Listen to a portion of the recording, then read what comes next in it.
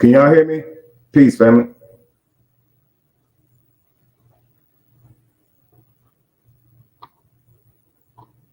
Peace, family. I want to make sure all you guys can hear me. We're going to get started shortly. Let me know if you can hear me, though.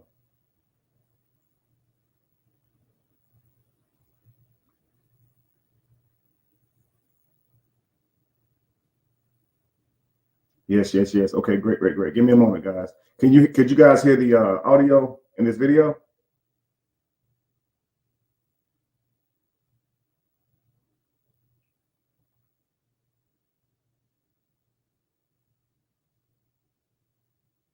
Could you guys hear the audio in the video? Because I couldn't hear the audio in the video, and that was weird for me. And I see the sound is off. Let me see something. There we go. It's important that we deal with this because sometimes when we're in trouble, we get amnesia. We remember what they did to us, but we forget what. Now this work is difficult. Your ego's a liar. Your ego's a liar. Your ego's digging a grave of comfort. A grave of comfort that you're going to crawl into voluntarily, where you get buried. You can't move anymore. That's what happens. That's what happens when you blame other people. That's what happens when you don't accept that whatever's going on is your fault. It is your fault. Accept that, own it, and then deal with it. Take full responsibility for what happens to you. It's one of the highest forms of human maturity, accepting full responsibility. It's the day you know you've passed from childhood to adulthood, the day you accept full responsibility. I used to have that long list of reasons why I wasn't doing well.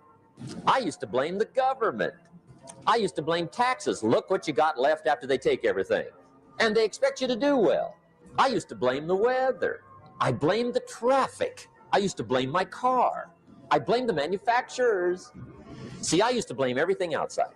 And then let me give you a little philosophy that helped turn my life around. For your notes, here it is.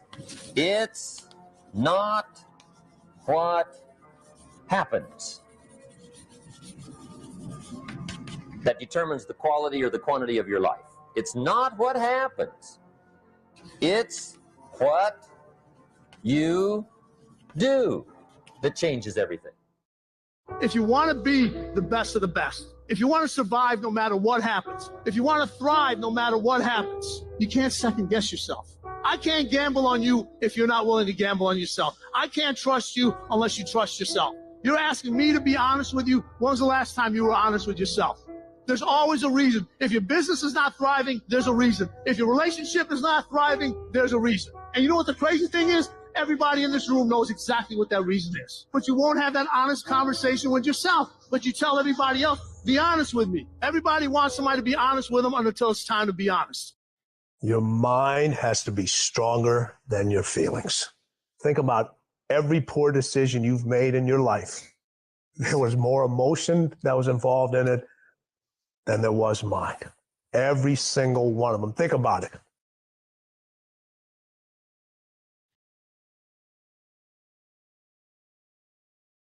Is that we get to honor not just, Black music, but I love that.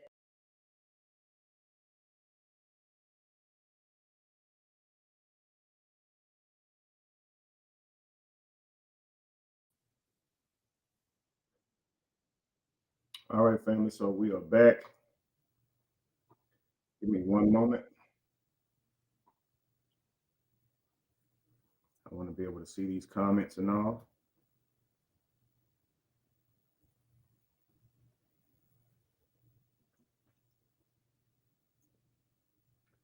Okay, so you guys can hear me clearly, right?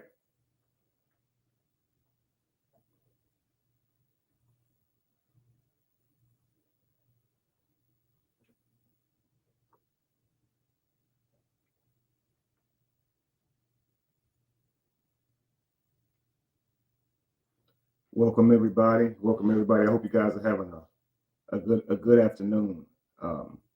So of course, many of us have saw the video that Brianna had made recently about, wanting people to leave her alone, her children alone, and we all heard the video. I agree. I believe that this has all gotten out of control. Okay, but I want to look at this video. I want to review it through what I call the eyes of God.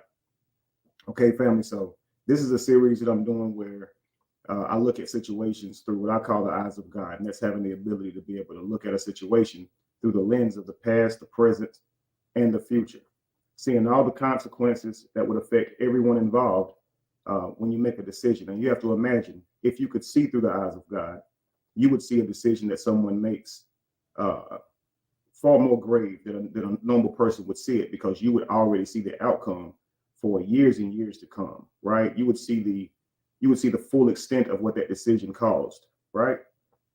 So just imagine for a moment that you possess the divine ability to see not only in the present, but also the intricate tapestry of the past, the boundless potential of the future.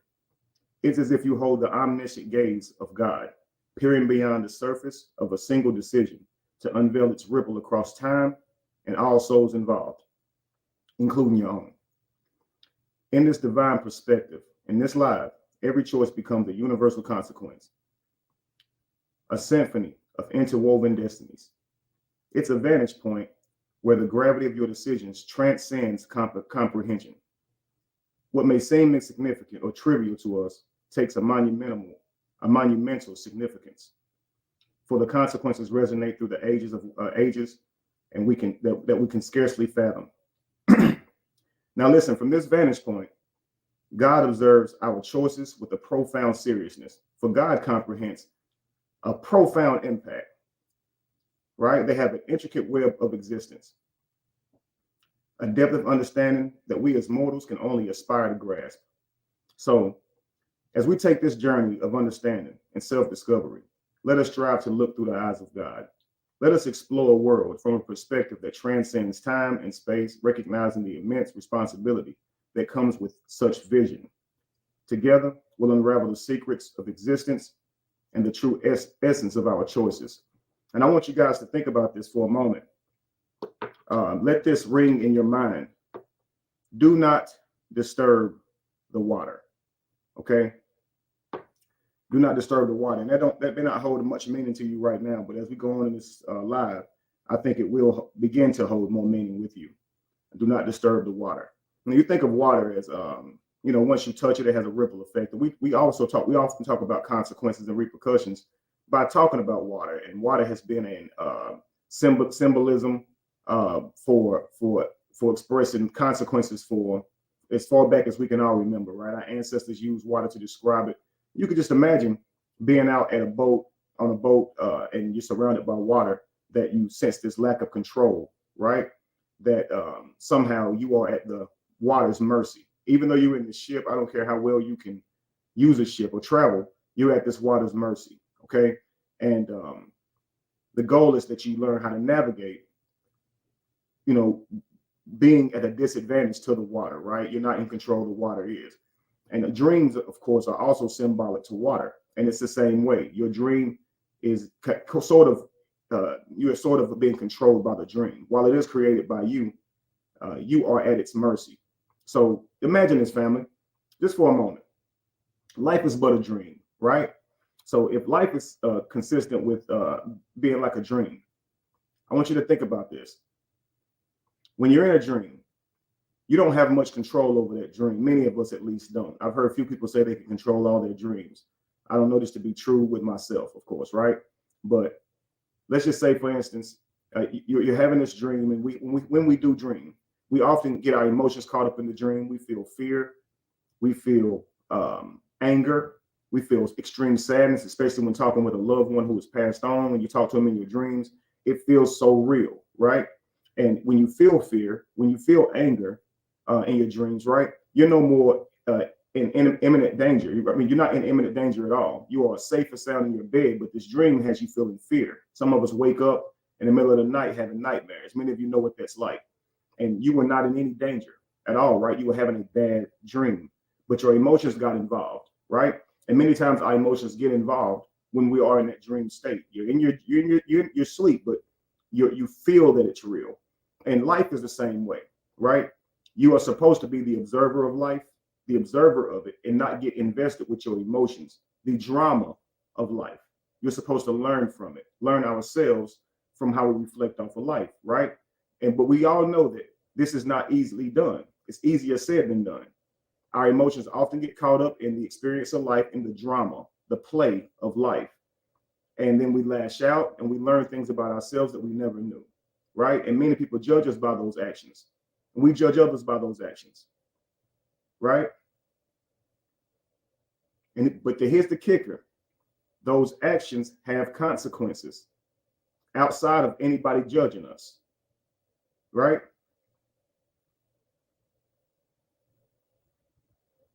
I want to make sure y'all with me. Anyone insulting during this live, I will go ahead and block you guys. I haven't even begun to start yet, and you're already insulting, deflecting, and assuming. I would like to know that you guys are here to actually hear this and not just insult. So I won't be addressing you guys because I want to get through this. And I hope that we all can have some perspective about this. But give me a moment. We're going to go ahead and get this live going. And we're going to have this conversation. Okay, again, in this live, this is not to insult Brianna or anybody. This is to consult with her, to have a conversation with her. During these sessions, my attempt is not to make anyone feel bad or condemned. It is to provide perspective through what I would like to call the eyes of God. Okay, family? Give me one moment.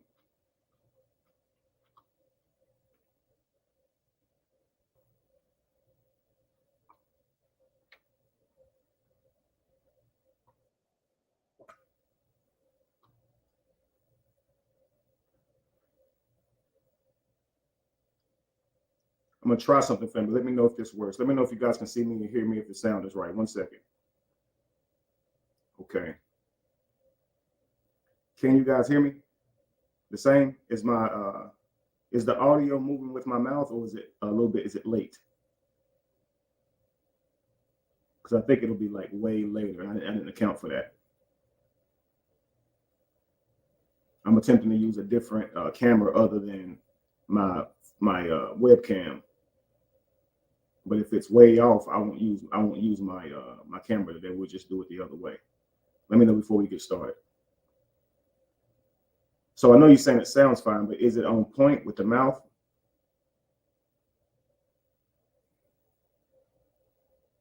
It should be, huh?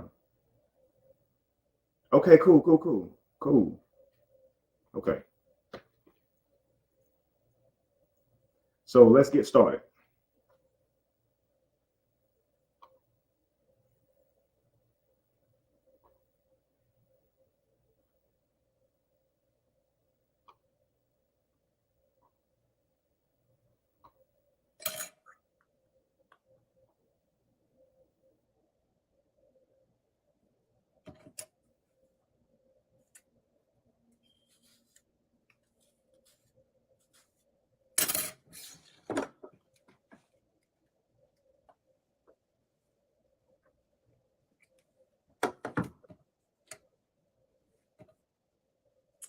Hello.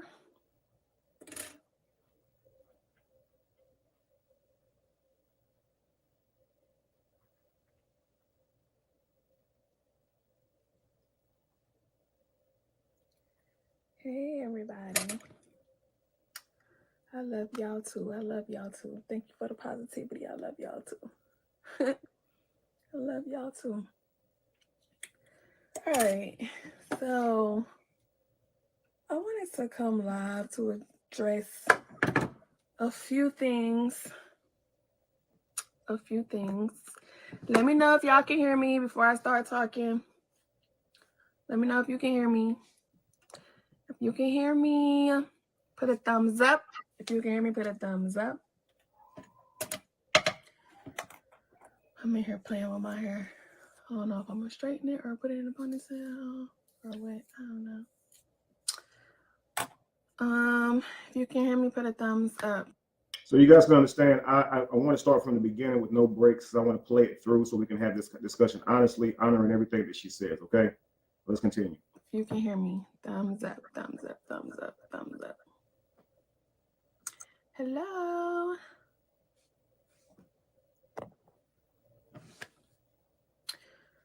When did you get another nose piercing? Oh, by the way, please let as many people know as possible that this will not be launched on my new channel. I didn't know that there was criteria before you could even be able to go live. I thought I'd be able to instantly be able to go live over there. So we're gonna do it here, family, of course. Just let people know.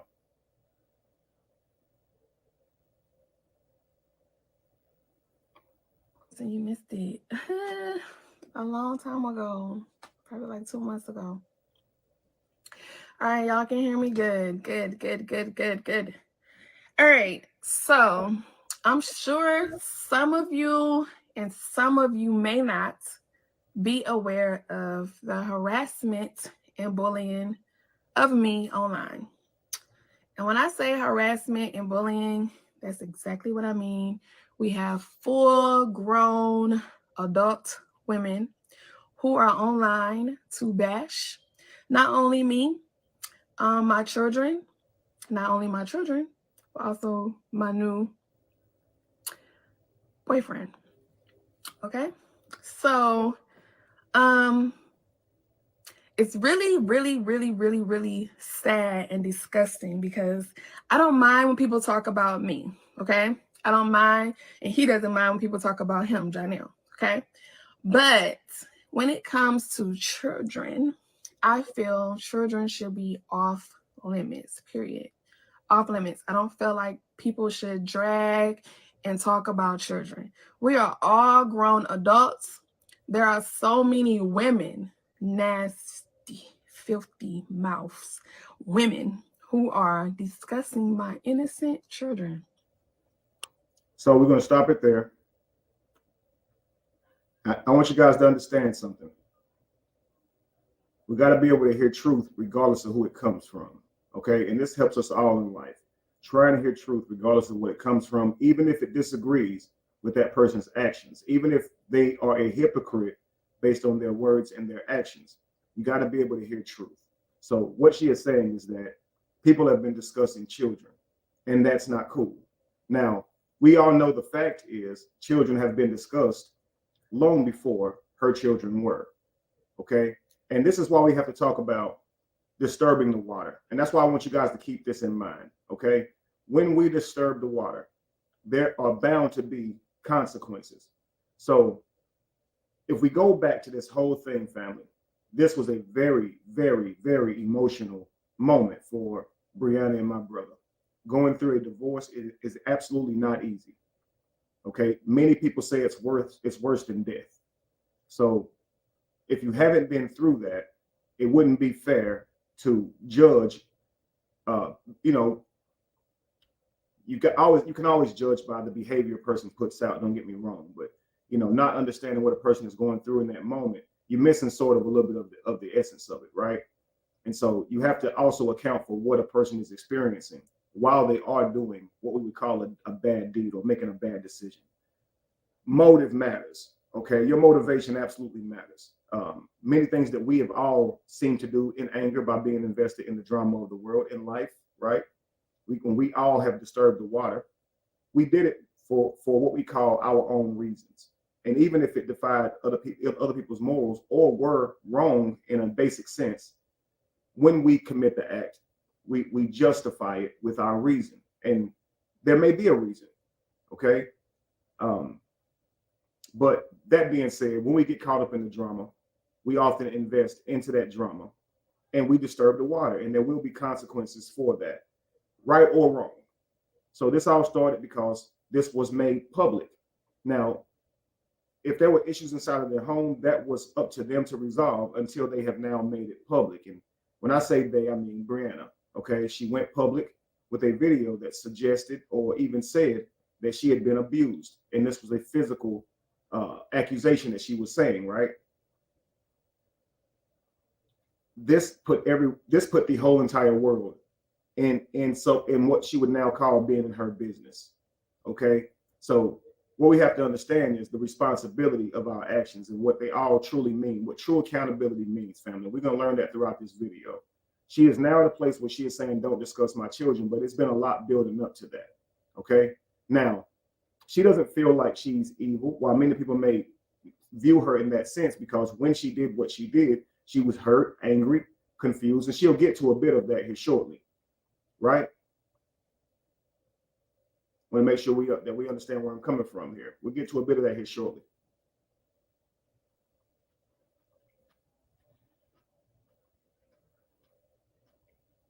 The main thing I want us to consider at this moment is what disturbing the water looks like. So Buddha is always laughing, right?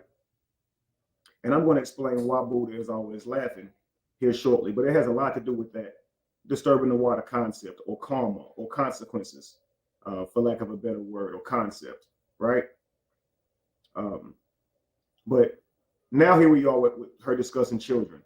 So what I would say to Brianna, if she truly wants resolution on this specific part, if you're saying, hey, children shouldn't be discussed, and I imagine she's saying that now through understanding what it feels like to have her children be discussed, or her child be discussed, right? And a lot of us, we'll truly understand until it happens to us. One of my favorite sayings is, when you give someone a dose of their own medicine, they treat you like you poison them. And it's truly because they don't truly understand the ramifications of their actions until oftentimes it's done to them. So oftentimes people, especially when they're angry, it's not that they lack empathy all the time, but when we are angry and upset, we become more center focused, right? And so we lose a lot of what we call empathy, which is the care for other people. So if you get us angry, we'll say a lot of what we want to say without considering that person's feelings, because we lose a little empathy when we become emotional, right? If you think about some of the worst things that you ever said to people, how are you feeling when you said it? You were angry, upset, hurt, frustrated, right? Confused. You weren't in a good mood. You weren't in a good place. So we do these things when we're upset, right? But nevertheless, my son has been discussed. Sweet Ma's child has been discussed. Ashley D's sister has been discussed. Many of you guys' children has been discussed. Your loved ones also have been discussed. I believe, well, I'm not sure about Rita. I believe she said that never happened with her. But we've heard these things, right? And a lot of these things are not coming directly from your mouth, Brianna. These things are not coming from your mouth directly. However, you have to understand that there are people who are calling themselves speaking on your behalf. There are many pages set up on your behalf, okay? Many of them are directly, praising you and going after people who they would feel like are in a position against you, showing that it's a page clearly to smear people who have an opinion against you. So while it's not coming from your mouth, you have to understand how people feel when they see all that stuff posted on those pages about their children, about their loved ones, and you're not stopping them. But now when your child is being discussed, of course you want it to stop. I would too, and I'm not faulting you for that. But you have to understand the ramifications of your actions, where that you allow people's children to be discussed first, while you have influence, like you said my brother does. You have that same influence, obviously. You see all these people speaking on your behalf, right? You could have said, don't talk about people's children, and you could have made that strictly clear and not wait until now to do it, right? But of course, we understand when it happens to us, and I can't fault you, right? Many of us have put our hands on the eye of that stove, even though our parents tell us not to. And some of us learn better through experience. And I do think that's a lesson that she has learned. So she wants it to stop. And we all agree children do not deserve that. We all agree that we don't want our children growing up seeing things that would embarrass them, humiliate them, get them bullied or whatnot, right? Brianna, I would also like you to consider the things that you have said about your own children online. Those things are equally, if not more devastating than anything anybody else could say about your children, because it comes from you. And of course, coming from you, any of their peers, their classmates would believe that's true, for you have no reason to lie on your children. You are reporting what you're believing that happened inside your child's room and all these types of things. And you have to understand that's another moment where you are disturbing the water, where you are putting this thing out into the atmosphere. And often when you disturb the water, you will get wet, and so will others, right? There's a splash, there's a blowback, there's ripples when you disturb the water, right? So you put these things out into the atmosphere, and now people discuss them, and you don't like that criticism that you get on a daily basis. I'm sure you don't. And I know you wouldn't, because I understand what that feels like as well. I've also disturbed the water. So you may not even want to hear what I have to say. And that's understandable, right? In my anger, I insulted you. I said things that are still being repeated about you to this day, and they probably will for the foreseeable future, right? I can understand how that could breed, anger in you, put a wall up. So maybe you won't receive what I'm saying. But that's why I'm not speaking from a place of I'm better than you. And no, as we learn by this situation, none of us are better than each other, right? We all have the propensity to do things that we would likely regret, or things we would never typically do when we're angry, right? When we are upset. So I've disturbed the water. And because of that, I'm forever talked about, will forever be talked about or targeted, right? Even though my initial motivation my motivation this whole time has been to protect my brother, ensure his innocence. That has been it the entire time. However, you perceive that as I was attacking you, bashing you. That's how you perceive that. My anger, my frustration for you in that moment, because I saw it for what it was, may have made it come across that way. I can't deny that. But your response to me was to call me gay, say I was broke, say I borrowed money, say Lacey left, all those things. Now, you could say I brought that on myself, and many people do. This wouldn't have happened if you wouldn't speak it on her. And while I look at it with my morals and say, but she deflected, that didn't have anything to do with anything. I can talk all I want to. It's already been done, right? The damage has already been done.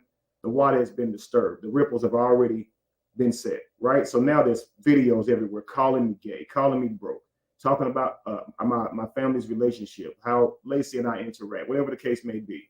The assumptions went on, all based on the things that you said. Now, when we talked about it, you said, well, it's not really my fault. It's just your brother told me that. My brother didn't tell you that.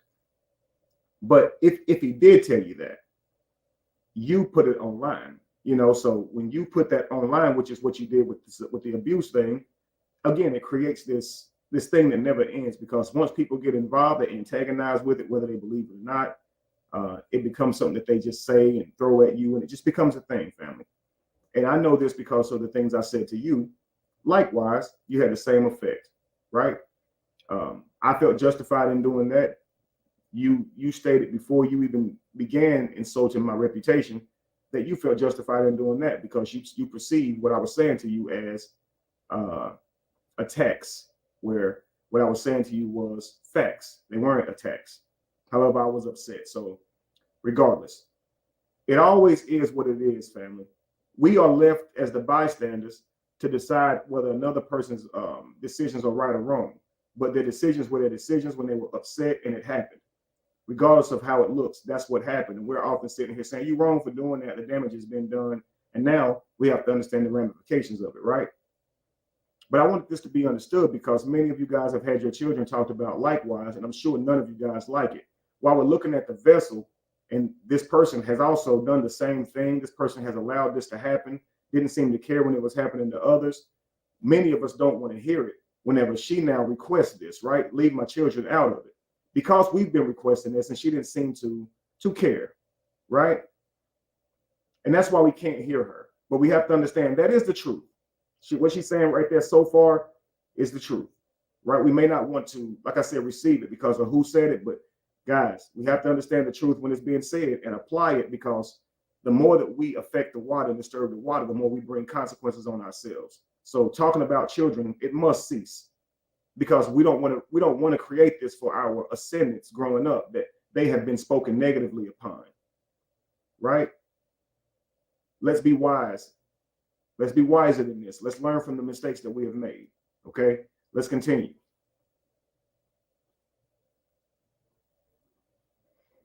And when I say children, I'm talking about all 4 of them are being dragged and humiliated online. And I'm not just talking about Facebook. I'm talking about YouTube. I'm talking about TikTok. I mean, every day I am waking up to new stories of new lies. Okay? Now, when I came to y'all a couple of days or weeks, and I remember when I last came live, I spoke to you guys about a specific incident that caught my attention. Now, I have people in my DMs all the time telling me what these people are saying, and I'm just like, you know what? I don't really care. It don't really bother me. It don't affect me because I'm in a different space in my life. Okay? I'm not that same girl that y'all saw that was broken, falling apart, didn't know whether she was coming or going, didn't know whether or not she wanted to be here, didn't know, like nothing. Like I was just lost, confused. I was a broken girl.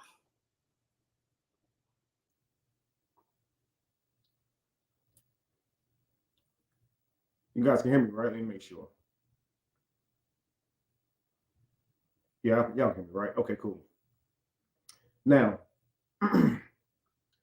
she says she's not still that same person that was broken, confused, hurt, feeling alone, right? Now, of course, it sounds like here she believes that she's truly not the same person, as if that's not her vessel sitting there. The same person, she's not the same person. What she means is figurative, right? But if she truly understood this to be true, this means that she can now move on from the contempt and the anger and hostility that she has for her exes. Remember a while back when she talked about her ex before Robert and the things that he did to her. And she's talking about these things now, even though they were years ago, which would suggest that she doesn't think this person can change, okay? That people can grow, okay? Likewise, with this abuse situation, she continued that for a while. And I think now she would understand that someone talking about your past, whether you did it or not, could be used to bully you, make you feel guilt, right? To make you feel embarrassed about things that you've done in the past. Someone continuously talking about those things, even if it's because they are still angry, even if it's because they haven't forgiven you yet, it can be seen as bullying because someone's now still using something that you already did. Yeah, it's already been done. And this person is still continuing to bring this stuff up. This is why often in relationships, we be like, stop bringing up old stuff, because although a person is bringing up an actual slight that you may have done against them, you begin to feel antagonized by them bringing it up. Like, right, they're trying to make you feel guilty. So people, of course, go live talking about her often, right? And she sees this criticism as something that's troublesome, bothersome. It gets to her. Let's see here. That's absolutely correct, Chatty, and we will definitely get to that, because that is another way that she disturbs the water. We have to consider, even when we don't insult our children directly, that our actions would embarrass our child, even if it's something we're comfortable doing.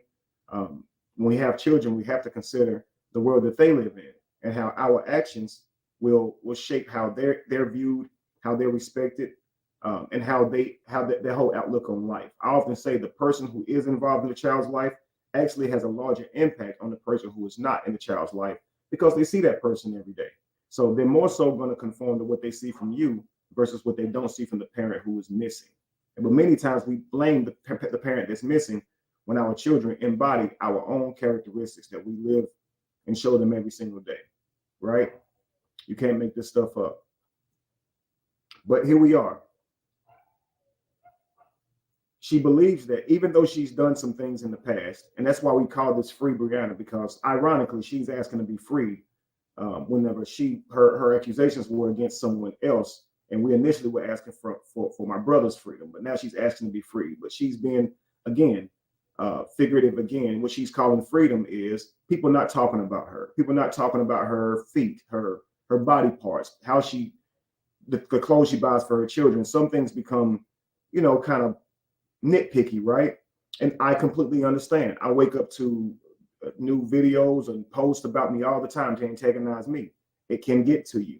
It absolutely can. And regardless of the size of your platform, how much money you make from your platform, many of us are not developed enough for this type of criticism, and many of us can't become detached from it because we are underdeveloped. And we should try not focus on it. Does that make sense?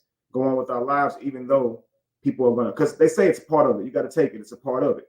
If you're going to post on social media and make this your life, you have to account for people are going to critique it and talk about it. But that doesn't mean that you're developed because you've indulged, right?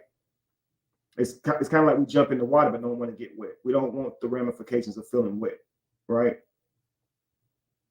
And so you have to consider that. Is that making sense? Yeah, that's the internet. But who we are, how we perceive the internet, that can definitely bleed into us and how we see ourselves. And that ridicule can really start to get to us. So apparently she doesn't like being ridiculed. And you guys can see this. She follows you guys up. You can tell she's listening. If you guys criticize something, she often tries to make those corrections in her next video. So you can see that it kind of has a hold of her. As many of us has been, gotten the best of by this ridiculous internet. It's a powerful tool, man. So people's agenda and goal oftentimes is to get under your skin, and they're often successful. Whether or not what they're saying has any real merit on your life or not, they're often successful in how they make you feel, right? But anyway, she's saying I'm not the same person that I was back then. I'm no longer in that emotional state, right? But you still have to account, Brianna, that when you were in that emotional state, you cause a lot of damage. You disturb the water. There are consequences that are on other people. So while you were upset and you did these things, because you're not the same person, that doesn't excuse you from having to remedy it or mediate that. So you have to learn that you have to be responsible for repairing the damage that you caused, even though you were hurting, and even though you felt broken, and even though you felt confused and lost. All those feelings that you felt, you now have to look at the room once you made a mess of it in your anger or pain and say, I got to clean this up. I got to be responsible to that. And that's true accountability. That's true accountability. So what do we do whenever you have insulted people's children, whenever you have, accused someone of something they maybe didn't do, when you've said things about someone and created rumors about someone to ruin their reputation? What do you do? If you did all those things publicly, I would suggest that you correct these things publicly. I'll show you how to do that. I've said this before, but I'll say it again. Even though I was in anger, I shouldn't have said the things that I said to you. I cringe when I hear them repeated, knowing that I'm the one who started that. I know that many of the things, the insults that said towards you, they came from me on the day we had that encounter. I know when they said to you, it probably brings up that day, and a little bit of anger is probably still directed towards me because of that. Right. I understand, I shouldn't have said that. It has affected my life negatively also, saying those things.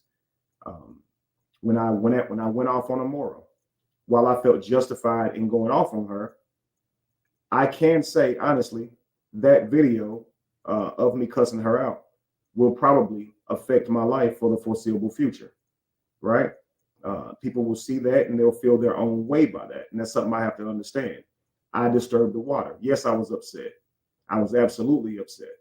But there you have it. It's on camera. It's there for everybody to see. It can forever be reviewed. It's everywhere. It is what it is. Right? People will feel a certain way about that, even though it's not happening right now. It happened some time ago. That's what it's like when you put this stuff online. But that's what it's like when you're dealing with people, period. And they're not as likely to forgive. Right? But you do recognize that you were this hurt person back then. You were angry. You were distraught. You were feeling lonely. You were lost. And if you can recognize that that was you back then you have to say, man, those decisions I was making, they were not rational. They were not made from a place of who I truly am. They were made from a state of being lost and not being confused, not knowing whether I was coming or going. Right. So if you recognize that, you accepting accountability for those things is not going to so much as hurt your character as much as it will kind of redeem it, right? So you have to be accountable for the damage that you've caused. Let's continue. Likewise, you have to consider that other people are not the person that they were when they knew you also. So you tend to talk about what people did to you for a long time afterwards. But are you yes, you're right. Break room. I was reacting to the evil inflicted upon me. But for any reason, if we disturb the water, karma or consequences will take place. The universe is not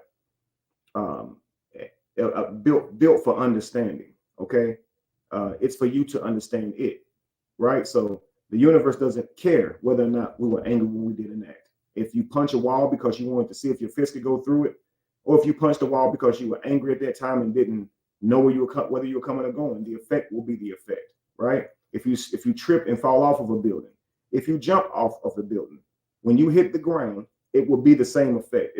The universe doesn't care. It doesn't recognize the intent or reason. It just wants us to understand that when you plant a seed, it'll grow, right? If you do a thing, there'll be a consequence, regardless, good or bad. I've placed before you good and bad. Choose ye this day who you will serve. If you put bad out there, then bad will come, even if you were hurt when you did it. And so we got to think about this type of stuff. When she did what she did, she was feeling hurt, angry, confused. Many of the times that we're doing something that's very negative, the intent ain't to be evil. It's often that we're feeling hurt inside.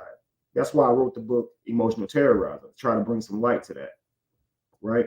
So anyway, if you understand that you are not the same person because you've changed your mindset, or you're no longer in that vibration, in that anger that you committed those acts in, then you of all people should understand it's probably not wise that I continue to keep talking about somebody else's actions as if they can't grow, because you can grow, right? So in the future, it would be like, okay, I'm letting all that stuff go. If I'm truly moving on with my life, then I have no need to even discuss the past things that people did to me. Let the dead bury the dead, right? If I'm truly a new creature in my God, then those things actually never happened to me. And I can move forward as if they didn't and focus on my future, never bringing up those things again, for they are in the past. They are dead, right? Let's continue. Okay, last year in October through December, I was a broken girl. So not only are these people harassing and humiliating me and my children online, but they are reaching out to anybody that I work with. Any flyer you guys see me on, they are reaching out, harassing them. They are reaching out to publicists, management teams, and harassing them. And I really don't understand why. Because my life was played out October to December, and I'm in a whole new space now. It's about to be October again. And we are still having this conversation about something that has nothing to do with any of you women. It's really sad. I didn't come on this live to cuss you out, to, stoop to your level, because you're like way down here, low vibrational. I can't even meet you there. I'm not there. I'm just in a whole new space. So when I see my supporters reach out to me and they're like, why are you not addressing this? Why are you not addressing that? The woman I am now is not the woman I was then. I'm no longer trying to defend. I'm no longer trying to pretend and be something that I'm not. I'm just going to be me. That's why I started just being Brianna. I'm just going to be me. I don't feel like I need to address lies that are constantly being told. People can really see the truth from the lie. So I'm at a place in my life where I don't feel like I need to defend myself anymore. I've done that enough. October to December, I was coming on here every day. That's why y'all call me the receipt queen, because I was coming every day with a fact and a receipt, a fact and a receipt, a fact and a receipt. But I'm in a different space. So we got to deal with that too. Calling you the receipt queen. So what you're calling receipts was you exposing very intimate moments in your life that if it was for a divorce, they should have been given to a lawyer, not made public for Facebook. Okay. Now, I thank you for those receipts, because those receipts are what freed my brother. Okay. People could see from those receipts that you were placing that they could get a better picture of what was happening there. And many of us have determined that there was no physical abuse, and that you were the cause of a lot of it. We know this, right? We've dealt with this topic, and I don't have to go back through all your videos. You said you're not here to defend yourself. I'm not here to try and make you feel guilty by bringing up everything that you've done. You've done a lot, but that's all understood. And what's understood don't need explanation, right? But thank you for those receipts. It was your words that had first indicted my brother, but it was your proof that set him free. And I really thank you for that. I really do thank you for your receipts. Okay. But what you're calling receipts are things that you're saying proved that what you were saying was true. When in fact, no, they proved that you were saying was far-fetched, recreated and reimagined and re-narrated to suit this idea that you were trying to prove. And every attempt that my brother made to repair his name, you called it an attempt to keep his reputation, saying that all he cared about was his reputation. When truthfully, it was your reputation that you cared about, and that's why you could not come clean. That you said these things out of anger, and they were not true. Now, many people didn't like me discussing it, but however, I'm closer to it than anyone, for I have counseled you guys. I've counseled you guys. I know the intricacies of your relationship far more than anybody else, family.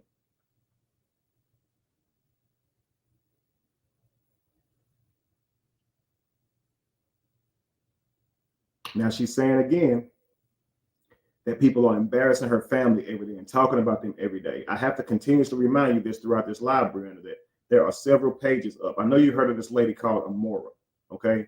I know you see her going live every day to talk about people the same way that you don't like being talked about.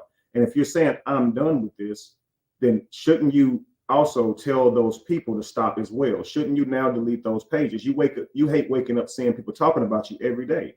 Well, the people on this side who are talking about you, they wake up also to seeing their name dragged through the mud, through hearing their name called out, to seeing them dig up people from people's past and lie on their name, right?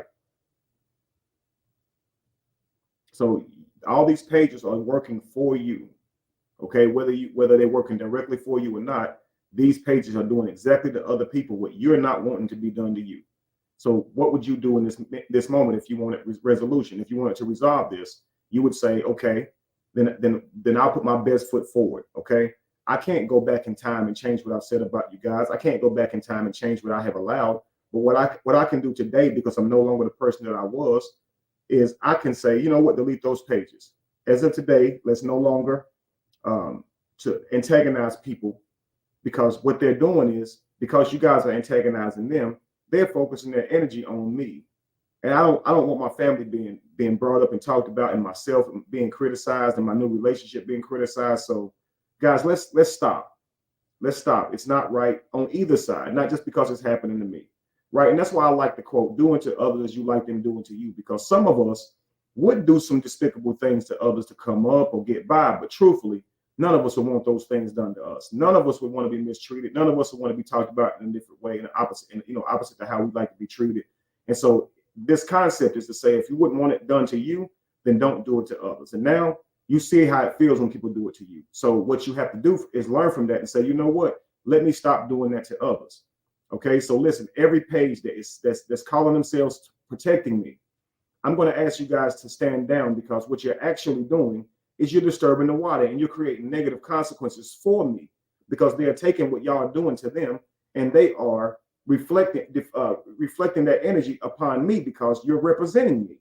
So please chill. I would tell them more, please chill. Leave my ex's family alone. I want them to leave me alone. I don't want them talking about me. I was a different person back then when I was talking about them and keeping this stuff going. I'm no longer that hurt, broken woman. I'm a different woman. So let me now put my actions forward, not just my words, but my actions forward, and say, let's stop this. Right? Let's continue. In my life, I don't want to do that no more. I don't care to prove anything to the internet. I just really don't. I'm at peace with where I am now. I forgave the people that I needed to forgive, and I'm just on a whole new journey. And the place that I'm going to, the level of commitment that I have with God, I'm just not trying to go back to that woman that I used to be. So that's where I'm at with it. I don't feel like I need to defend anything. But so I heard the but. The level of commitment that I have to God. Your prayer with God is not just the words that you say to God in your private place, in your head, in your prayer closet. Your prayer to God is the actions that you put forth. Okay? So you can't just talk to God. God will say, for I never knew you. There was no actions. Actions speak louder than your words. So when you repent to God, you say, I apologize for the things that I've done, God. I want to move better going forward. That's only one side of it. Okay? That's one side of it. You have to be responsible to the damage that you have caused. So forgiveness is a two-sided coin. You can't do somebody dirty and say, I've done my work by asking for forgiveness, and they must do their work by forgiving me. No, I ask for forgiveness, and I do whatever I can do to restore that person. Okay, because I recognize what I did was wrong. There's now a work that I have to do. And that is the true meaning of being accountable. Once you recognize that what you've done was from a negative place, you were in a negative state, a negative vibration when you did it. Now show your true character by regulating what you did by turning from your ways. There's a scripture, Brianna. It says, only when you turn from your ways will I heal your land. This was God talking to the Israelites, okay? Their world was desolate at the time. They wanted a harvest. They wanted food. And they wanted this from God, right? They wanted God to restore their land. And God says, it's only if you turn from your ways. Only then will I heal your land, okay? What that parable is for us to understand is our life will change when we change, okay? So you take a person who eats foods that are not good for them, okay? The way to heal themselves is to stop eating those foods, because the body is always trying to heal, right? We get cut, there will become a scar. So if you stop eating negative foods, right, then your body will begin to heal. If you stop the negative habits that are hurting your body, then your body would automatically begin to do the work and heal. Many people go and pray to God that God heals them, but then they still poison their bodies with the actions that they do in the world and all. So you have to turn from your ways, and that is true repentance, right? So you have to restore, and this is the moment for you to restore. Okay, so you have to understand that. Let's continue. So let me say this real quick. Okay, so I talked about planting that seed and growing that harvest. Talking to God is more about your actions, family. So if you're saying I'm truly repenting, I truly want to change, I recognize what I was doing was from a negative state of being for me, I want to change those things. When you get up off your knees and you leave your prayer closet, Brianna, your next actions should prove that you truly want to change. You should do the way you put the negative actions into the world, consider putting positive actions into the world. Hey guys, I went through some things a year ago and I said a lot of awful things. I did a lot of awful things. And a lot of you guys are still feeling the effects of what I may have done and what I have said during those times. I want to apologize. I want to correct those things. I lied about the abuse. I was upset. I was angry, and I made a mountain out of a molehill. I was hurting. I was in love, and I lost my cool. Many of us have done this.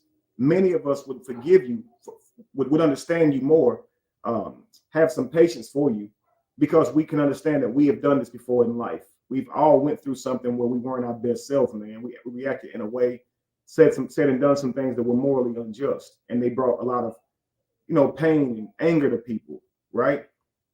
But you should say, I apologize for that, and I recognize that this apology may take a lot out of my reputation, but this is not about my reputation. This is about me as a human being recognizing that how I acted was unacceptable, and I have to change that. You say later on in this video, you don't care about a following, you don't care about that reputation type stuff. If you truly cared about your relationship with God, you would need to rectify those things that you have done wrong. It is your responsibility to clean up what you messed up, okay? And that's going to look like some work now. Many of you guys are saying she's evil. I'm telling you, from the outside looking in, many of us are betting against her, okay? But we are all learning ourselves every single day. None of us know ourselves any more than we know everybody else. We're all learning ourselves every single day, okay? So I think it's up to her if she wants to prove us wrong, that she can take accountability and can go out of her way to restore the people that she has hurt, okay? Even if it's with just words, I apologize. I recognize that what I said hurt you. I know I was in a negative place when I said it, but that doesn't take away for the effect it had on you. We don't talk about people's children because it's wrong to talk about people's children. But man, the way it makes parents feel when you talk about their children. It doesn't. So that means it doesn't matter what you say about their child. That parent is going to be absolutely infuriated by you talking about their child, and so we know it's wrong to do that because you are inviting those negative emotions on someone else. And do you need to talk about their child? Let's be real. Do you need to sit here and watch someone talk about other people's children? You said in that video, you said someone with influence didn't stop these people from talking about my children, and you were referring to my brother. Did you not know, if you look through the eyes of God, you are a person with influence, and you could stop a lot of people's children from being talked about, but you're not, and you're only saying, don't talk about mine? So look through the eyes of God, see the consequences of your actions and how far they have rippled. That is why people talk about you every day and what you call harassment. That is why you wake up every day to countless videos, because of the things that you chose to put out into the universe. You're right. We have no control over what people say and do after we have disturbed the water. We don't have a choice. We don't have any control. You know, I catch a lot of flack for things I haven't even done, Brianna. Amora said on her live just yesterday that I had some involvement with some type of group or page. That's exactly why I'm doing this right now, because they won't keep my name out their mouth. And as long as they're going to do that, we're gonna discuss you on this page. We're going to get down with that. I told her the last time and I left it alone. I walked away after the first video, but they cannot stop keeping my name out their mouth, reaching out to people, talking to them about me and making their whole lives about me. Okay. Some people you just can't ask. So as long as they address me, I won't address them. They're small people, they're fleas. I will only be addressing you. Okay. So until the people that's working for you leave me alone, I'm going to address you directly, Brianna. So as much as you may not like this, this is what's going to happen. You could see it as a counseling session though, because everything I'm going to say to you is with the intent to better and rectify the situation. I have no intent on disturbing your peace, taking you off of your mark. We all know who you can be when you are in that state. Look, we don't want no smoke. What we want though is that for you to recognize your actions, right, and recognize the things that you're putting out there, right. So when they said I had something to do with certain pages, that a lot of people get angry at me and they target me. Brianna, did you know that they're saying that I have something to do with pages? You know, when I spoke out on you, I made a video with my face speaking out about you. When I hop on different panels and discuss you, that's me actually in person doing that. I don't need to hide behind a page and say what I have to say about you, but I've always been direct. I've had nothing to do with any page that was made up about you. Okay? Nothing to do with any page that was made up about you. However, all of those pages that's made up in defense of you, they talk about me and my family, antagonize us all the time. That woman Amora seemed to have no care that my wives have never said anything about you. Now you guys say we're going at Kevin because Kevin spoke up on Brianna. My wives have never, and yet they have been called the worst, Brianna. I don't know if you know about this, but you haven't stopped that even with your influence. You understand? And so I know you feel bothered by what you see every day, but those people who standing up for you are doing those things. Now I haven't had any business with any of those pages that talk about you. But look at how many people target me because they believe I did. You actually have affiliation with these pages. So you have to understand why people are making you their target, right? They look at it like, hey, if you bothering me, as long as those pages are bothering me, I'm coming at you. Why would they revert their attention to those pages? Why wouldn't they just say, I'm going right to the source and I'm going to talk about you and talk about you and talk about you, because those pages are only talking about me to deflect from you. So I'm going to keep talking about you. So you don't want yourself being talked about, but you still have all those pages up. Many people are trying to turn away from this too. But what they do is they wake up just like you do, and they look to see if anybody's talking about them just like you do, because this thing has a hold of us. And then when we see people talking about us, just like my hind and Saul, are more talking about me, right? And it seems to grab a hold of us, and now we're disturbing the water, and we're all speaking out against it. We're speaking out about it, right? So if those things stopped, likely people would stop responding, because I certainly would leave this alone if people stop talking about me and mine. And I'm sure many other people would too. They're not so caught up in the hype of you, Brianna. It was more so about disproving the accusations that you have made. And man, that's been done a billion times over, at billion different directions, a million different vantage points from underneath and above. It's 100% certain that man never abused you. That's why it's not so much an indictment against your character for admitting it. It's more of an indictment against your character to keep being elusive to that fact. It shows that you would lie over and over, even when the truth is in your face and even when it's shown. And that doesn't look good at all. You know, so again, thank you for your receipts. And that's the truth that we got from you, but we want to hear it from you. At least that you recognize that it was wrong to go public with it. If you felt abused in that moment, if you felt that angry, Facebook wasn't the place for it. And that's why we're going through this. We got to understand that. Let's continue. Something else came across, my phone. So I get somebody to reach out to me and says, hey, so you know about this DM that somebody made of you, of your Instagram? They're basically saying that you said F cancer and anybody who has cancer. Now, for those who have been following me for a while, you guys know that my mother passed away from cancer. I don't feel no type of way about nobody with cancer. Cancer was near and dear to my heart. I would never say that. So I wanted to come live and show this screenshot of these fake DMs that somebody created.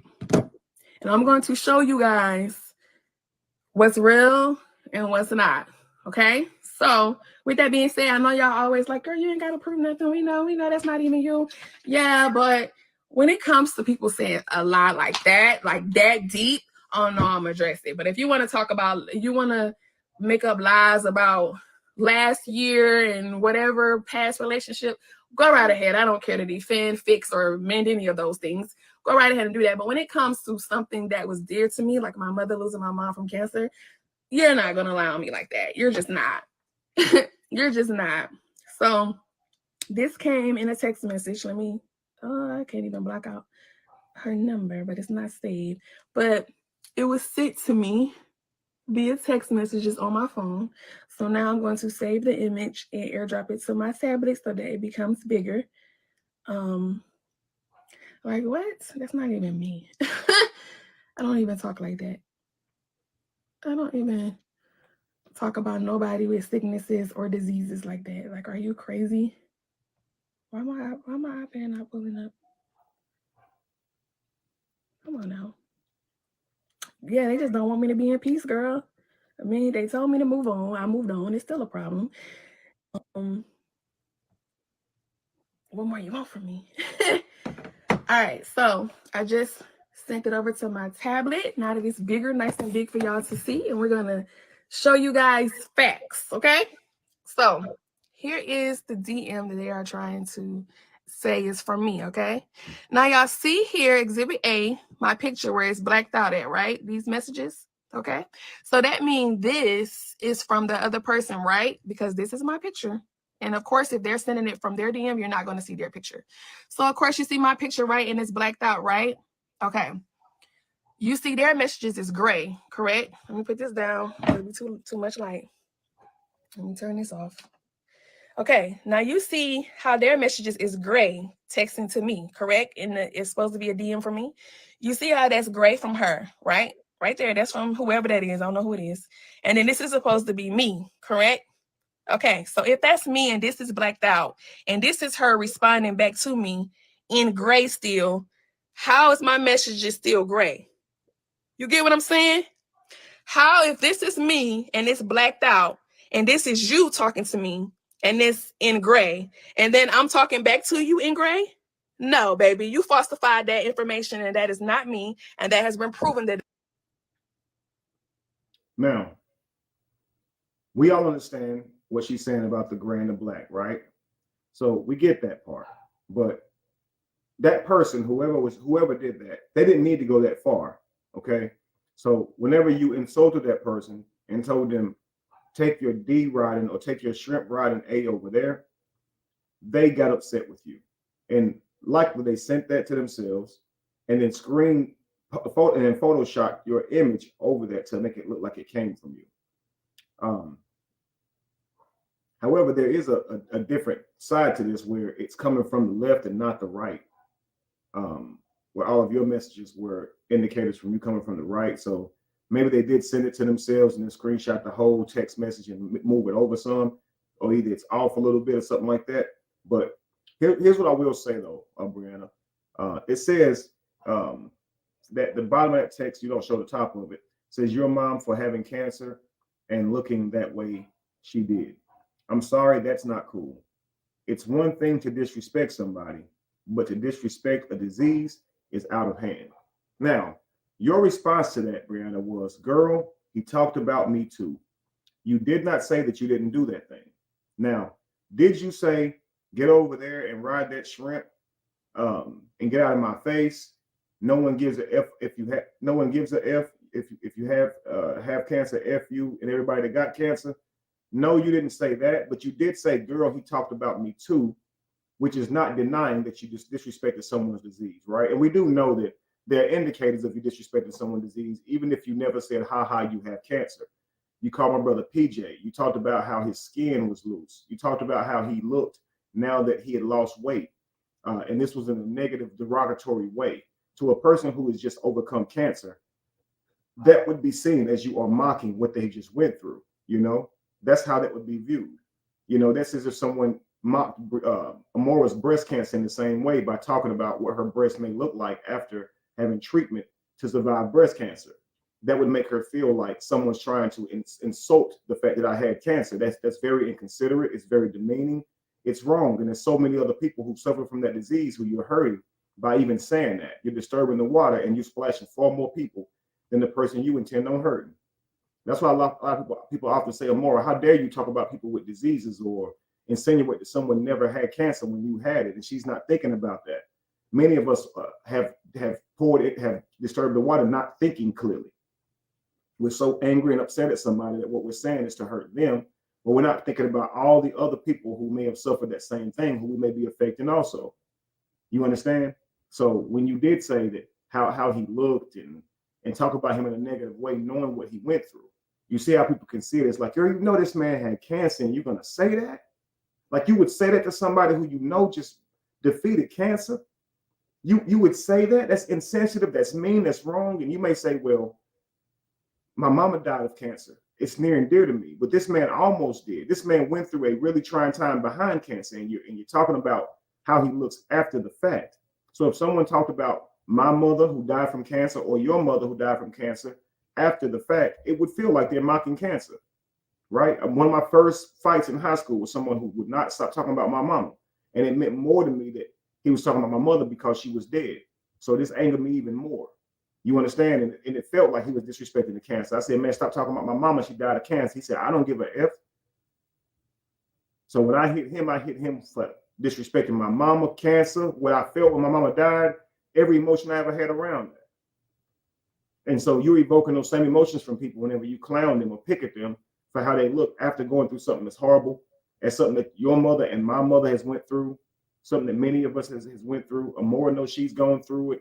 That's one of the worst things you can go through. It's one of the worst things I've been through, and I've learned and understood myself far greater by going through those certain type of things. I would hope that was true for all of us.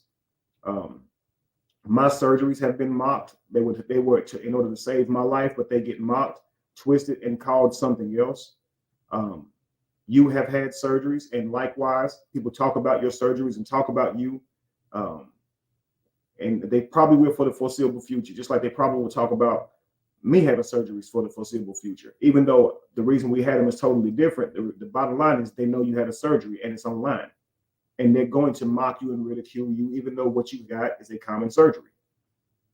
You've had common work done. It's not something that's outrageous that many people haven't done, but you'll forever probably be talked about in a derogatory way because of the work you've done.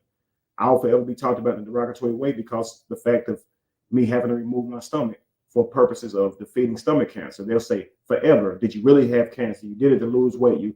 And you know, I hate that. It's probably as much as you hate being talked about, but hey, it's the internet and we can't control it. So what do? Do we respond by disturbing the water and, you know, and putting more damage and drama out into the universe, or do we turn ourselves away from it and just move on? Because some things we're not going to be able to control. But again, you have pages that's talking about these people, that's talking about you. And those pages are talking about those people, not for talking about you, but for the things that you did when you was lost, out of control, feeling lonely, confused, didn't know whether you was coming or going. They are talking about the actions that you was putting out into the universe. They weren't made initially to talk about you. They weren't made initially to antagonize your look, your feet or your body in any way. And when those people started being talked about in a personal way, a derogatory way, and their children started being talked about, those emotions stirred up and they wanted to respond back in a way that was adequate. And that's what they did. All right. Someone says much love to MJ Strong. I've heard accusations around that as well. But again, which brings us back to this post here. It wasn't needed to say to add to the thing that they said you said here. It was enough when you said, girl, he talked about me too. This justifies why you can be able to disrespect somebody else's disease. And then you said, and take your shrimp riding A over there. And they're telling you what you just did was wrong because it's true. That would be wrong if you're talking about people's diseases. And you're saying, well, he talked about me too. That's your justification, but it is wrong. So someone hearing that that's wrong are going to try to enlighten you. They're going to try to tell you that that is wrong. They didn't insult you. They told you it was wrong. And you equated that down to riding a shrimp, something that is sexually derogatory. So it says that your mind works in a way to where if someone disagrees with what you've done or said, you call them a hater, or even derogatory terms like this. You say them defending someone or speaking up or giving their opinion is the equivalent to having sex with that person. Like this is a person who said, I follow God. And so you have to recognize that while you may not be this person anymore, who you were whenever you were lost, confused, that person said all these things and put all this into the universe or disturbed the water with these things, right? So this person didn't need this bottom part of this text to prove that you said those things and that you were behaving in a derogatory way. Your response said that because you didn't deny it. You only justified it. And then you told the person for confronting you about it to take their shrimp riding self over there, right? Does that make sense? All that it need to be done. You know, it's similar to Lauren being discussed and you saying it was about Amora too. It was already horrible what they said about Amora. I mean, what they said about Lauren. You didn't need to add Amora to it. You see, it's the same way here. It was already wrong. There's no need to try and expand it and make a mountain out of a molehill by trying to add to it. That it's already wrong. It ain't going to get any more wrong than it being wrong. It's wrong. It's wrong. It should have never been said about Lauren. That should have never been said. But you don't need to add in Amora to that. Just like this person didn't need to add in this text message. And we're talking about consequences and karma, things coming back to you. Maybe that explains why this is happening to you, why people are adding to what you did, because, hey, you even add to what people did. So you shouldn't be that angry at this person because you have the same thing in you where you will add to what someone else did to make it seem more damaging, more painful, right? So this is how both of y'all look when y'all add to the story, right? That person looks like a liar, right? Because they added all the extra stuff to it. When in fact, it was proven that you had done that. Now they look like a liar because they've done all of that. Now it's like that's been debunked, all because that person added something that wasn't needed, right? So whenever you say they talked about Lauren and my 4-year-old and Amora, now you look like a liar because they never said it about Amora at all, and you know that, right? So again, it's like you're judging and you're criticizing this person for doing something that you're actually doing actively today, right? Let's continue. That is not me. So please stop the cap. Stop the cap. This is not how I talk. And this is not me. So if this is supposed to be me in the black, why isn't this in black? Why is that in gray? And why is this in gray? That you're supposed to, like, people, come on now. Gotta do better than that. If you're gonna allow me, at least make it look real. At least make it look real. Now, Brianna, now think about this. If you're gonna lie, at least make it look real. Think about this. It was recorded where that woman said that about Lauren, and she never said Amora. So you're not making it look real either by going live, and you're still doing it today. Now, you said this before. You've made a whole video about why you should leave your kids alone. And you said it before that they were talking about both of your children. Now, at that moment, you could have likely pretended that you didn't know the whole story. But since then, I'm sure people have let you know, because there's been many content creators who said, girl, they didn't say that about no Amora too. Why are you lying? So this has been understood. But you are right now in the moment still saying that. So you're not making it look real yourself. You saying that they talked about your daughter, both your daughters, but truthfully, the recording shows they talked about one of them.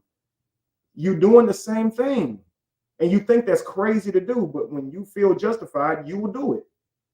What your motive is that people feel sorry for you. Your motive is that people say, let's put an end to talking about children, that they take this seriously. Your motive is that, but in order to get what you want, you're lying. You could just say the truth. It's still equally wrong. It doesn't even change. You don't need to add more to this. The fact they said it about Lauren was enough. We should have all said, you know what, that's wrong, regardless. Lauren don't deserve that. She don't deserve that. It's going too far. But you want to put Amora in it. That makes you look bad because it's clear that it's not true what you're saying. It's just clear that and it proves that you will look right into a camera and tell a lie. But you want people to believe the other things that you say on the camera. So you have to be accountable to this. Right now, you're telling something that isn't true. You're telling it in a way that it's not true. So people are going to say she's lying again, and they're going to make videos about it. And that's what they're going to do. This is what true accountability looks like. Recognizing when we see ourselves and other people, and we hate seeing those actions come from other people. But boy, do we justify whenever we do those same actions, man. And this is not for us to point fingers at her. We all need to take a look in the mirror, that when somebody else does something, it's wrong. But when we do it, somehow that shit okay. And it's not. It's not, man. Let's continue. So these people who are constantly harassing me and bashing me daily are trying to mess up my brand, which will never work, because God said, touch not my anointing. God said that I am fully covered and protected by him. So I'm not really worried about that, but leave my kids alone. So another thing I want you to consider, Brianna, is when you feel attacked, when you feel under duress from public attack, you always profess that God has your back and you are the anointed that people are trying to touch. And because of that, all of their weapons that they use against you, they will fail. They won't work, right? Thus saith the song. Okay. Have you considered that other people are anointed as well, and that you're not the only child of God? That even when you attack people, it will not destroy their brand, because you are now touching God's anointed. You are also attacking a child of God who God loves, and who God will falter the weapons that are aimed against them, and they will not prosper. They won't work. Fred Hammond voice. You are forgetting that you are not the only child of God. So you may be fully confident that what people say or do to you won't hurt your brand, because you are that anointed, but you're not considering that other people that you bother may be anointed and loved by God just as much as you. You're not God's only child. So you're going around bothering God's children, and you're wanting it to have an effect. You want what you say about people to have an effect on them, but you don't want what other people say about you to have an effect on you. Now, that's not right, sister. That's wrong. That's wrong. You're not the only child of God. So stop thinking that you're the only person protected. Because when you did those things and said those things about my brother, you were the person that ended up with charges, proving that God is protecting my brother. Proving that God says my brother is thine anointed. Proving that the weapons that was aimed against my brother, they will do no harm. They will not work. Thus saith the Lord. Because you are the person who ended up with the charges. And why did you do that, Brianna? Because you wanted to prove something about his size. You wanted to show the world something about his size. Your intent, your motivation was thrown off, and you did evil under that motivation. And there was consequences. And what were those consequences? Something that will not easily go away. And this has nothing to do with the ridicule of people. People will forever talk about what you did. Even more so what you did after. The bullying that you did to that man after. To go online and still have those same type of things that you're saying to him. To go into a salon and still say those same type of things that you were saying to him. And you may say, well, Kevin, I'm not that same person. You still have to understand the ramifications of your actions. You were bullying him, love. You were bullying him. And people are talking about you bullying him with their videos, and you calling that bullying you. No, no, no. That is not how that works. You were not under duress. You were not in imminent danger, and yet you posted that picture. You sent that picture out. Why? It was no one's business what my brother looked like under clothes. It was no one's business what he looked like that day when he wasn't paying attention. You felt ego inside of you. This man, you were not with him anymore. And in your anger and your pain, you said, I want to put out this. It'll make me feel better. And that's what we do. We often run to social media or do things to regulate our emotions because we don't know what to do with those emotions. You got all that anger. It's like, what do I do with this anger? Something angry, right? It only makes sense. If I'm angry, then I do something out of anger, right? But your Bible says, be angry, yet sin not. You must remain calm. The moment you disturb the water, there will be consequences.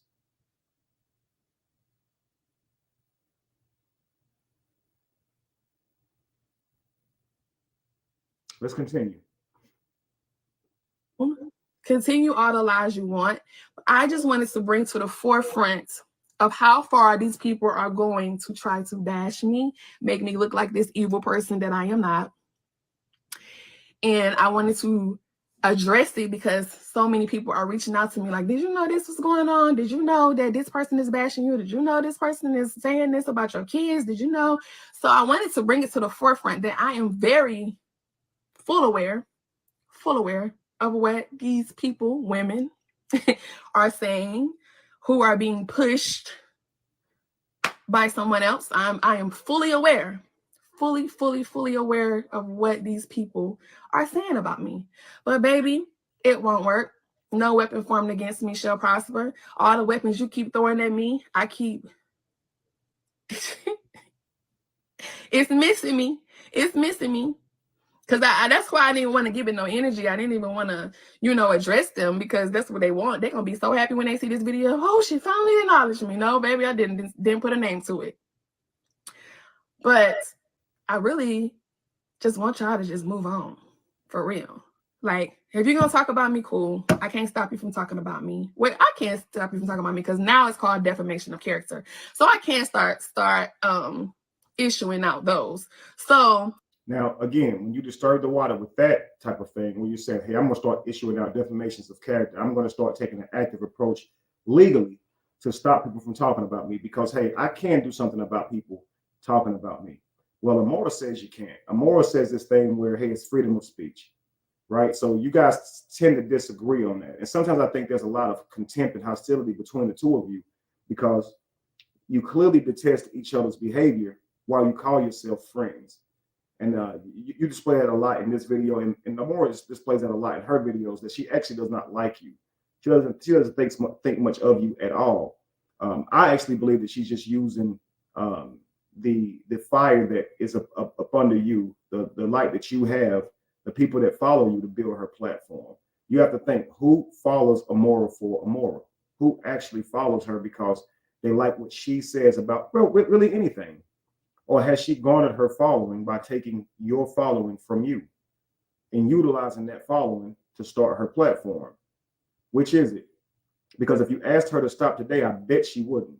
If you said, hey, continue your platform, do your thing, it's your platform, but don't talk about me anymore. And don't talk about people who talk about me no more. You're free. You're relieved of defending me. I bet she would tell you no, because she recognizes that without talking about you, she would lose 99% of her following. The only people that she would manage to keep is those same people who get up there and talk back and forth with her, who she can't stand them either. Those ladies absolutely get on Amora's nerves. Amora plays dumb. They actually are slow cognitively. So you can tell that while they're dialoguing, they're enjoying themselves, but they are getting on Amora's lasting damn nerve. I'll watch her to get them off live because they'll overtalk and won't let her finish her thoughts. And the only thoughts that they do have are simply repeating the opinions that she just made. And she is just literally driving herself up a wall because that's her audience. You understand? But she has taken somewhat of the bottom of the barrel of your audience, and she's garnering her platform off of that. And like I said, if you told her to stop, she would not. Okay, she will continue to antagonize anybody who talks about you, pretending that it's because she cares about you. But she's so far invested into this thing, she couldn't pull out if she tried. You understand? And many of those people who control those pages, Brianna, they probably tell you no too if you said to stop. You will learn that you have very little power even with them.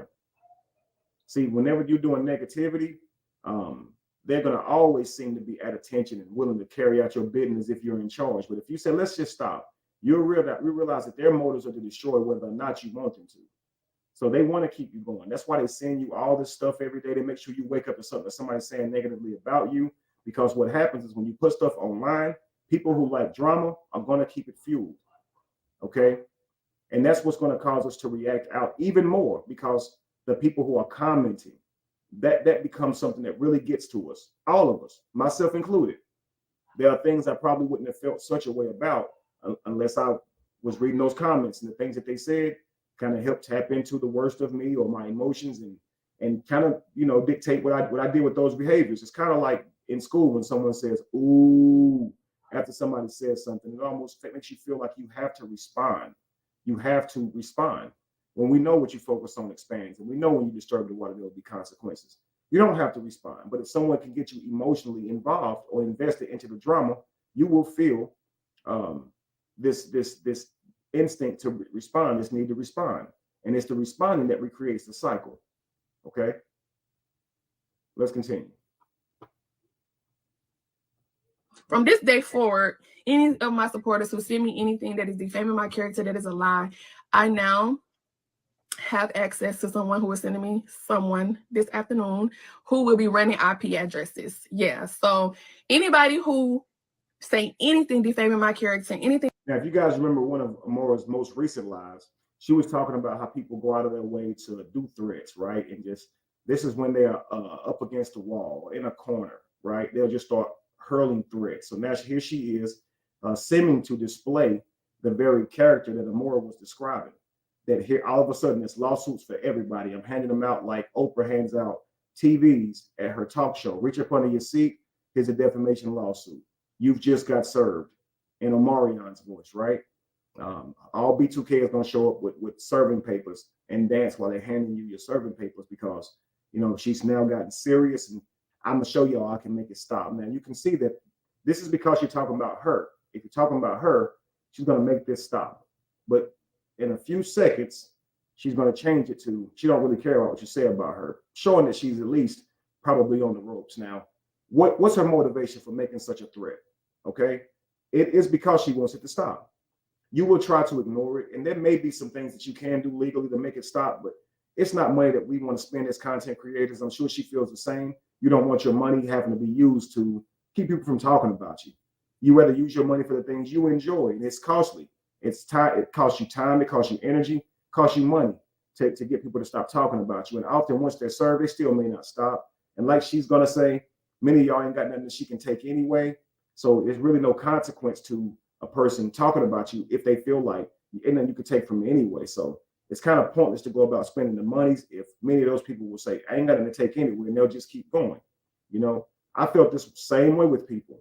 You hope that you wouldn't have to go as far as to seek out people legally, but eventually it starts to get to you and bother you. And maybe she's to the point to where she's willing to say, hey, I'll do that if y'all don't stop, you know, and maybe she believes that she can get this done.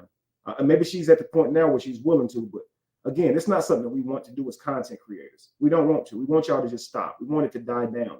But then all of a sudden we realize it doesn't die down. It continues on. And that's how I feel about it.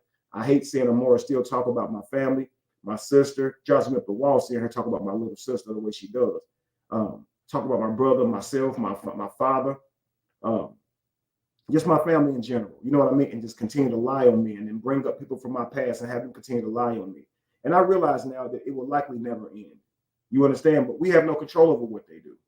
So the only way I can, and the way I'm going to manage dealing with Amora is whatever she does to me. If she talks about me on her panel, I'm just going to talk about you on mine. She's no more of a threat to me than anybody. She's a flea at this point. Instead of swapping at her, I'll just deal with you.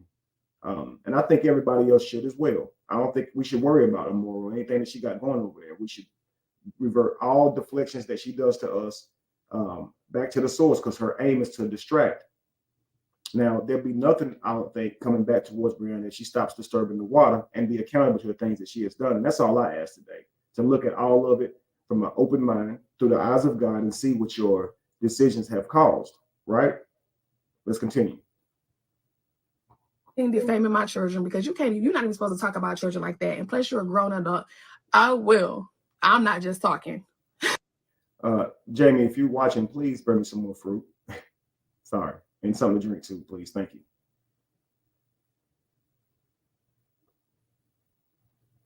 I'm going to pursue it because now it's affecting my children. My children should not have to be rated. For those of you who are saying, why did he ask Jamie and not Lacey? Lacey is further away, and I don't want her to have to climb those stairs. Of course, we're a pregnant family, so just, he didn't ask Lacey, he asked Jamie. Just, something might get said. Let me clear it up before we get started. Let's continue. About YouTubes. My children should not have to go to school and hear about what people are saying about them from YouTube. Now it's becoming too much. So it's up to you. The choice is yours for you to move on, or if you just want to stay on topic and get sued, that's fine. Some of y'all ain't got nothing anyway to sue for. That's fine too. But what I will not do is let y'all play on my kids' top. Period. That's not what I'm doing. I don't care nothing about what you say about me. But when you play with my kids, and I'm talking about nasty things, y'all. I'm talking about them saying my children's vaginas get wet for a grown man. I'm saying they are defaming way, like hitting below the belt to say some nasty, ugly things like that about a 4-year-old and a 9-year-old. It's very nasty. See, and that makes what you say very nasty, because You're putting your daughter into that. And here's the damage that you're doing, Brianna, is you're going to convince your daughter that these things were said about her, creating a trauma inside of her that is unnecessary, because no one said that about Amora. And when you tell a child someone said this about you, to us as adults, when someone says somebody said this about you, it bothers us, right? It really does. It bothers us. It bothers us badly. And here we are doing the same. You're including your child into something that they weren't included in. And your child is now going to feel like this happened to them. And many people exploit their children this way. Tell your child that something happened to them when it didn't, and you are inviting this trauma, this experience on them that they never had. That's scary, man. That's sad that you're willing to do that just to add to what is already wrong. Whether they said it about 2 girls or 1 girl, it's wrong, love. You didn't have to do that. And you're still doing it. You're blatantly just lying out through your teeth, man. You don't need to do that. Let's continue. And because someone won't put them in their place, I will. I will put you in your place. Okay? I will. I'm tired of being nice. And a lot of my supporters, I've been seeing y'all comments and y'all like, why isn't she doing anything? Why is she getting them locked up? Why is she? From this day forward, I'm done playing. I'm done. I'm done being quiet. I'm done being a nice guy. So when people start knocking on your door and serving you, don't be surprised. Because I'm tired of talking. I'm tired of being nice. I tried to avoid. I tried to ignore. I tried to just live my best life. But now you're messing with my kids. And that's what we can't do. We're not doing that. We're not doing that. So yes, we're going to run IP addresses. We're going to find out where you live. And we're going to start getting you served. Because I done my very best. Now, Brianna, you got to think about this. When you say that, and you put that out into the universe, other people will say, okay, well, if you can get IP addresses and serve people, then, hey, we're tired of all those pages that are set up in your name that are attacking all of us. And why don't we all collectively react legally to those pages and find the IP addresses? How many of those IP addresses do you think would lead back to you, Brianna? Back to someone who you wouldn't want to be penalized for what they've done in favor of you, at least, right? They would lead to someone who's protecting you, meaning adverse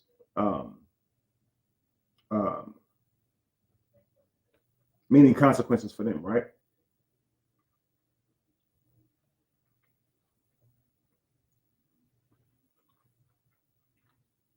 So if you get served, guys, you'll now know that it's possible, and you can take those same steps to serve and find IP addresses of all those pages that seem to be defending Brianna, right? Let's learn from the GOAT. Let's continue. And you guys may say Beyonce would never, you're right, but she's not Beyonce. We are content creators, and we probably don't have the development to let what people say online go. We don't have a PR team. We don't have anybody who's here to tell us, don't worry about that. Let's keep you focused on these things.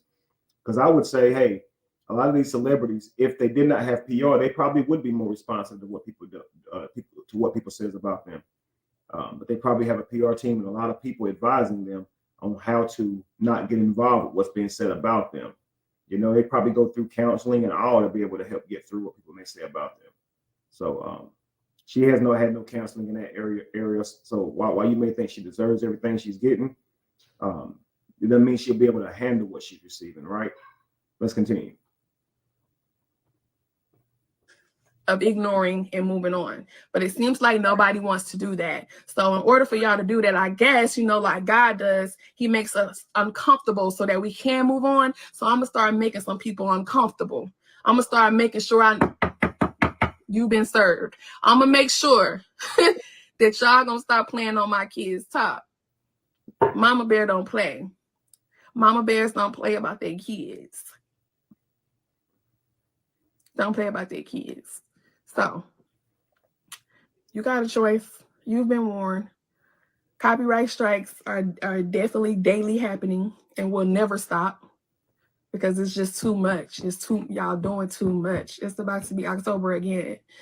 Baby, if you don't move on like if I can move on, you can move on. If I ain't stuck, you can become unstuck. You know what I'm saying? Like, y'all are too busy focusing on the wrong things. You focusing on kids that's not yours. You focusing on me that I don't belong to you, nor do you have to answer for me when you got to go answer to God. Only person you got to answer for is for yourself. Only person I got to answer for is for me. It's time for everybody to move on. Now, I want you to think about that and think about Amora and who she is and what she means to this whole thing, Brianna. She's nowhere near as close to this situation as I was to know what was going on in that home, right? So what exactly right now is her purpose? Why does she constantly go live every day to talk about you and people concerning you and our family and things of that nature? Why is that? Because you're saying, I want us all to move on. Do you understand that a lot of why people have not moved on is because that channel, because of what she does on that live?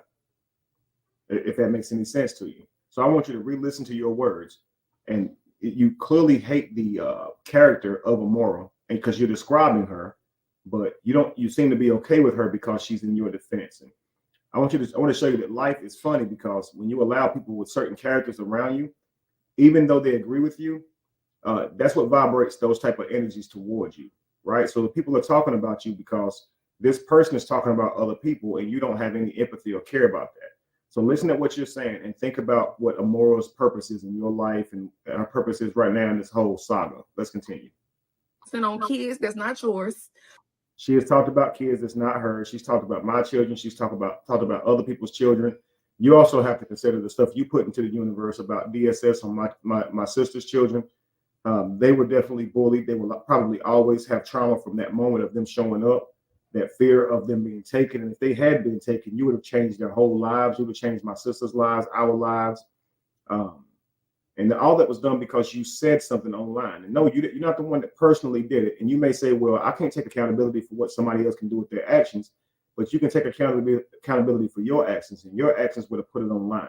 And that triggered someone else to have this idea to carry that idea out. They were just crazy enough to do it. And then what happened? DSS showed up. So that's something that you put into the atmosphere. And that's something that you did. But what Amora has done is talked about other people's children and things of that nature. And so she's doing that, and she's doing that in your name. You need to consider that. All right, let's continue. You focusing on me that I don't belong to you. Right, and we don't belong to her, right? She focuses on my family, my past relationships, my current relationships. I haven't put anything bad about my wives online. I haven't brought anybody into any problems that we have had. Yet she assumes these problems, makes them up, and has all these things to say, right? So I understand what you're saying, but at the same time, think about the person that's doing all these things to other people on your behalf, and you want people to leave you alone. But the people that's on your behalf are out here literally antagonizing other people. Let's continue. Nor do you have to answer for me when you got to go answer to God. Only person you got to answer for is for yourself. Only person I got to answer for is for me. It's time for everybody to move on. Move on. Why are we still stuck on last year? You know how much new news done happen every day? Right. So now I want you to imagine Amora and her purpose. You know how much new news done happen every day, right? Why is she not talking about all those topics that you're going to name right now? Why is she still talking about you? And I want you to consider how long she goes live, how many hours she puts in and all while you're saying this, okay? Anybody here could take a screen recorder and record this and say, look at Brianna talking about Amora. And without context, you are describing her down to her last detail. Watch. Christian had a Jeannie and Jeezy getting a divorce. I mean, it's so much new news to talk about. If you're supposed to be a blogger, I'm gonna need you to learn how to be a blogger. I'm gonna need you to go study the greats, because the greats don't stay on the same person for a whole year. The greats don't sit on live for 15 to 10 hours talking about one person. If you want to be a blogger. See? The contempt that she has for Amora is unreal. Because I don't know anyone who fits this description as much as Amora. It's wild. Let's continue. Okay, bloggers know the limits that they can go so they don't get sued. So I'm gonna suggest you start learning how to be a blogger so that you can be around a little bit longer. Otherwise, once these suits start coming out, YouTube will take you out. Because all I have to do. Well, Amora has suggested my brother was a pedophile by saying he goes to Instagram to look for little girls. And she had said I was a scammer, believing the word of people that she knows does not like me. Has no proof of it. She doesn't ask for proof. Well, she says that I'm an abuser. She says things about so many people that are not true. You understand? So she's putting all this stuff out there, and you're wondering why all this is still happening. You have to understand this person that is working on your behalf, and all these other pages as well. And you'll see her go, Beehive, take this and post this. And so you can see her telling those, orchestrating to keep all this going. But you saying here aloof to why it's still going on. You have to understand your contribution to it is at least not stopping. Thank you so much. Your contribution to it is at least not stopping Amora from doing what she is doing. Your contribution is at least not asking her to discontinue what she is doing. Let's continue. Was reply to them with what I filed against you, and your YouTube will be deleted, and you will have to start over. And then when you start over again, I will reply with another suit, and then that one will be deleted as well. So choice is yours. Move on. New topics, new news happening every day. Something's happening, something else new. You need help, go to Shade Room. They can help you out, figure out what the next. Amora, if you need help, go to Shade Room. Contrary to popular belief, I'm not that interesting. When you were up there with Tigers last time, nobody was watching and you were damn near about to fall asleep. Find a new topic. Do no longer discuss Brianna. When she asks you to stop, if she does, please oblige. Shade Room can provide you some other topics if you're looking at being a blogger. But in this situation, you've made it your situation. You've made it your right, your purpose to somehow be involved in this situation. And it may have all started from a place of, I just don't want her to be bullied. I don't want her being bullied by even her past actions. I think that she was angry and hurt when she made those decisions. I don't want her having to wake up to see all this stuff every day. That may have been your motivation. It may have been. But the things that you've done have caused so much chaos for other people, chaos for yourself. So yeah, it'd be important to choose another topic, right? As you can see, your leader here, Brianna here, is no longer interested in the drama. She is not the same person. She's not the same person. So if you can't stop, she needs to just cut you off, okay? And she can't stop you, so you'll likely still defend her even while she cuts you off, because obviously you couldn't take an approach to be against her, because that would lose the very followers that you've garnered. I mean, picture them turn on Brianna for your ass. They wouldn't, right? So you have to kind of stay in a way that you can keep those followers. And that means by pretending that you like Brianna when you absolutely detest her. Okay, let's continue. Next topic can be, but I'm no longer your topic. My kids are no longer your topic. Move on. I've moved on. Y'all better learn how to do that. If you don't learn nothing else, take notes, sis, on how to move on. Because I am that. I am she. She is me. I learned how to move on very fast. And you taking a little bit too long and you wasn't even in the situation. I'm going to need you to put your 2 feet together and get the trolling. Go and get your... Amora, do you hear that? You weren't even in the situation. If she can move on, you certainly can. So we know you have lives of Brianna this, Brianna that, Brianna this. You can't leave it alone. But you're not the person who was involved. You weren't the person that was married to my brother. You never dated me. You don't need to be so involved. You can walk away from all this because you are truly invested in the people that has nothing to do with you. Let's continue. Get your bags, pack your bags up. New topic, new you. So I just wanted to come on here and say, I'm being nice. I tried to silence. I tried to ignore. I tried to avoid. But, you know, sometimes when you got a big heart, it's only so much. Only so much. Only so much you're going to keep taking. It's only so much. Because after a while, you get tired. You get tired of being poked. Okay? It's like poking a bear. You get tired. Eventually that bear going.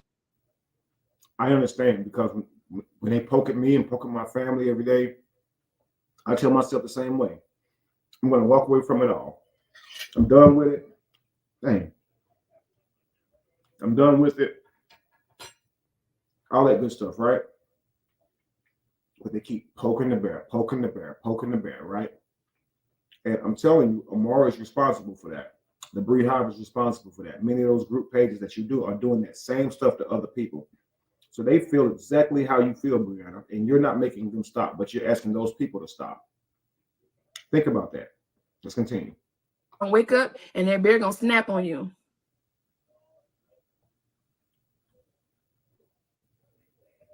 So do what you want to do. Just choose wisely, because I see a lot of y'all like, oh, I made so much money talking about this. Oh, I made money doing this.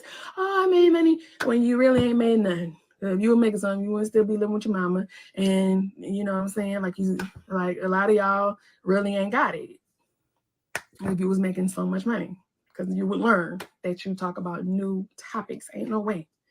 Ain't no way, baby. Ain't no way I'm sitting on live. Do y'all see me sitting on this live for 10 hours? Hell no, I ain't got. Now, this is another part that you can screen record and realize that she is literally talking about Amara right here. Listen at this, family.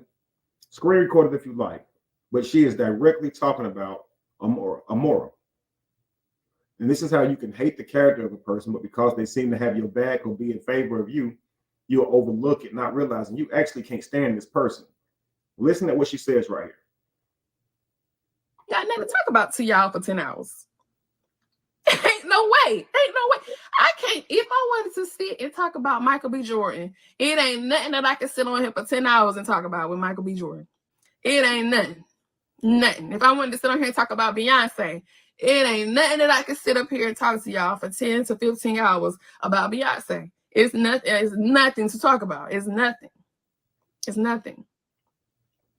It's nothing. Like, it's crazy to me. It's real crazy. It's weird. It's called obsession at this point. Like, it's called stalking at this point. Like, come on. Move along. Move along. Move along. Please move along. Now, everything she's saying, you can see that, right? It's obsession or more. It's called stalking at this point. You do not know me. You do not know my family. You are caught up in emotion. You're caught up in your own trauma. For some reason, you are still so driven by this situation, by this drama, this saga, and you're obsessed. You're going on here for hours and hours and hours talking about people, and you won't give it up. At this point, Brianna even thinks it's obsession. Now, she may not tell you that, okay, because you're defending her, but she thinks that when other people act just like what you display on a daily basis, because no one goes live on this situation as much as Amara, but she'll tell anybody else who speaks on it that they're clout chasing, and that's why they're speaking on it. But nobody goes live on this situation more than her. Nobody has more hours in. So even though you feel like you're talking about other content creators, you are absolutely talking about Amara. And watch this next thing that she says. If that isn't enough to show that she does not like Amara, watch this. Because one thing my supporters know for sure is I've been quiet. I've been ignoring. I ain't been addressing. I ain't been saying much. But you got to be more careful, especially when you blackmail people. You think you can't get in trouble? You can get in trouble. You know why you ain't got in trouble? It's because I've been trying to be nice. I've been asking God, you know what? I'm going to just let this person live. God, I'm going to just pray for them. And, you know, I'm going to just let them do what they need to do. You know, she getting 2 likes, 3 likes, little 4 comments. I'm going to just let her live. She need to mention me. I'm going to let her live. But then you come right back and do something else dumb. That made me be like, God, was I really supposed to let her live? Or was I really supposed to be letting her suffer? So all this niceness, listen, the bar has, you've been, all your lines that you had, all your chances, they all been X'd out. It's done. It's done. It's done. One more thing, you're out. You're out. Starting today, you're out. You're out. I just can't. I just can't. I just can't. I can't give no more chances. I can't keep letting people play on my top, on my kids' top. You just keep playing. And you're only playing because I'm allowing you to play. I'm allowing you to play. You know what happens when you stop allowing people to play? You know what happens? You start getting dealt with exactly what you needed. Karma. So don't ever think. Karma.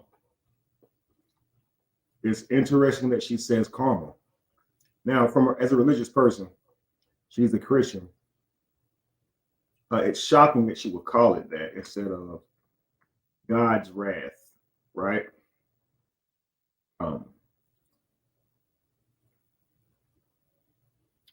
Yeah, so it's very alarming to me that she uses words like karma and even vibration now.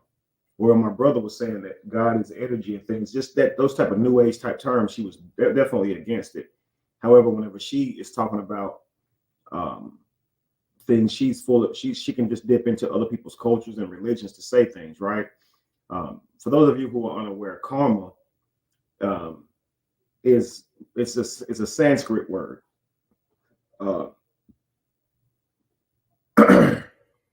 It's the concept of action, work or deed, and its effect or consequences.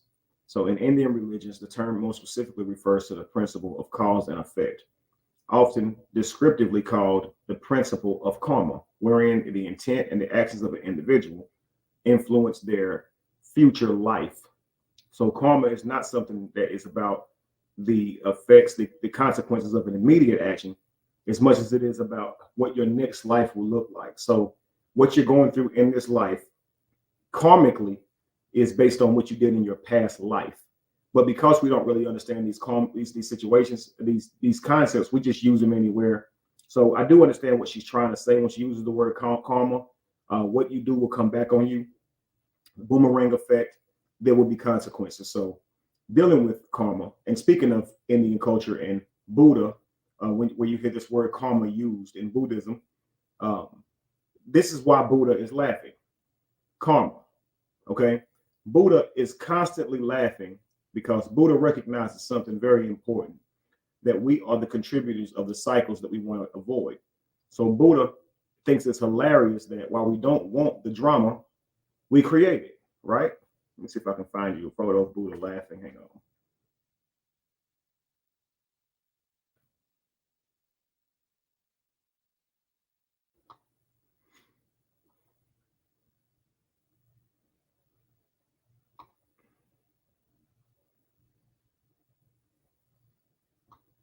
So let me show you some pictures of Buddha here, family.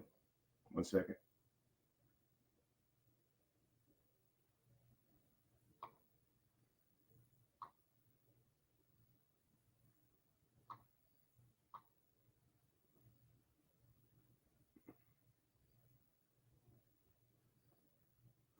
So here's Buddha. As you can see, he is laughing hysterically, as he finds it hilarious that we cannot recreate the cycle. We can't stop the cycle, and we are literally creating our reality. But we're begging the universe or God or whatever we believe in to yield us a different reality than the one we are creating, right? So we disturb the water, and then we're constantly saying, "Why am I wet?" Right? Why are there consequences? But the consequences come from us not being able to remain calm. Life is a drama. The way Buddha views the world is life is a drama. It is a dream. And we become emotionally invested into the dream, and we become reactive to it. And only when we become reactive to the dream do we have consequences, negative consequences, so forth and so on. So if we could remain calm, we would have perfect peace. And so perfect peace resides in your ability to actually be peaceful, right? So the more that you do not respond to the chaos that's outside of you, and you do not allow that chaos to come inside of you, the more that you have perfect peace, right? And you'll have that state of calm. But when that energy comes inside of us, it becomes, as far as anger, hostility, sadness, it becomes very difficult for us to remain calm. And then we do an action. And then now, based on the action, we have consequences, and we often don't like the consequences. And when we go to complain about those consequences, Buddha, he bursts into a state of laughter, right? It's funny, right? It's funny that we keep recreating the same drama, right? And so this is where karma comes into place, because we all say, well, I don't want to recreate these cycles. I want a different life. I want more out of life. I don't want these type of people to be drawn to me anymore. I don't want to keep meeting these types of people. But until we turn from our ways, our land will not be healed, right? These many pictures of Buddha laughing. And this is why Buddha is always in a constant state of laughter, because he's watching you toss and turn in your dream, right? You're fighting ghosts because you're having a dream where you are fighting, but you are in no real fight. It's not really happening. It's a dream, right? Life is but a dream. That's why it's row, row, row your boat gently down the stream. And of course, you see the water that's symbolic in that lullaby, that nursery rhyme. Merrily, merrily, merrily, merrily, life is but a dream. And if you look at the word merry, you can see that merry is another word for water as well. Maritime law is where you have the law of the water, and it's called maritime law.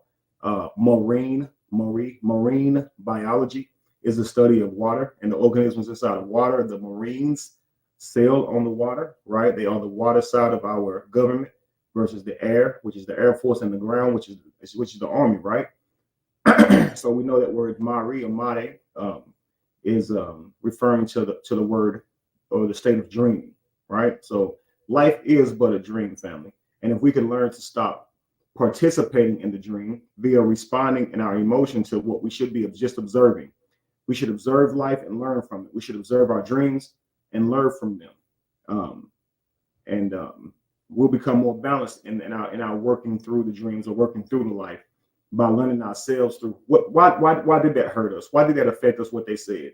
So the things that people do to you should be something that we learn from and grow from, not necessarily get all carried out and respond to. And hey, of course, this is coming from me, and that could seem very hypocritical, as I have responded, sometimes in negative ways. And we're all guilty of it, which is why Buddha finds it hilarious that we all point a finger to try and tell people where they could grow at, but we all could be looking in the mirror and focusing on ourselves, because we all can stand to do some growing, right?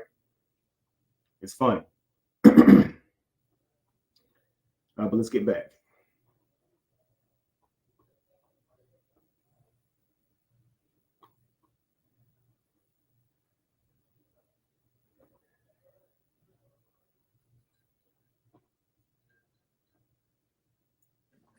Don't ever think that you're untouchable. You only untouchable right now because I pulled the pause on your ass. Okay? It's because I've been sitting here like, you know what, God, I'm gonna let you deal with it. God, I'm gonna let you handle them. But I know you put a court system in place for me to handle them too. So God, if you need my little help, tag me in, coach. Tag me in, coach. I'm ready. I'm ready, God. If these women need to learn a lesson and you need your angel to help you, you know, you need one of your soldiers to put on her war clothes on, I'm here and I'm ready, God. Let's go. Count me in, coach. All I got to do. I mean, people think that they stuff is just erasable. Like they go delete videos and it's not. Baby, best believe it's already recorded. You delete comments, best believe it's already screaming. I got so much stuff in my Dropbox that'll land so many people in jail that I'm just over here like, okay, God, give me the sign. Give me the green light. Ready to put my war clothes on. God, is you ready yet? You ready? Count me in, coach. Crazy. Like, let it go. Let me go. Now, here's this thing where it seems that Brianna doesn't have much of a personality, and she adopts a lot of what she hears in others. This was just said on Amora's live the other day.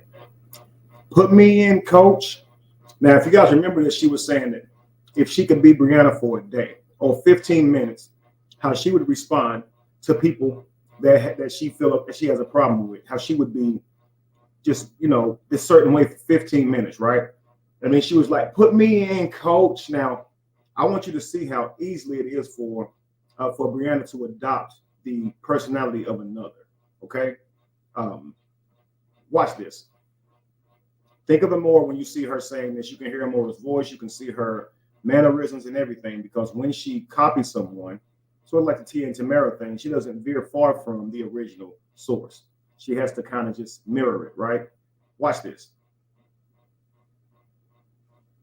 Free Bree till it's backwards.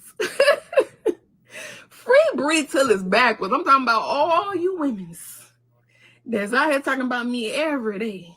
Like, you just can't live, survive, breathe, eat, poop.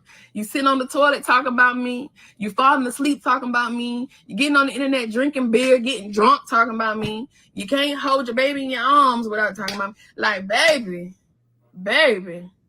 please let Bree go. Now, hang on. Can't hold your baby in your arms without talking about me. If you guys go all the way back, you remember Brianna holding Amora in her arms while she's crying hysterically, talking about Robert going in, right? And you can recall her doing everything she literally just named. Can't take a dump without talking about me. Can't wake up, can't do this, can't do that without talking about me. She is not considering all the time that she has spent talking about someone online. She can't even drive home from court without talking about him. She can't even go to the what's name to get her hair done without talking about him. She can't even talk to her boyfriend without talking about him. She can't even cook in the kitchen without talking about him. She can't even get a birthday gift without talking about him. She can't give a birthday gift without talking about him. She can't do nothing without talking about him. She can't do this live without talking about him. But she is so shocked that people can't seem to do all these things without talking about her. When you are the reality that you create. Life is not happening to you. You are the happening. This is the result of all the energy you put out into the universe. And you find it shocking when other people do that, but you have done those things. Can't do pranks without emulating the prank you did with him. It's crazy. Let's continue. Can y'all free me too? Free me. Free me. Y'all got a hold on me. Dang, I'm that interesting. I'm that important. You love me that much that you want to talk about me every day? I mean, damn. I don't know. I don't know, Brianna. Hang on, let me find out. This will answer that question. Amora, am I that interesting? Do you love me that much? Are you so in love with me that you have to talk about me in some way every single day? Because Brianna seems to think that if someone talks about her, that makes her interesting. And that means that the people talking about her are in love with her because they can't seem to go a day without talking about her. But you talk about me. And we can't all answer that question to Brianna, but you can answer that question to me. Do you love me? Do you find me interesting? Because you seem to talk about me every single day. You lie on me if you have to, but some kind of way you love the taste of Kevin on your tongue. Pause. Let's continue. No, nobody I love that much but God. Ain't no way.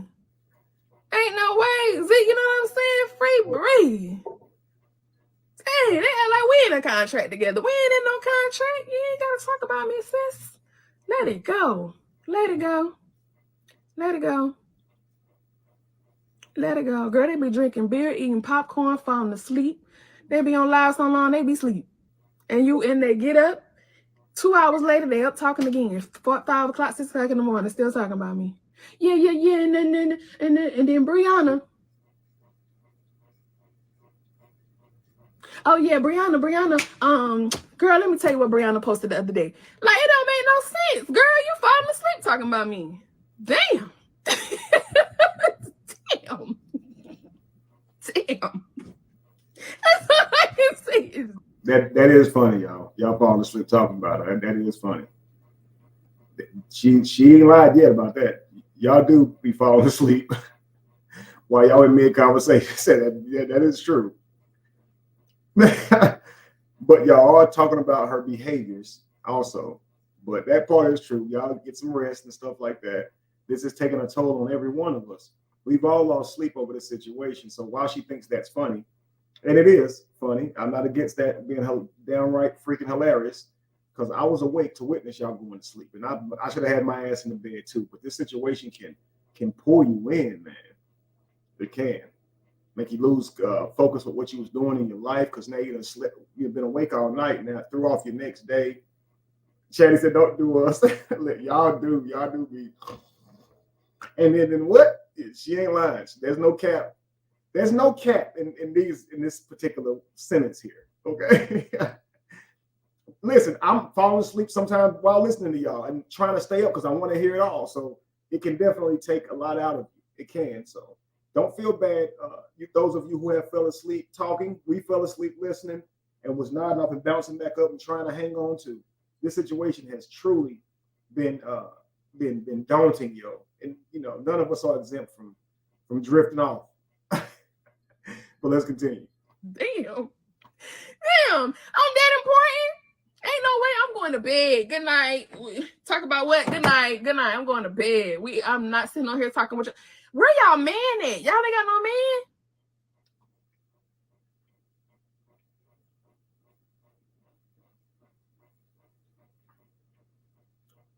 Amora. She's talking about you. Now listen to this. I know you're going to say, no, she not. She talking about them. She's talking about you. Listen to this. Just listen closely. I've learned this when I hang around people, but they don't like certain things about me, and they say certain things in certain ways. It's a lot of enlightenment. It's a lot of truth in it. Okay, so just listen to what she says here. Let me tell you what Brianna posted the other day. Like, it don't make no sense. Girl, you falling asleep talking about me. Damn. Damn. That's all I can say is damn. Damn. I'm that important. Ain't no way I'm going to bed. Good night. Talk about what? Good night. Good night. I'm going to bed. I'm not sitting on here talking with you. Where y'all man at? Y'all ain't got no man? Ain't no way your man sitting up here while you on live all day talking about me. I mean, you didn't get no type of action. All day, 10, 12, 15 hours. This don't make no sense. Ain't no way. Ain't no way. Ain't no way. Ain't no way. Ain't no way I'm holding on my... Oh, what we was talking about? Now, did y'all hear that, right? Listen again. Probably got no man. Ain't no way your man sitting up here while you on live all day talking about me.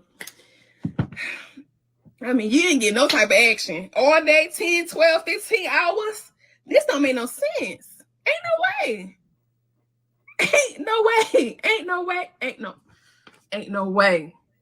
Ain't no way I'm holding on to my... Oh, what we was talking about with Brianna? Ain't no way. Ain't no way. Ain't no way. Man, them women old enough to be my children. Grandma. Ain't no way. Girl. Amora is 51. She's old enough to be your mother, which makes her old enough to be your children's grandma.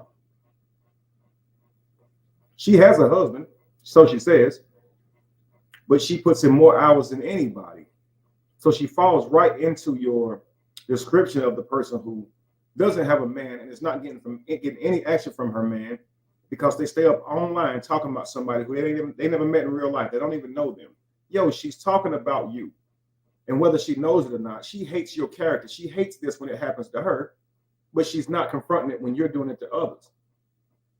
I'm telling you guys, the way karma works is like when you have people in your life with certain behaviors or certain vibrations, it vibrates others to you because you now become an acceptor of that. So you have to be against all bad behavior if you don't want it in your life. So let's just say, as a man, if you hang around with other guys who cheat on their wives and stuff, right? And you cover for them, right? You overlook it. You even laugh about how much they lie and get away with it. But you don't want your girl to cheat on you. That's a little weird because you have your best friend around you exhibiting that same behavior and you have no problems with that behavior. But if your girl does it, all of a sudden, now you see the damage that it causes when your best friend was doing that the whole time. Likewise, ladies will have girlfriends who they cover for. They know these girls will cheat and steal your man and do whatever. But then when their man cheats on them, which is that same behavior that they accept from their friends, all of a sudden it's like, yo, why universe? Why do people like this keep coming into my life? Because you allow people like that. You got to be against that behavior completely. don't have friends in your life who display that behavior, and likely you won't get that in your counterpart, your partner, right? But Amora does all the things that you hate other people doing, that you detest from other people. Let's continue. Girl, dozing off. Dozing off. It's just disgusting. It's disgusting. It's nasty. And yeah, they apologize, but that should have never came out your mouth. I don't care nothing about no apology, because that should have never came out of your mouth. Keep my kid's name out your mouth. Now, keep in mind, Amora apologized. So should that mean that people shouldn't accept her apology? Because that's our kids, and it ain't no apology. So you got to consider this. You have said things about people's kids. You have said, call DSS, and you've done all these things. So if you're saying I'm no longer that person, then you're saying, but I wouldn't accept apologies if somebody apologized to me. So why should anybody accept the apologies made on your behalf from Amora or anything? Why don't we take the same attitudes and be like, well, you know what? F you, Amora. The fact that you ever said something about our children, right? Nah, bump that. We're not letting it go. Nah, you're not going to get up here and apologize now because Brianna's kids got talked about. What if everybody said, nah, you know what? We're going to talk about Lauren even more. Now that we realize how much it hurts you, we're going to talk about her because we know you don't want your daughter being talked about. Would it be wrong? Absolutely, it would be wrong. Lauren don't deserve that. But now all of a sudden, what if they said we're not going to stop talking about your daughter because you're only asking us to because you don't like it. But until we did that, you would have kept letting them talk about our kids. So now that we know you don't like it, we're going to keep doing it because you know what? The worst you can do is keep talking about ours, and you already been doing that. So, hey, let's keep talking about your kids. But guess what everybody did? You know what? She's right. Let's stop. Many content creators apologized for it. Many of them say, you know what? I was wrong. I shouldn't have done it. And they put their big girl or big boy pants on at the time, and they took accountability for something you have yet to even do. And that showed their character. That even though they were responding to you talking about people's children, and that's why they did it and said it, it's kind of like we were in war and there were no rules anymore because y'all didn't have them. So now people start responding like they don't have rules, and then y'all want to remind them of rules. Well, I know you're talking about kids, but y'all was talking about kids. Well, but we just said this about kids and not that about kids. You was talking about kids. When on Amora's Live, whenever they were saying that your child, that they were wrong for how they spoke about your children when really your child, I said, well, y'all talked about my children. Y'all talked about Sweet Ma's children. Y'all talked about my sister's children. They said, Kevin, you're just trying to deflect and bring up old stuff. And then many of the people in the comments started saying, your son is gay. He is gay. He gay. So they still didn't really care about talking about people's children. They just don't want your children being talked about. Do you see how that works? So they don't really have morals over there. They're only pulling that card because they want to protect you from seeing your child be talked about. So now, okay, we'll stop because y'all learning. Y'all starting to give us the same action that we putting out. So let's stop. And we even said, you know what? We forgive you. We'll let it go. We said that was big of Amora, even though that was just a chess move. She was not really sorry. She was not really truly sorry. True apologies come from within, not from saying, okay, I got to do this because it's been raised. I've been challenged to do this. No, you should have woke up and knew that was wrong. Man, I shouldn't have said that last night. Oh my God, I shouldn't have done that. You see how that works?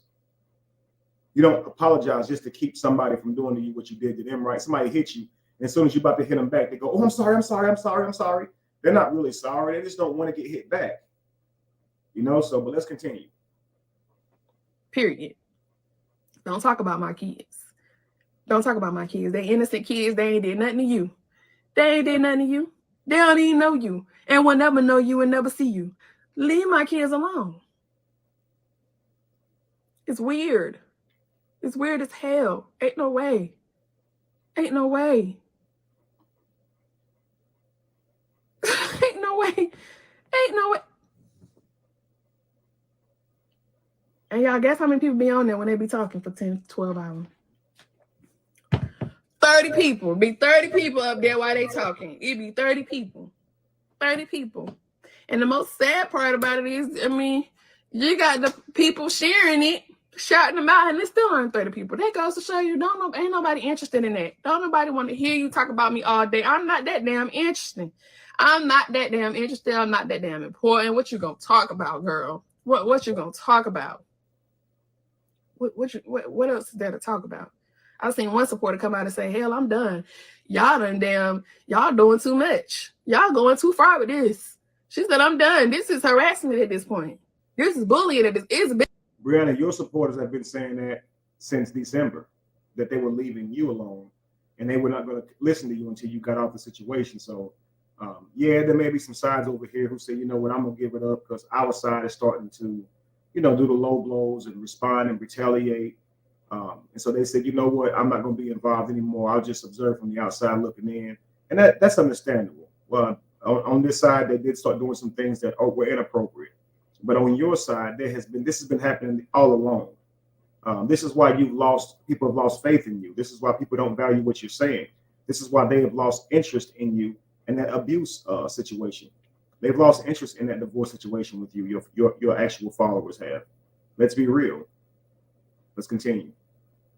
If they truly believe that my brother was an abuser, they would be reacting differently. They know that you're just on a soapbox.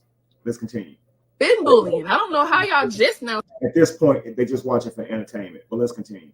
Saying it's bullying and harassment. It's been bullying and harassment. It's been bullying and harassment. It has been. On your Grandma, on your you ain't got side. nothing to do. Let me help you find some grandchildren and get you something to do. Because I'm not the one. I don't even want to hear your apology. There's been so many people reaching out saying, I got somebody wanting to apologize to you. For what? Why you want to apologize now? You bashed me all these months. Now you want to apologize. Oh, you must be going through it and God told you to apologize. You can keep that apology. I already forgave y'all. And not for you, but for me. Because God told me I got to. So I'm not forgiving nobody. Don't even try to reach out. Don't even do a video. I don't even want to hear it. Save it. Because y'all done said too much. If you're saying I already forgave y'all, and then the very next sentence is, so I ain't forgiving nobody, it just kind of sounds confusing. Have you forgiven them already? So there's no need for further forgiving? Or are you practicing unforgiveness because they've already talked about your kids? Let me hear this again. God told me I got to. So I'm not forgiving nobody. Don't even try to reach out. Don't even do a video. I don't even want to hear it. Now you want to apologize. Oh, you must be going through it and God told you to apologize. You can keep that apology. I already forgave y'all. So if you can keep the apology because I already forgave y'all, it means that every person who feels any guilt towards Brianna for something that you did, rest assured that you are forgiven already, and thus you owe no personality. I mean, you owe no, I saw somebody say personality. You owe no apology, right? But then she follows that up with, I'm not forgiving y'all. Let's continue. And not for you, but for me. Because God told me I got to. So I'm not forgiving nobody. Don't even try to reach out. Don't even do a video. I don't even want to hear it. Save it.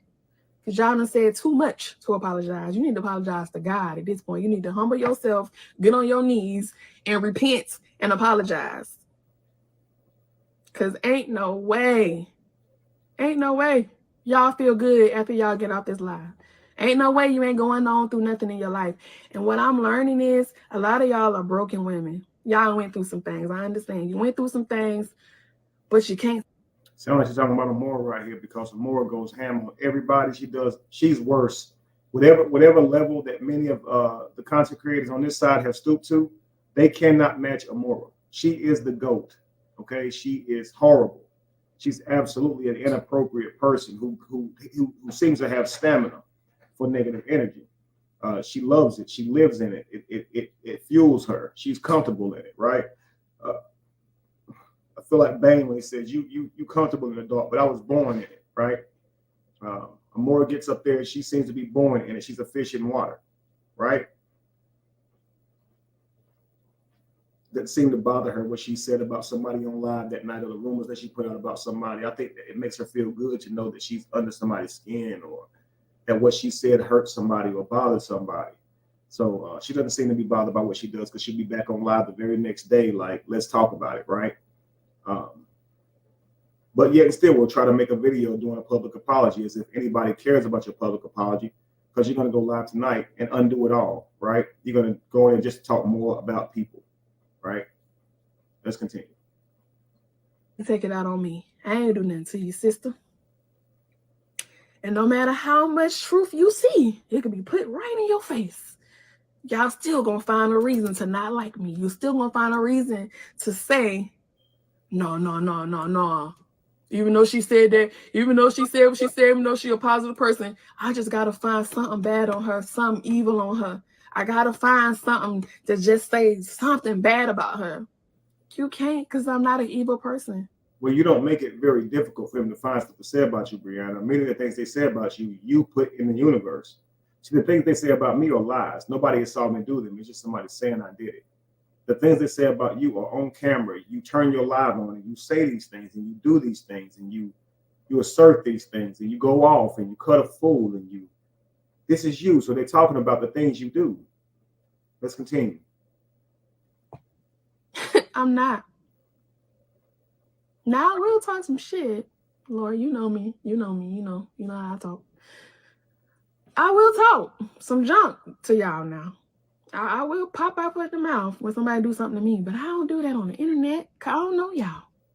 Now somebody in real life, I will, because I know them and they know me.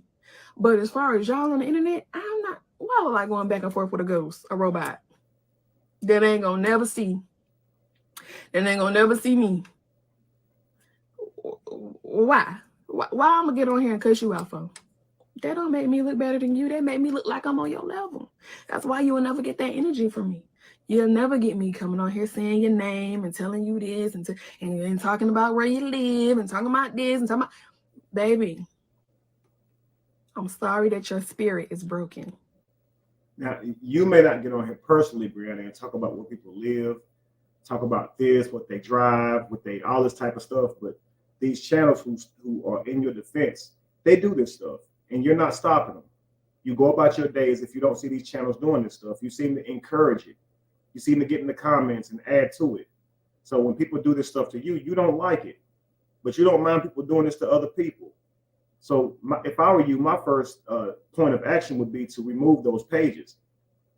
If you want Brianna to be set free, then you should consider setting everyone free who you ridicule on a daily basis through these pages, or who these people ridicule using your name and face, right? Because these things are not just happening to you, Brianna. They're happening to others through you, but you want it to stop with you. If you want true resolution, man, you got to stop. You got to turn from your ways. Let's continue. I'm sorry that you went through whatever you went through in relationships in your childhood. I'm sorry that you got triggers and traumas that you are trying to put off on me. I'm sorry that everything that you're projecting on me, you're actually projecting from yourself. I'm sorry. But what I need you to do is do some soul searching, get some healing, and worried about you, your kids, and your man, and your life. Don't worry about me. Don't worry about me. I done my work. I done what I needed to do. Because I promise y'all, if y'all knew what I go on in real life and my responses daily in real life, y'all be like, what? She ain't popping off like she was last year. She ain't doing. You don't get that energy from me. You don't get that energy from me. You're not allowed to get that energy from me. You're not even allowed to be in my space when you got that type of energy. You're not allowed. More got that energy. You're not allowed. God know my heart. Y'all know my heart. When you see, real recognize real. And when you are a big-hearted person who love hard and just want the best for everybody, sometimes it takes a whole lot of inches and miles before you get to where I am. And that's what it took me. That's why for months, y'all been seeing me be quiet, not say nothing, not address nothing, because my relationship with God requires me to not take my energy and my attention on negativity and drama. I can't sacrifice that right now. I don't care about a following. Man, that's so difficult to hear because you bounce back and forth to the God thing, and then you're being very toxic and all that stuff. You bounce back and forth. So your relationship with God requires you to move a certain way, but man, you don't be, and that is talking about your past. I get that. you can change this day and move forward and be a changed person. You're right. And talking about your past decisions and all those types of things, what really do they do? You've already done them. The people you have affected have already been affected. And all we're seeming to do is just remind you of problems that you have already made in your life. And none of us would like that. None of us would like for people to chase us down, trying to remind us of things that we did. They've already been done, right? And that's why I say many people are going to speculate over the things that we do right or wrong far after they're done. But you as a person have to pick yourself up for that wrongdoing, fix it, do the necessary things to resolve that situation, and then move on and never look back, letting the dead bury the dead. But you haven't actually corrected any situations. You haven't admitted where you've lied. You haven't admitted where you have talked about others and where you have allowed your pages to talk about others in the worst way, to dox people's addresses, to talk about their loved ones, their family members, their children in the worst of ways, calling jobs, to calling DSS, to all these negative things that literally come through you.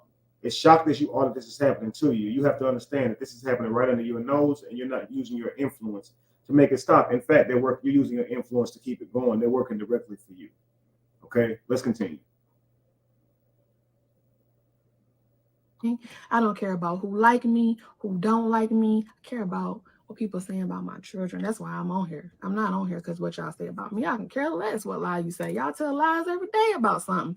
Hell, shade room. Now, this is a contradiction to what you were saying earlier, because earlier, if people keep talking about you, you're going to serve them.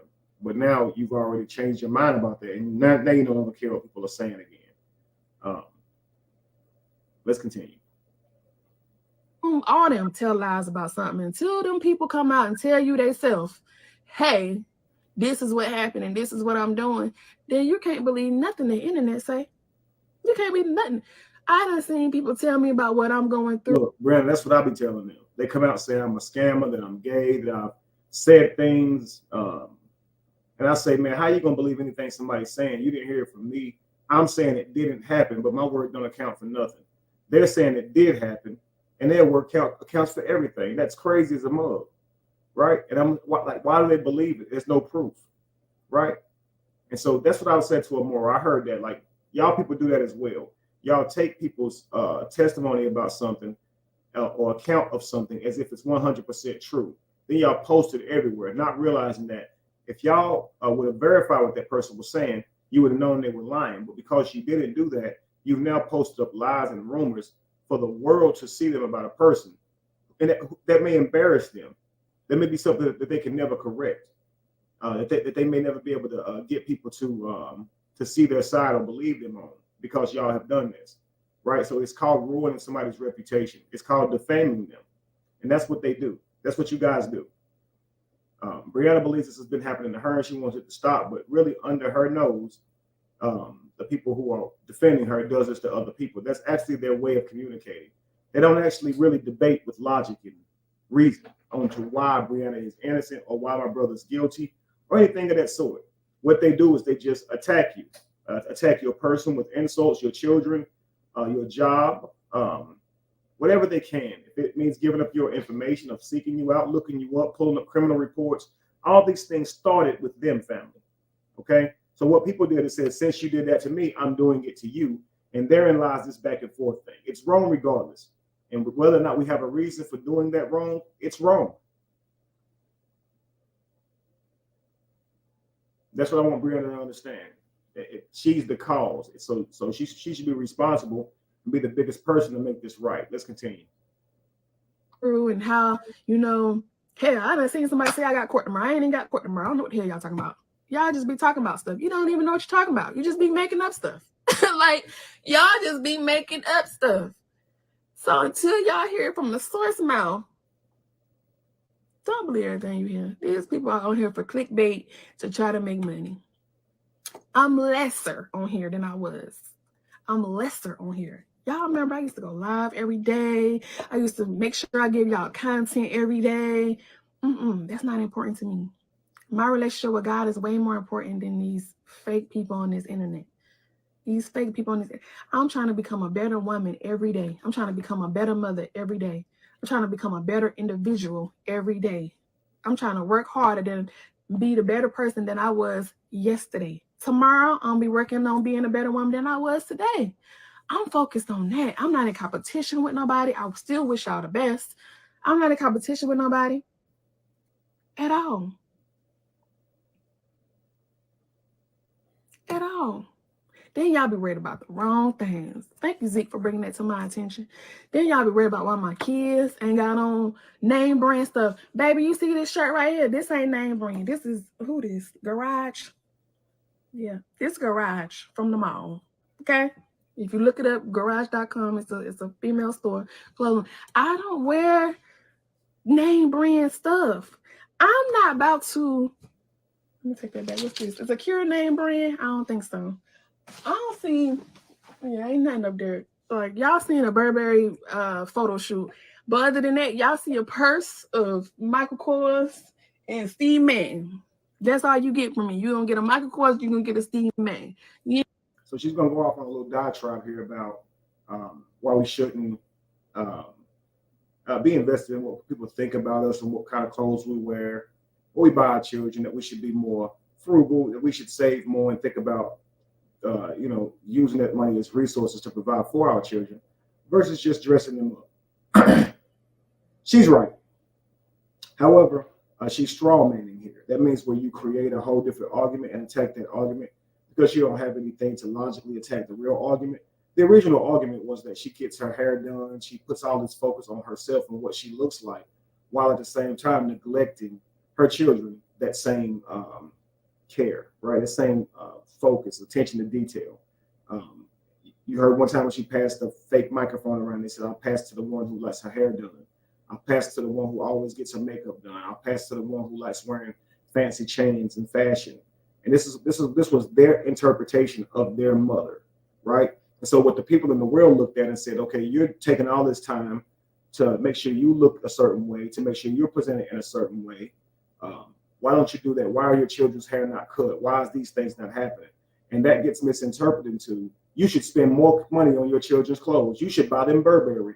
You should wear Burberry. And I have heard some arguments that far-fetched where they're telling her she's cheap and stuff like that. And I do understand where she's coming from. She is, again, right about that. She doesn't have to buy Burberry if she doesn't want to. This is where the arguments become very frivolous, when it should just be focused on the major details. They become focused on these minute things like what kind of clothes she's willing to spend on, and that's her business, family, right? So she's like, it's gotten so bad to where you guys are criticizing how much money I don't spend on certain clothes I don't need to appeal to a bunch of people who don't do anything for me. I'm not going and buying Burberry for myself and my children just to make y'all happy, you know. Of course, she did spend 20 grand on the man she just met. She absolutely did. And again, that would seem to continue with what she's saying about storing money up and using this money to care for her children. But she may just be meaning, hey, I don't see any need in buying expensive clothes for a child, because regardless of what you spend on those clothes, even if the child takes care of it, they ultimately grow out of it. And so why spend that much money on something that a child can't really wear long term or use for the foreseeable future?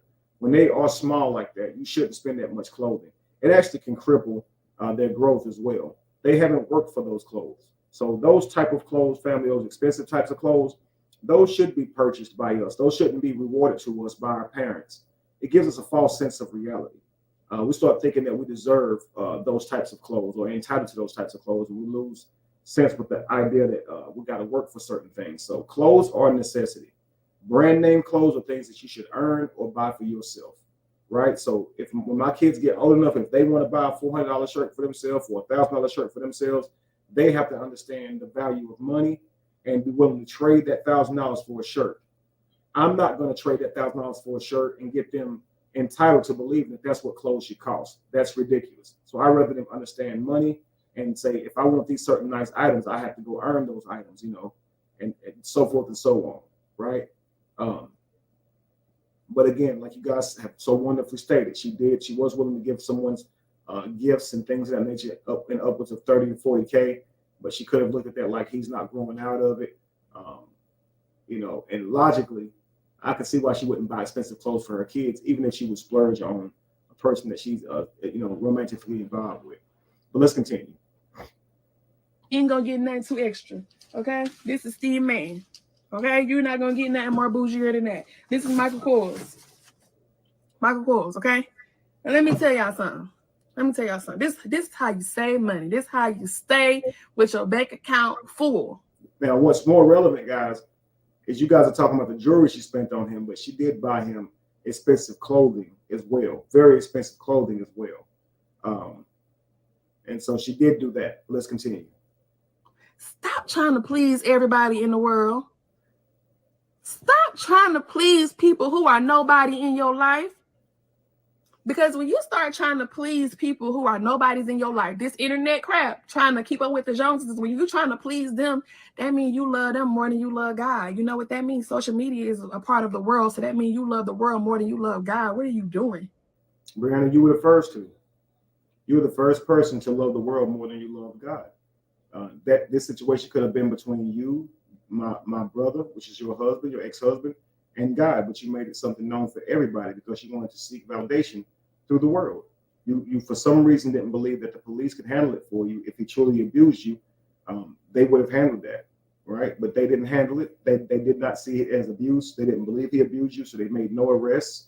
And so you took it to social media because you wanted him to be punished in the eyes of the public.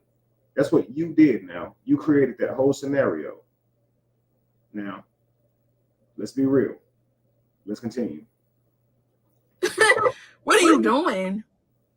My kids is gonna wear Children's Place, Walmart, Target, wherever I feel like shopping at, because I'm gonna make sure that my bank account stay full so I can pay these bills. So I can pay these bills so I can take care of these children. You travel, none of my business, but you travel a lot. That costs money. Okay, you spend money on your new boyfriend. That costs money. So you do not hesitate to spend money. However, maybe the money that you don't spend for expensive clothes that could be for your children is the money that you would use to pay bills. I can't argue with that. Let's continue. Buy them outfit for what? For you? For you to like the picture and keep it moving? True. Spend thousands of dollars on shoes that they're gonna go to school and mess up and be black and toe up. True. Rip holes in them. Shoe talking in the front because they done went outside and played with rocks and kicking dirt. What? Are you crazy? True. Send my kids in Burberry and Gucci for what? To please them kids at school? True. For them to look cool? No. School is for you to learn. School ain't for you to get attention and become cool. School ain't for you to become the famous cool guy. Just like people on this internet. Y'all take this internet stuff too serious. For me, I'm still Brianna. People can say all day, I love her. She remind me of such and such. She's such a big, she this, she that, she this, she that. Y'all can feel that way. But my energy is still pure. I'm still just Brianna. You see me, I'm just Brianna. Now, Brad, I want you to think about this. You may really feel like that's true, but think about how many times you criticize the size of somebody's platform. And you make that like that's like they're nobody, right? Now, I'm a celebrity life coach, meaning I know many celebrities. I work with them. They reach out to me. That's my business. I've been known on social media for a few years now, right? I've garnered a following that almost looked at me as if I was divine, right? Coming from worlds around to be able to meet me. But when I spoke on my brother in your situation, you said that I wasn't shit, that I wasn't never going to be shit. And in my next life, I wouldn't be shit. And I wasn't shit in my past life. I think I'm probably lying. I'm probably adding something on that's unnecessary as you did earlier. And I'm doing that jokingly. But you said that, right? And it was almost as if like I was nobody because you were certain as it wasn't true, but it's if I didn't have any page inside of my page. I was clout chasing for even saying your name. You totally did all this stuff as if I'm a meaningless individual because people don't know who I am, so to speak, and I'm a nobody. I ain't never gonna be shit. So if you want people to see you as I'm just me, regardless of my following, you have to act that out. You have to live that out by not raising the size of someone else's following up as if that's something to talk about in a negative way, right? You ain't shit. You ain't never gonna be shit. You never was shit. Like that was kind of cold-blooded, right? Now I could have said, hey, here are my credentials. I am somebody, but there's no need. But you did that. You definitely did that. So it doesn't seem that you are this humble person like you're projecting yourself to be. You actually believe that you are better than people if you have more of a following than them, you know, and you always bringing up reputations, and people care about their reputations when it's you who care about yours. I mean, let's be honest, family. Let's continue. I ain't no different than you. My bank account may be different. Your bank account may be different. You may work a different place. I may work a different. Like, we just still human. I'm still a woman just like you. You a woman. You work to pay your bills. I work. I may work different. I got businesses. You may work for somebody. We are still human. Take all this shit away. Take the clothes away. Take the money away. And what you got standing before you? A human, correct? I ain't no robot. I poop just like you. I eat just like you. I spend money just like you, maybe more than you. Still human. But one thing that you ain't gonna get twisted about Brianna is I can care less about having I can care less about having a following. That is not important to me. That is not, and you can tell who is important. Brianna, you're lying. You're lying. You're lying right there. You definitely care about your following. That's why you sitting here talking. That's why you still skewing the narrative, and you will not accept responsibility for the things you've done, because you care about this following. You believe that if you told the truth, you would lose that following. But you have already lost whoever you're going to lose. The people who rock with you, Brad, I think they go to the ends of the earth with you. The reason you would rectify and admit your wrongdoings is simply because you want the universe to yield you a peaceful path. And that's what you want. So if you don't want people waking up every day to make videos about you, antagonize you or your children, you will make it right, the things that you brought upon them. Because I guarantee you won't find one content creator who's talking about you on a daily who has not been affected by the things you have done or those pages that represent you have done. Consider that. Let's continue. 42. Because I don't get on here and beg y'all from the, please, y'all, send me stars. Please, y'all, support me, y'all. Please say good things about me. Tell me you like me. Tell me you love me. Tell me I'm beautiful. Do you like my hair? You like my hair? Why you like my hair? Do you like my eyebrows? You like my eyes? How you feel about me? How you feel about my soul? You like my soul? You like my heart? Brandon, you may not get on here and say that with your words, give me likes, give me stars, but you do this with your actions. You get on here half naked. You are as naked as you possibly can be without crossing the boundaries of social media, right? Truthfully, you are.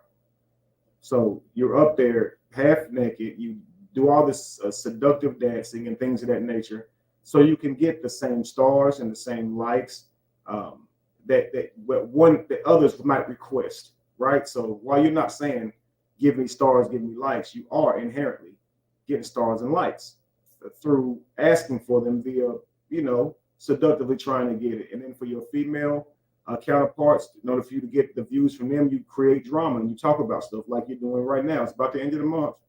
You got to do what you got to do. But let's continue. How you think I look? Let me get up and show you my booty cheeks and see if you like that too. Tell me what you think. Do I need to get that fixed? Do I need to go get surgery? I don't do that. I don't do that. I don't need validation from the internet because I know I'm me. I don't need validation from men across the world because I know I'm me. I don't need validation out here in the streets for people to recognize me because I know I'm me. This celebrity stuff, this well-known stuff is high school stuff. Who cares about being popular? Who cares about being popular? You do, Brianna. I don't care about that. Stop. I do not care about, like me today, hate me tomorrow. Both days I got paid. I'm still gonna prove it. Keep some clothes on tomorrow. From here on out, keep some clothes on. Don't get on here half naked. Put clothes on.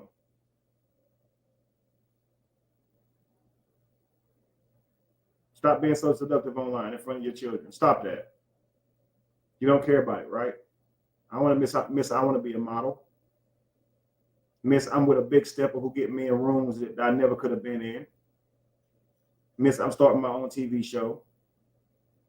If you have those type of aspirations, you do care about popularity because popularity would be important in achieving those aspirations. So don't lie to yourself. You want popularity. You're just confused as to how to get that in a productive way without causing chaos. It's that simple.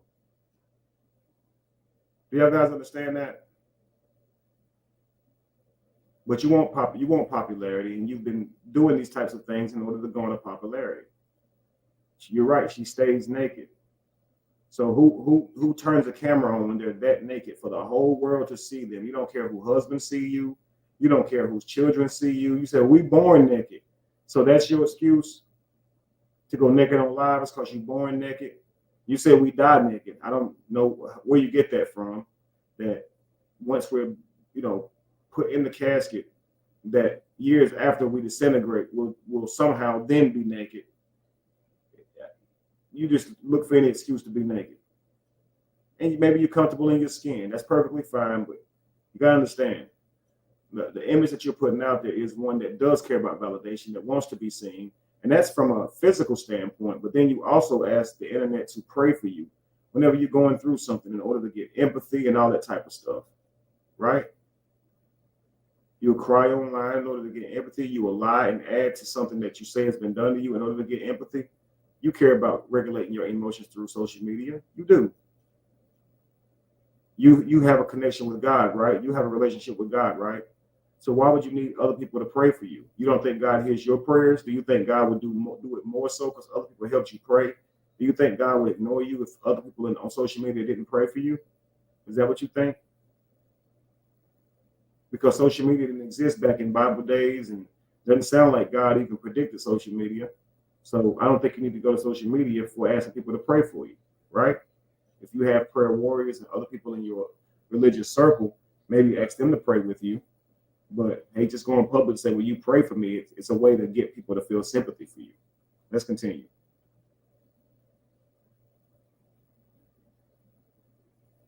I'm gonna promote my businesses. I'm still gonna market my businesses. I'm still gonna sell my products. I'm still gonna get out here and hustle. I don't care. I don't care. I'm not begging nobody to like me. I'm not begging nobody to tell me I should change my skin color. Should I do lashes? Should I not wear my glasses? Should I wear my contacts? If I went off what y'all told me to do, I'll be broke as hell, and I'll be broke last year. Because y'all want me to go out here and be like, no, I want to be me. I don't want to go buy Gucci. I don't want to go buy Burberry. I want to do it when I feel like it, not because you feel like I should with my money. That's how you keep money in the bank. Okay? All y'all ready? Oh, you got thousands of dollars and y'all think you're supposed to go out here and splurge on the next man's stuff because you got it. No, baby, that junk is here today and gone tomorrow. You ain't never heard of a rainy day? You ain't never heard of save for a rainy day? I'm out here saving for a rainy day. That's what I did for 6 years. Save for a rainy day. Ain't no way. Ain't no way you're going to catch me slipping. I don't care what y'all think about me. I don't care what y'all say about me. I don't care what you say about what my... Brianna, if you save for a rainy day, go ahead and pay those winners. This is getting out of hand. You're not addressing that about those winners, but you have people calling me a scammer on Moore's page, but you're not addressing what you did with those $500 to each person that was supposed to win. You never did that. You never actually did that. And if you have the funds, go ahead and take care of that. Amora thinks that I should pay people from way back in the day who lie on me, distort my name. Well, the people that won that thing, that drawing with you, they're not out here on other people's panels telling lies on you and talking about you. You have no reason to not give them their money. I have every reason for not giving people money who talk about me and lie on my name. But you should pay those people because they're supposed to be single mothers and people that you care about. And you have a big heart, right? You said you have this really big heart. You claim to have a big heart. Honor that big heart that you claim to have and actually do what you promised for those single mothers, okay? And you have the money like you said. Let's continue. My kids wearing Church's Place, they're going to keep wearing Church's Place till they can't wear it no more. They're going to wear Walmart till they can't wear it no more. They're going to wear Target till they can't wear it no more. Period. Care how nobody feel about me. My bank account's still going to be good. My bills still going to be able to pay. I'm not going to be on here asking y'all for cash apps to help me pay my bills. I'm not going to be on here asking y'all to help me pay my rent. I'm not going to be on here asking y'all to help me pay my car notes and all of that. Because why? Because I'm going to spend my money wisely. Y'all out here trying to live and be like everybody else. I want to live and be like me. I want to live for me. I want to live for God. I want to do for me. I don't want to do for y'all. I don't want to do for the world. I don't care about you. I don't care about the world. Pleasing the world over God? Pleasing y'all over God? Heck no. Heck no. Heck no. Heck no. Heck no. Heck no. I don't care what you say. I don't care what you say. You ain't over here paying. Unless I'm over here asking you for cash out to buy my kids clothes, I suggest you be quiet.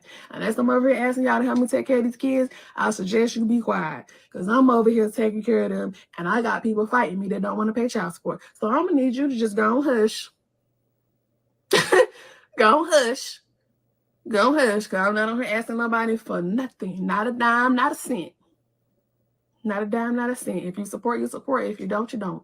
But one thing I'm not going to do is come on here and beg for validation or seek validation from the world. The only validation I need is from God and myself.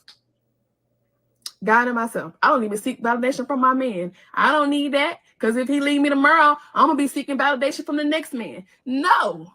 I only need validation from me. I only need validation from God. Not no man, not no friend. Friends here today, gone tomorrow. Men are here today and gone tomorrow. Seek validation from yourself. Stop seeking validation from your peers. Now, from your neighbors, from your family members. Now, in her talking about seeking validation, something just actually came up here. She said something. Men are here today, gone tomorrow. Now, what I would like you to think about, Brianna, is this. If you understand that men are here today and gone tomorrow, you would slow down on introducing men to your children, because it doesn't work that way for children. And you may have gotten up to a place in your life to where you can write men off and replace them so easily and heal from that and replace them and have another one by tomorrow, like you will say shortly. But your children get connected to those men, okay? And what will happen is they will develop these walls because they've been connected with all these men, involved with all these relationships with these men, that they now won't be able to connect. They'll fear it because they've had their hearts broken so many times after the breakup, and they no longer are connected with these men. Often are told to look at these men in a negative way. So while men may come and go, you're not acting like that. You're acting like this man in your life is here to stay because you're giving him access to your children. Now, if you're not aware, I'm sure you are, but he uses your baby girl to provoke and antagonize your ex-husband. This is child abuse because he's abusing, the opportunities that he's spending with your child. They're not intent on being serious. They're not contrite. They're not from a sincere place. They are to manipulate. They are to antagonize. They are to hurt. They are to make money on his pages. And you criticized my brother. You told him that his relationship with his daughter online was just so he could get views, and that him singing with his daughter wasn't real. Well, you know this isn't real because that girl ain't even Janelle's daughter, right? But you know that man is getting on live with your daughter or posting pictures and things like that to antagonize my brother, and you're allowing that to happen. That's another thing that you're not putting your foot down with and stopping. Now, he could be gone tomorrow, you said. And if he is, then that man would have played with your daughter's top. You said, don't play on my children's top. Amora is being used and dangled. So while she's becoming emotionally connected with this man who's pretending to love her just to hurt my brother, okay, it's going to be hurt in feelings and emotions that's involved in this. It's going to be the other children by watching him interact with her more than them. All parties will be affected, and you allowing that to happen. Another thing, people said that I was mooching off of children, off of single mothers, when Ligris said that she made that she charged me for doing some type of thing for me, right? Or she got a car fixed for me or something like that, and I was using her. Well, what's worse than a woman giving away all her money to a man that she barely knows is the man that accepts that money, okay? But you guys are full aware of Brianna's situation and the things that she does for this man who did not father her children, who really just came into her life, and you don't criticize him for being a user of a single mother, right? But if Ligris accuses me of allowing her to fix a car for me for $200, okay, you guys will say you used her. But I digress. I digress. Let's continue. From your best friend. Why you looking for their opinions for? Why you all in the comments looking to wait for somebody to tell you look good? Tell yourself you look good. Do you believe it? If you don't believe it, then you need to start figuring out how you can make yourself look good for you to like it. Or you need to figure out how to go on and love yourself in spite of your imperfections. That's what a lot of people don't know how to do. Got to figure out how to love yourself. Love yourself. Stop seeking for everybody else to love you and put love in you and pour into your cup and give you what you need when you can give it to yourself. Fulfill your needs to yourself. Pour in your own cup. Pour in your own cup. What we doing? What we doing? Get on Facebook and because something got 2 likes, 3 likes, or 100 likes, now you, I don't think they like me because I didn't. What? What? Who cares? Man, listen. Okay, so think about this, Brianna. You said, who cares, right? Think about this for a moment. On those pages that they will not reveal who they are, but they talk about people all day. If you guys ever see these pages, look in the comments, look at the likes, look at the page who liked it, look at the commenter who commented it. Have you ever noticed that they're fake pages? Have you ever noticed that 98% of the people who comment on all of those pages are fake pages where the people will not reveal who they are? This is because they know they're wrong and they will not put their face behind the position that they're taking. They know what they are praising online is absolutely detestable. So they will not put their actual true face or person with it. But notice on the other side, when people are speaking against the harm that she is causing for the world and her husband and her children, there's a face to it, right? Because people will feel more apt to stand behind the decisions they make when they're in the righteous direction. But people will hide their face or hide their hands whenever they are doing something they know is inappropriate or wrong. So people will pipe you to hell behind the mask. However, if they reveal themselves, they're more likely to speak their truest feelings and emotions, right? So if you go look at all those pages who'll be talking about other people on those pages and look at the likes, the comments, the shares, they're shared 2 fake pages from fake pages. And guess what? They don't get any more than about 30 likes either.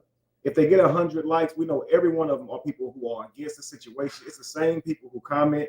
Go look at the comments. Go look at the people who are commenting. Look at the people who like. It's the same people on every post that like and comment. So there's no following being garnered on your side either, love. In fact, it's dwindling every single day. And the following that you do have is fake bots and people who will not reveal who they are. It's literally unreal that nobody on your side will come out and show who they truly are and what they look like. But they'll sit up all day and talk about what somebody else looks like. Sometimes I wish their webcam would accidentally come on so we could see who's talking about us. And if you could see them, they would not get to you. They would not bother you. If you could see them, you would see exactly why they are online at 3 in the morning talking about you. I'm talking to all you other content creators out here who are so bothered by what the Beehive and all those other people be having to say about you. If you could see what those ladies look like, if you could see them, if they would reveal themselves, trust me, family. All right? So while she's trying to point out that not many people are interested on this side, there's nobody interested on that other side. Okay? Let's continue. It's created by Bree supporters. It's followed and watched by Bree supporters. And that's just the end of it. No new people are stumbling across that page saying, I want to be a part of that. I swear to God, they're not. Let's continue. Let me tell y'all something. The most money I ever made was off drama from October to December. Drama. Listen. If I cared about $1, I would still be on here giving y'all drama. See, as much as I did not speak on this situation, you said, I want money. But notice how I didn't talk about this situation.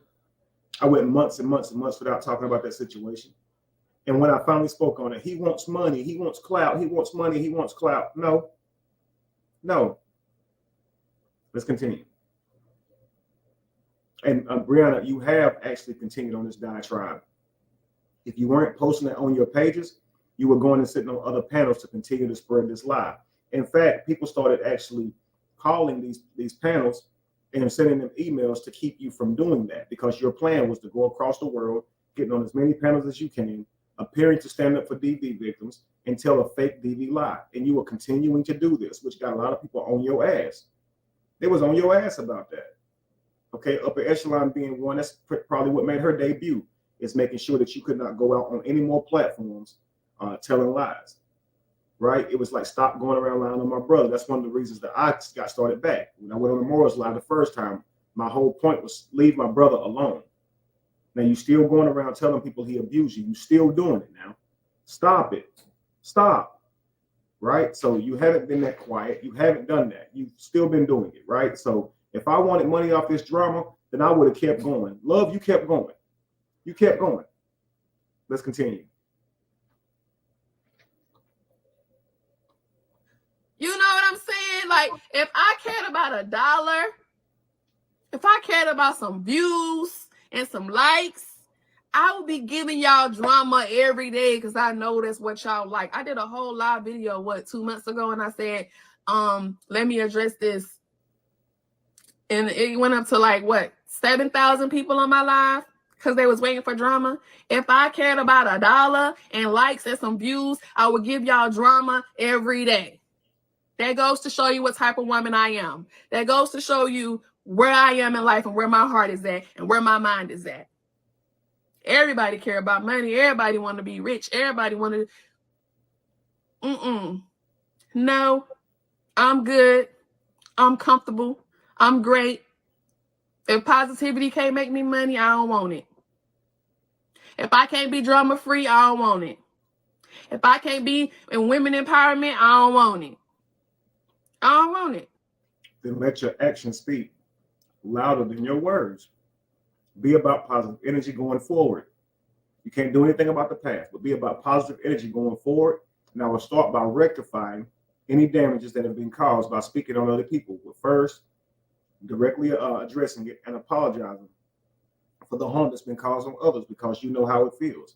And when you've done these things, Brianna, to cause this pain on other people, you were lost, you were confused, you were hurting, you were angry, you were going through a harsh divorce that consumed you, completely consumed you. Why don't you admit that? Why don't you be straight up and then get on your positive path? And potentially a lot of people who you feel like are bothering you and criticizing you daily would fall off. They'd have no more energy or fuel to be on you anymore. Right? Let's continue. I don't want it. If I can't uplift you, I don't want it. I don't want it. October to December, what I was doing, coming live every day, showing receipts, showing receipts, showing receipts, showing receipts, showing receipts, showing receipts. What am I doing? I ain't got to prove nothing to the world. I don't need for the world to believe me. If you don't believe me, you don't believe me. That's on you. That's on you. If you didn't need for the world to believe you, you wouldn't have continued to tell the same story over and over again to try and convince the world to believe you. You said the story one time. If you didn't need the world to believe you, you would have left it where it is. If you believe me, don't, but I told you what happened, right? But no, you had to make another video saying what happened and another video saying what happened, and then go to this platform and say it happened, and then add things that you never said before, and then take away things that you have said before, and then re-add things that you said he'd never done before, and then the things you claimed he never done initially, 7 months down the road, he has done that exact thing that you said he didn't do, but you was just trying to protect him. And it's so many things that you're doing that makes your whole story so convoluted. But the fact remains, you did keep it going, and you did intend on ruining this person's name, and you did care about people believing you. Your speech betrays you, Judas. Your speech betrays you. Let's continue. That's fine. I don't care about that. I don't care. I do not care. I do not care. I'm in a space where I don't need to prove nothing to nobody. I can care less. I'm not begging nobody to be my friend. I'm not begging nobody to talk to me. I'm not begging nobody to be in my space. I'm not begging nobody to deal with me. I'm not begging nobody to do anything with me. If you don't like me, you don't like me. Stay over there. Don't even come speak to me. Don't be fake. Because I can care less. I can care less. I can care less. I have had so much peace, y'all. From January to now, I had so much peace. See, and Sweet Mom said the lady is live right now bashing Rob. Brianna, see, you can make that stop. You could tell her to stop, let it go. The situation is over and done with. I don't want any more problems with it. I don't need you to protect me anymore. Thank you for what you have done, but hey, please just let it go. Use your page to make whatever content you want. You are now free from having to protect me in any way. If I need you, I'll reach out to you again. But right now, let's just let this go, Amora. But you're not going to. She'll be on there tomorrow, just to spite me, to talk about me, to talk about my brother more, proving you have no power over there, or you're directly having it keep going, which is why nobody should leave you alone. It's just how it works. Let's continue. I wouldn't change it for nothing. Not $1 in this world. I done had so much peace. So much peace, so much love, so much happiness, so much joy. Y'all hear that? It's quiet, right? It's quiet.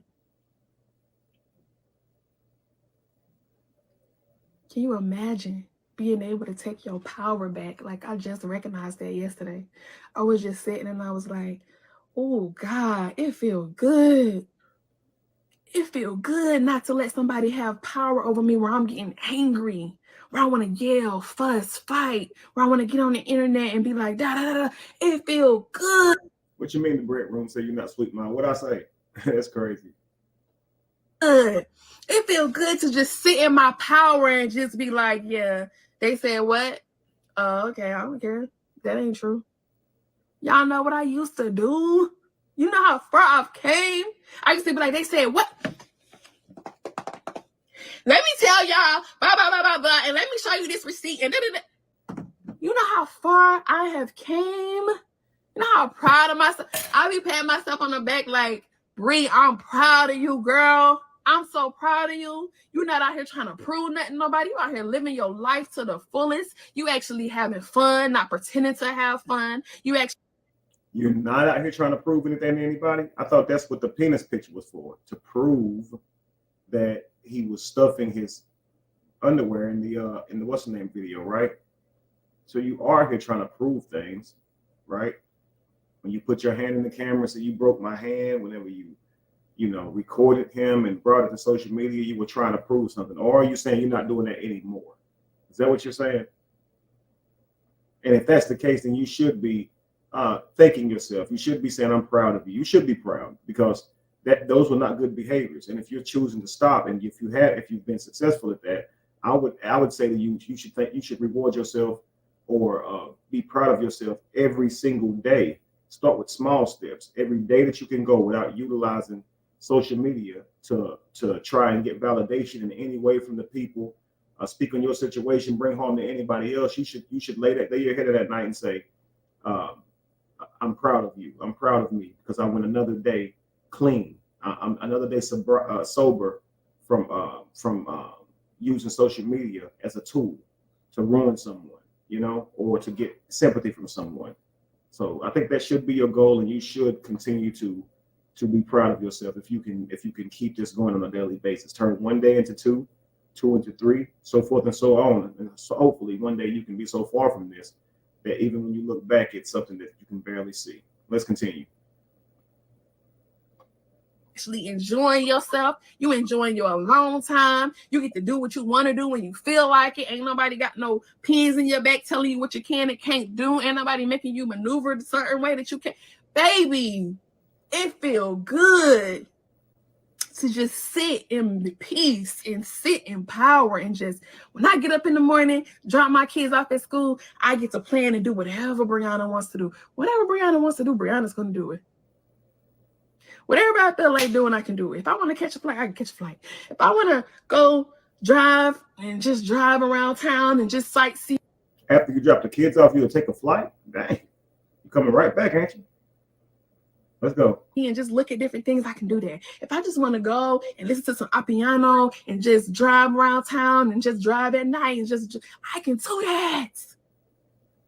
Do y'all know what it feels? Here's the kicker. Everybody knows what that feels like, Brianna. Do you think that that's profound, that you have the freedom to listen to music if you want to, drive down the road if you want to, take a trip if you want to. Everybody has that freedom. This is all about the stuff that your people are doing to antagonize others, the behaviors that you have done to antagonize others. What people are speaking on is that behavior. That's what they're speaking on. They're speaking on the things that's been done to them. I don't know how you get so far left field and think it's about something that it's not about. Nobody is thinking how amazing it must be that you can, once you drop your children off at school, that you can drive around and listen to some whoever Ampiano is. Everybody can listen to Ampiano. Anybody can turn it on and listen to it. You don't have to be special. It's not a big deal. If you were not taking control of your life at some point in your life, that's a you problem. So you may feel this newfound freedom if you was allowing yourself to be cooped up in any way. But you always had freedom, and you should never blame anybody if you didn't exercise your freedom. So be happy that you're living the life you want to live now, and that's cool. But you don't condemn anybody else that you just now made the decision to live your life freely. If you were in a relationship with someone, that's going to come with you having to monitor how you carry yourself with respect for them, just like they would monitor how they carry themselves with respect for you. Example, you didn't want him working with certain women. You didn't want him commenting on certain social medias. You didn't want him going and doing his job. Wouldn't you think he feels free now? He feels free now. But what that suggests is that he allowed himself to be monitored as well, because he was in a relationship. And it comes with a little bit of give and take in a relationship. So, of course, when you're not in a relationship, that you would have what you would call more freedom, because you're not living in a way that would make the other person feel comfortable. You can do what you want to do without considering others. But nobody's holding you in contempt for that. You can do what you want. If you want to go listen to Ampiano or go have a coffee at Starbucks or take a flight, you can do that. Nobody's mad at you for that. I don't even know how we got there. But let's continue. Feel like to just be able to just do you, be you, live in your truth and just be you. Just do you, girl. No more fake stuff. You could just get up and be like, girl. I used to be wanting to do TikToks all the time, get on Facebook all the time. Now I'm just so happy and in love with just peace, y'all. Peace. I don't get on here and read the comments and negativity and go back and forth with the comments. I'm just so at peace with life.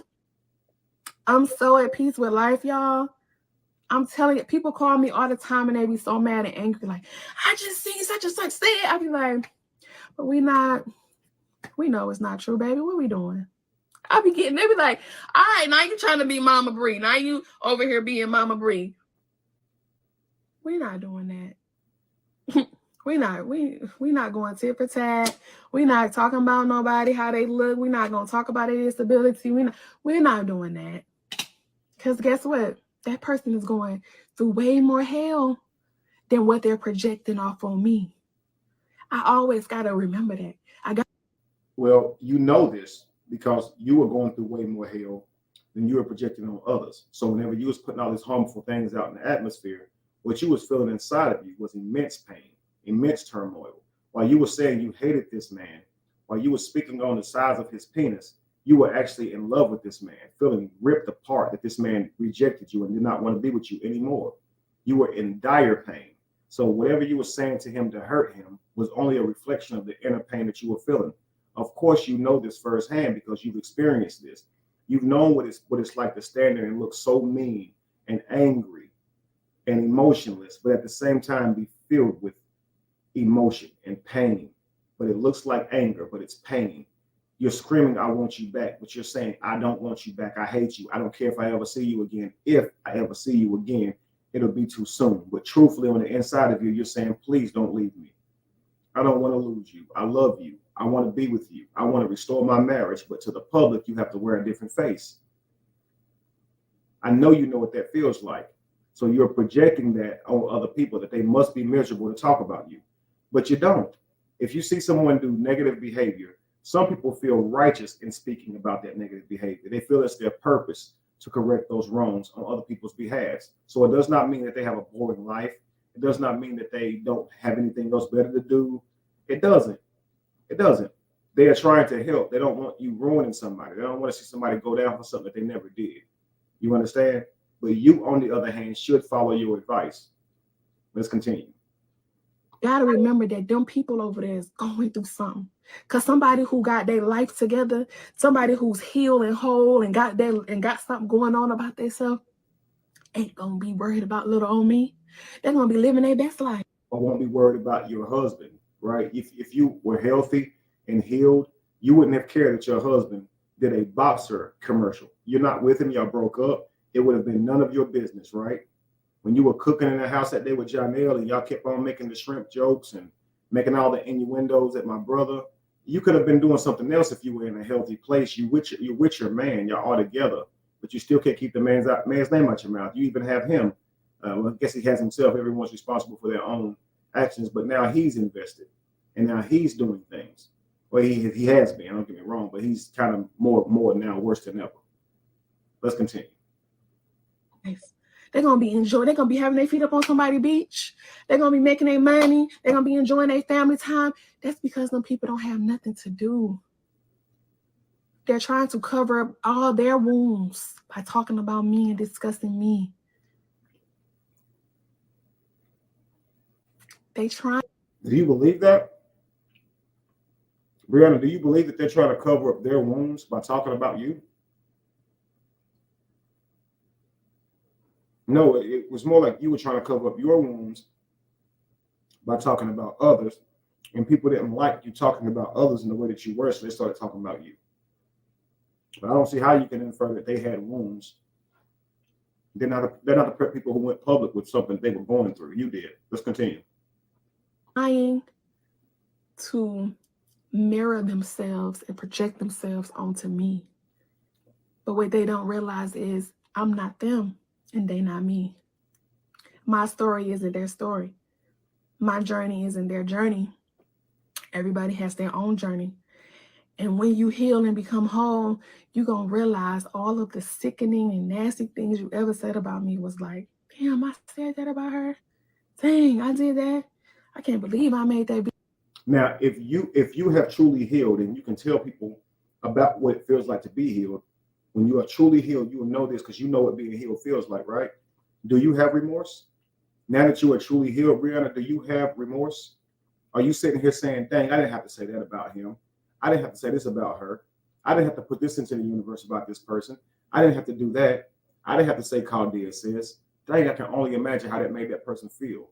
I shouldn't have said this. I shouldn't have done that. Have you felt that remorse? Because if you say that you're healed, then you should actually be able to express that remorse, display that remorse, right? So show us. Let your actions speak louder than words. Prove to us you have healed by showing remorse for the actions that you have put out there. Let's continue. Video. It's only hurt people who try to hurt people. Happy and whole people ain't trying to hurt people. Happy and whole people ain't worried about what everybody else doing. They worried about themselves. They're trying to worry about. Yeah, Amar. Happy and whole people. Don't be worried about everybody else. They'll be worried about themselves. You hear that, Amar? Did you hear that? Happy and whole people. Don't be worried about other people. They worry about themselves. Happy and whole people don't try to tear down. They build up. They lift up. Interesting. It sounds like by this, she is saying you're not happy nor whole. Let's continue. The next trip they about to book out. They trying to worry about the next party or the next, whatever they finna do. They worried about living life and what bills they got to pay. Oh, what's today? The 23rd? Okay, I know I got to pay this tomorrow. Let me go and set that up. They not worried about nobody who don't know nobody. They're not worried about that. So to everybody, every creator, blogger, whoever you are, learn the difference between blogging and harassment and bullying. Because all of y'all who I see talk about me is on the line of harassment and bullying. You're not just discussing news. You're not just being a blogger and just discussing something that happens. You're now at a point where you have crossed the line of harassment and bullying, and I am now taking whatever I need to take to find out who you are with this private investigator and make sure somebody knock on your door and serve you. I'm no longer playing games with y'all. I'm sorry that you hurt. I'm sorry whatever you went through, but I didn't do nothing to you. So I suggest you leave me and my kids alone. Leave me and my kids alone, because I've been living my life. Been living mine. I moved on. I did the work that I need to do for me internally. So it's time for you to do your work so you can stop projecting yourself onto me. So whatever you feeling, oh, she feel like she's better than everybody. You're projecting yourself onto me. I don't feel like I'm better than nobody. I'm just Brianna. I done already said so many times, I'm not that damn interesting. It's nothing to really talk about. I'm not that, what is there to talk about for 10, 15 hours? I'm at a different place in my life, a different place. And I can't wait for y'all to get there. I can't wait for y'all to get to this place where I'm at. I can't wait. But it's going to take a whole lot of soul searching and a whole lot of praying, because it don't happen overnight. It don't happen overnight. It don't happen overnight. Everybody got their own story. Everybody got their own journey. But it's up to you to want to fix you. It's up to you to want to seek healing.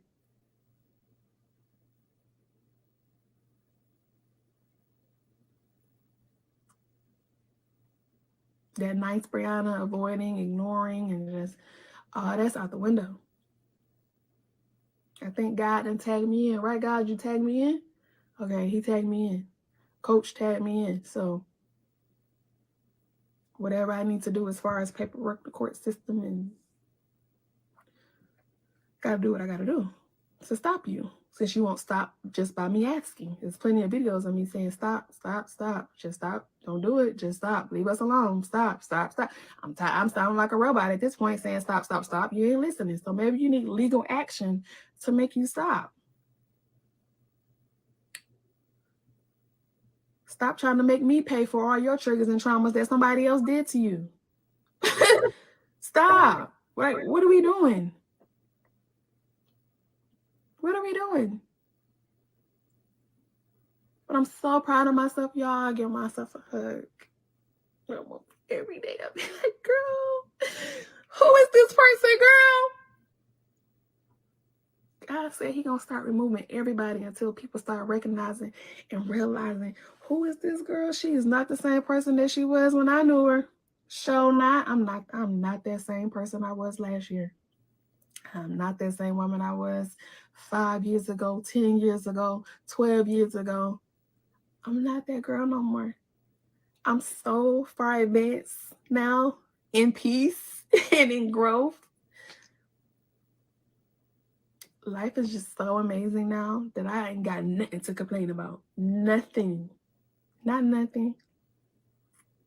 Except for people talking about your children and talking about you online and every day having to wake up. Remember, you got to remember what your video is about. Your video is about, let's keep this into perspective, right? Leave you alone, right? You get sick of every time you wake up, somebody talking about you and your name in somebody's mouth, where you fly to, how you dress your kids, what color your poop was, right? Every little detail. But now your life is so good, you don't have any complaints. Come on, man, be honest. We got to stop the cap. Stop the cap. Clearly, you're disturbed by what people do to you on a daily basis. And it's understandable. You don't have to front and try to look cool like you're unbothered. I don't know why we're so desensitized, why we try to appear to be so desensitized. Man, you know, we all have an ego. We all have a bit of that. None of us like being talked about and ridiculed. Regardless of how much money that you're making, Brianna, regardless of where you're able to fly to and things you're able to do and the pianos that you're able to listen to, it bothers you when people talk about you, even with a pocket full of money in the Bahamas, listening to piano, because you're making a video about it. Life's great, but still, let me try to get y'all to stop talking about me. No, regardless of what's going on positive in your life, you don't like waking up to this social media ridicule. Let's be honest. And what you need to know is none of us do too, whether we work daily jobs, whether we don't have a job, whether we live with our mama, whether we don't. We're all human, and none of us likes being talked about online. At least you rich though, right? At least you have your life together. But even you care. So you know those people who don't have their life together, the people who are not making a lot of money from social media, they're definitely not going to see it as worth it, that they're being talked about to the degree that they are. So they're definitely going to be outraged and affected by it, probably more so than you, because at least you getting big checks out of it, right? Let's continue. Not nothing. God is good. Stop seeking validation from others and seek validation from yourself. Start practicing self-love, learning how to love yourself. Start taking time out for yourself. You know? Do what you need to do for you and stop waiting for everybody else to do it for you. If you feel like, oh, I'm loved, or I'm living because of my kids, or I just get up to do this because of my kids, you're not living, sis. You're not living. You're not living. You're not living. If you have an excuse as to why you're living, you're not living.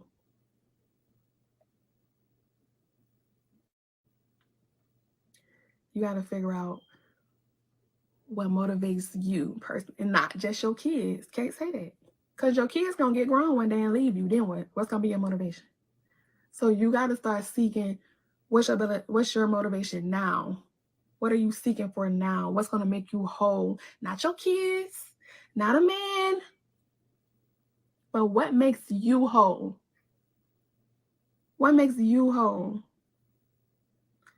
Not money, not gifts, not flowers, not toys, not bags, not shoes.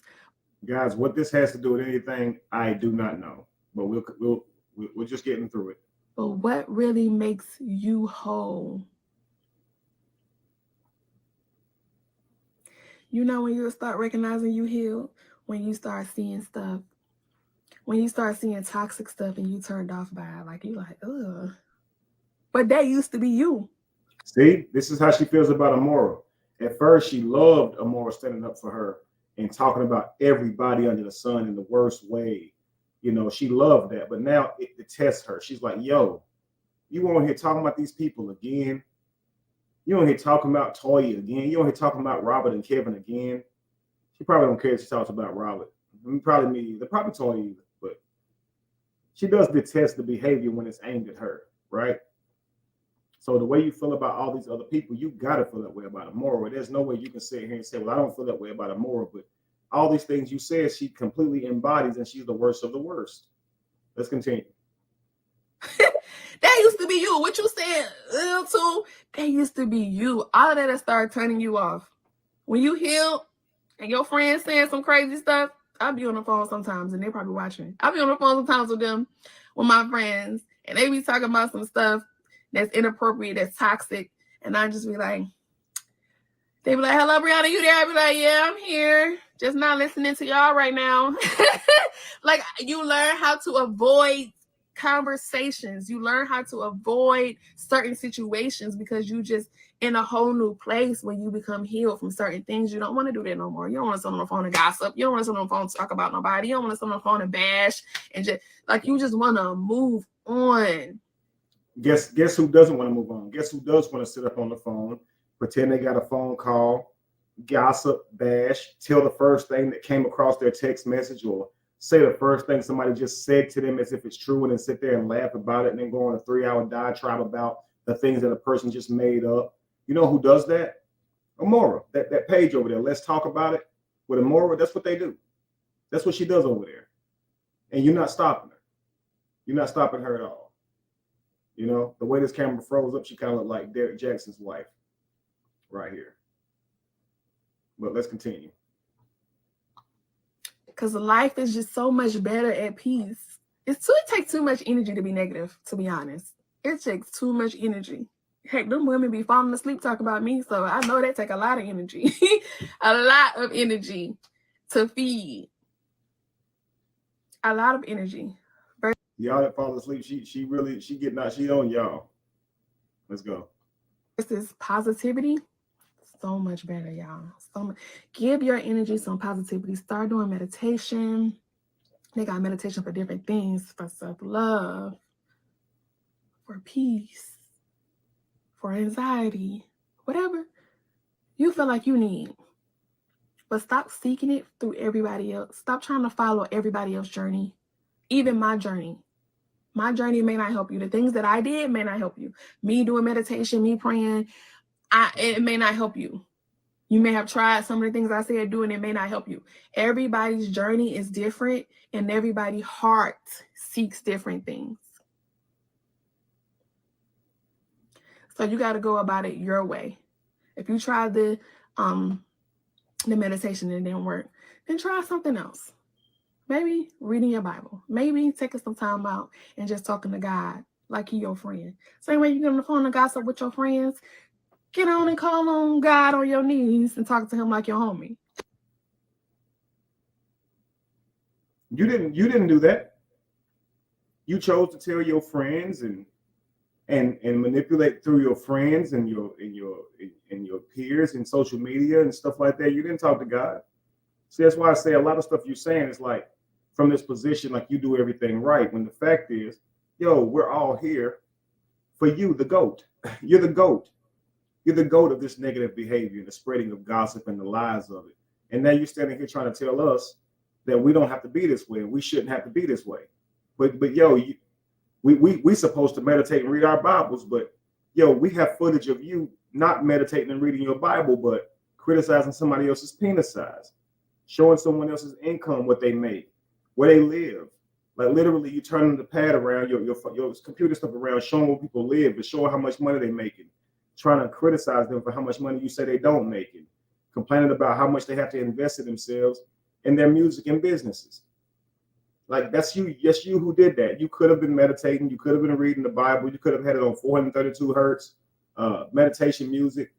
You could have been doing yoga. You could have been deep sea diving. You could have been doing anything. But what were you doing? On live, making phone calls, gossiping. Hey, daddy, didn't this happen right here? Hey, ex-boyfriend from 7 years ago, didn't this happen right here? Hey, other friend who I've been telling lies to, didn't this stuff happen right here? Hey, didn't this happen right here? That's what you was doing. You wasn't reading the Bible or meditating. This is a result of you not reading the Bible and meditating. Don't you get it? And now you're telling other people that they should be meditating and reading the Bible. You have to be accountable for the splashes you made in the water. You disturbed the water, and these people are going to talk about you possibly for the foreseeable future. The only way I believe that you can reduce a lot of it is to correct the things that you've done by admitting them. But right now you're not. You're denying them. Let's continue. Like it takes nothing when you just take time out for him. Start putting him more first. Stop trying to be in so much of the negativity. Start back focusing on the bigger picture and what God has for you.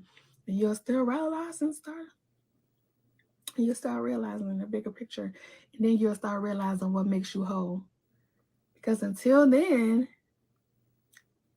you're going to forever be lost. You're going to forever be seeking validation. And you're going to forever be seeking for people and things to make you whole.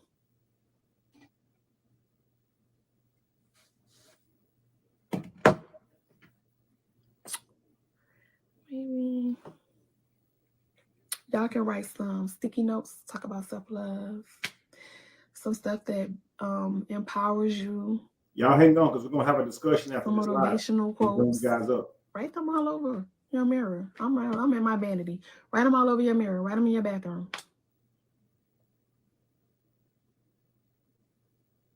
And just get back to motivating yourself. Get back to pushing yourself and stop seeking for other people to push you. Stop seeking for other people to, give you things that only you can give. Because yes, other people can fulfill you with things and words. But guess what? At the end of the day, when those people leave you, you're left with nothing. So if you can't motivate yourself, if you can't uplift yourself, and you can't pour love into yourself, and you're seeking it from people, things, money, what you think gonna happen when all of that leaves? What do you have left to give to yourself? Nothing, right? You're left empty. So start figuring out ways to make yourself whole again, to fulfill yourself. Because it's really important. Nobody else can do that for you. People come and go every day, just like the leaves on a tree. Just like the leaves on the tree. Don't miss out on your blessing.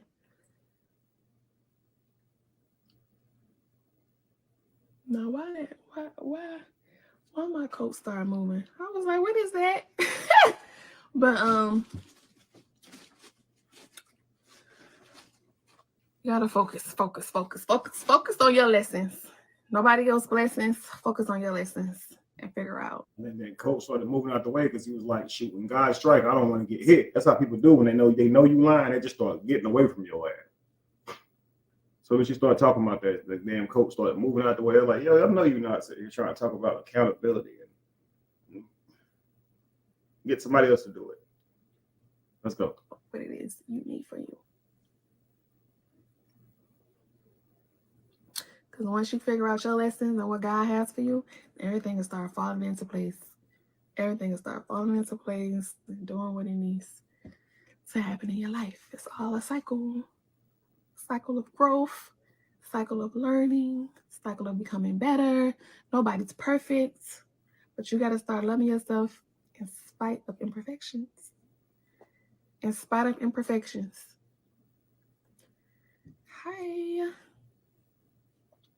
All right, y'all. I've been on here with y'all for an hour. That's crazy.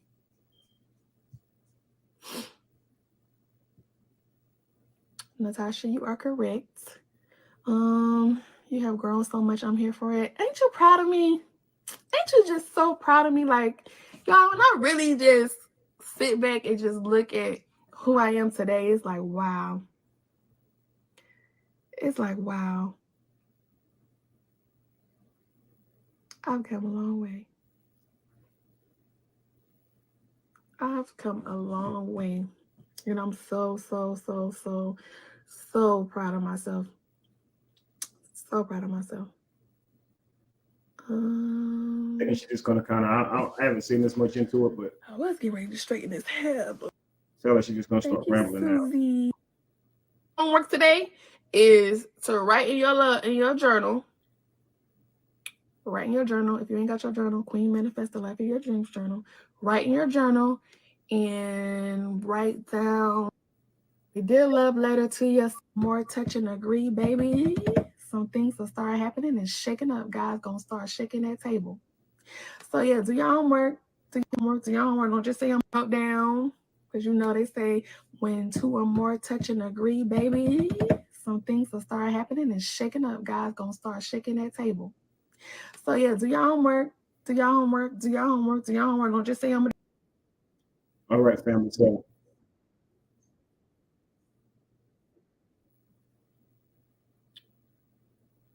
all right, so I'm going to show you guys something, okay? Because now we've seen the person, but now we have to look at the cognitive level of the people that we've been dealing with. Now, many of you guys notice a consistency in her and Sierra, the mental level that they both appear to be on, right? The misappropriation of certain words, the not being able to pronounce certain words. You guys can recognize the consistency in this, right? And what you have to understand is that is a display of intelligence. Their ability to be able to use logic, to be able to use critical reasoning, all is displayed in your ability to speak. How much you care for yourself shows in how you speak.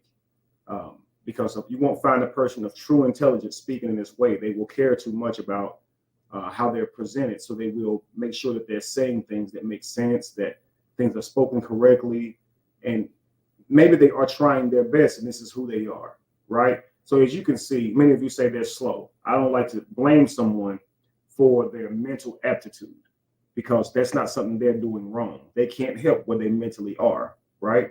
It's just like someone who is not really blessed with a lot of physical strength or size.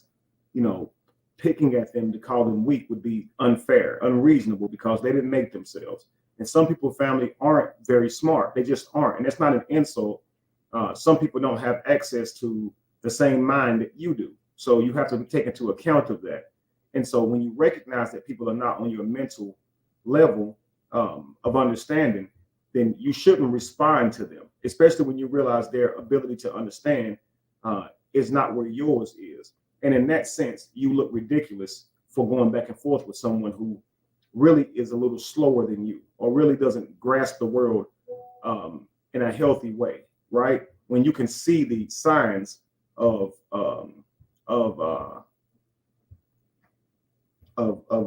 you know, things are not cognitively there, you know. So you guys have saw Sierra, you guys have saw Brianna, and you guys have saw kind of how they talk, right? I'm going to show you guys something, and you'll see what I mean by understanding that this is almost like a you got to recognize it when you see it, so to speak. Give me 1 second. Let me find it.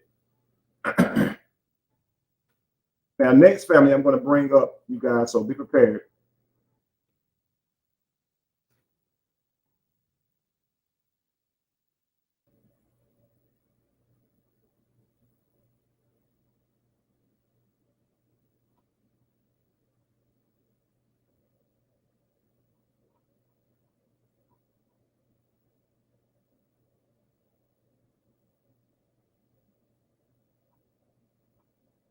Give me 1 second.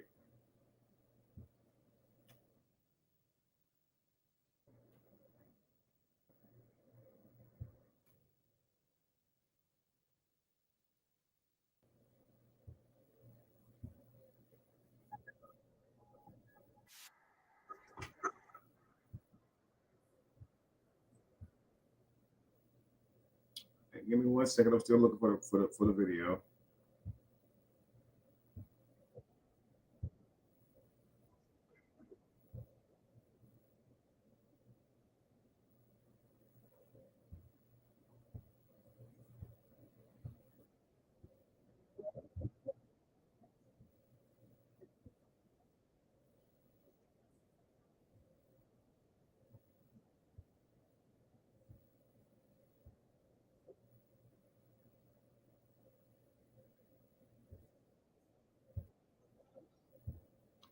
Here we go, guys.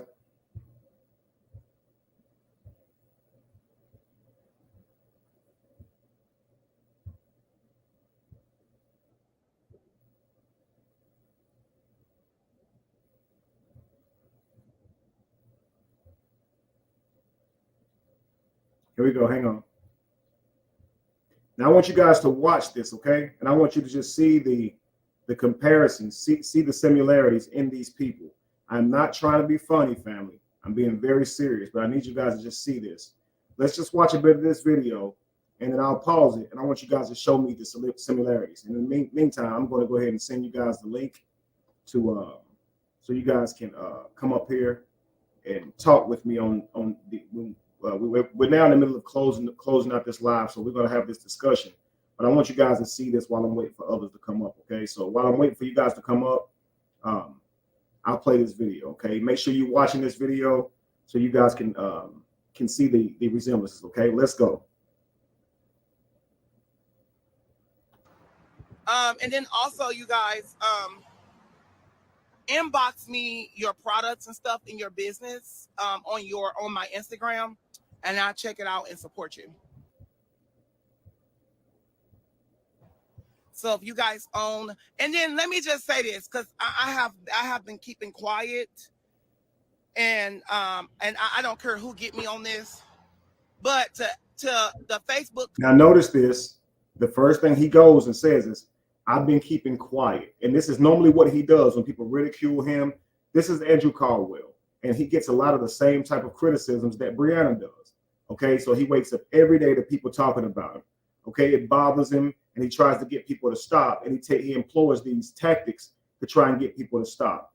He also believes that when he's quiet for a certain amount of time, it does something. He presents his things the same way, same style. Now, the difference in Brianna and Sierra and Andrew Caldwell is Brianna looks more normal than they do, right? And so you can actually see it on their faces and the way they carry themselves a little more than Brianna. But when you listen to the actions, listen to the tone of voice, the talking style, and the way that they navigate their conversations, you can see that they're about on the same mental level. Okay, let's continue. Literally every time I hear her speak, I hear this guy. I hear him. I've been saying this for the longest, guys. But let's continue.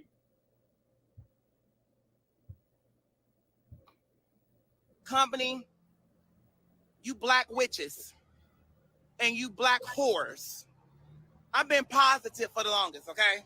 Now I'm gonna say, hi, how are you? See how he goes to how long he's been positive followed right behind calling women black bees and black witches and black whores. You hear how derogatory this is? And here he is, he's going to offend far more than who he wants to offend. So apparently people are bothering him. And so when he talks at people, he lashes out, he goes the farthest. So he is saying these black witches and these black whores, right? Are you noticing that? Right now, watch how he, in a few moments, he's going to say black queens because he wants to clean up what he's just done. And he'll believe that it's perfectly fine that he is that inconsistent in how he speaks of women, right? But let's continue.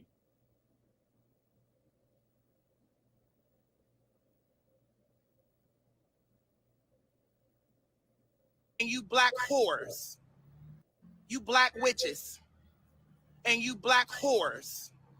I've been positive for the longest, okay?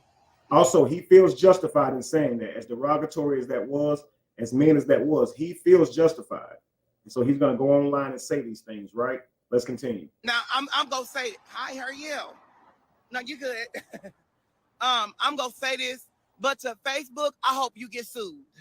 To Instagram. Imagine walking down the street and seeing somebody going in on a camera, just like, you know what? You this, that, and you know what? I'm going to do all this stuff. And then somebody walking up, you go, and they go, oh, hey, how you doing? Oh, no, everything's okay. That's fine. Yeah, so back to what I was. Like, just imagine how crazy you would feel to watch somebody doing that. You'll be like, right? Let's continue. I hope you get sued by the governor, okay? You know exactly what you're doing to my Instagram, and you know exactly what you're doing to my Facebook. And I know for a fact it's a witch that's doing it, okay? But guess what? I made $7,000 for these 2 days, today and yesterday. My weekend sales on my boutique, they've been selling, honey. Now, here are the similarities, guys.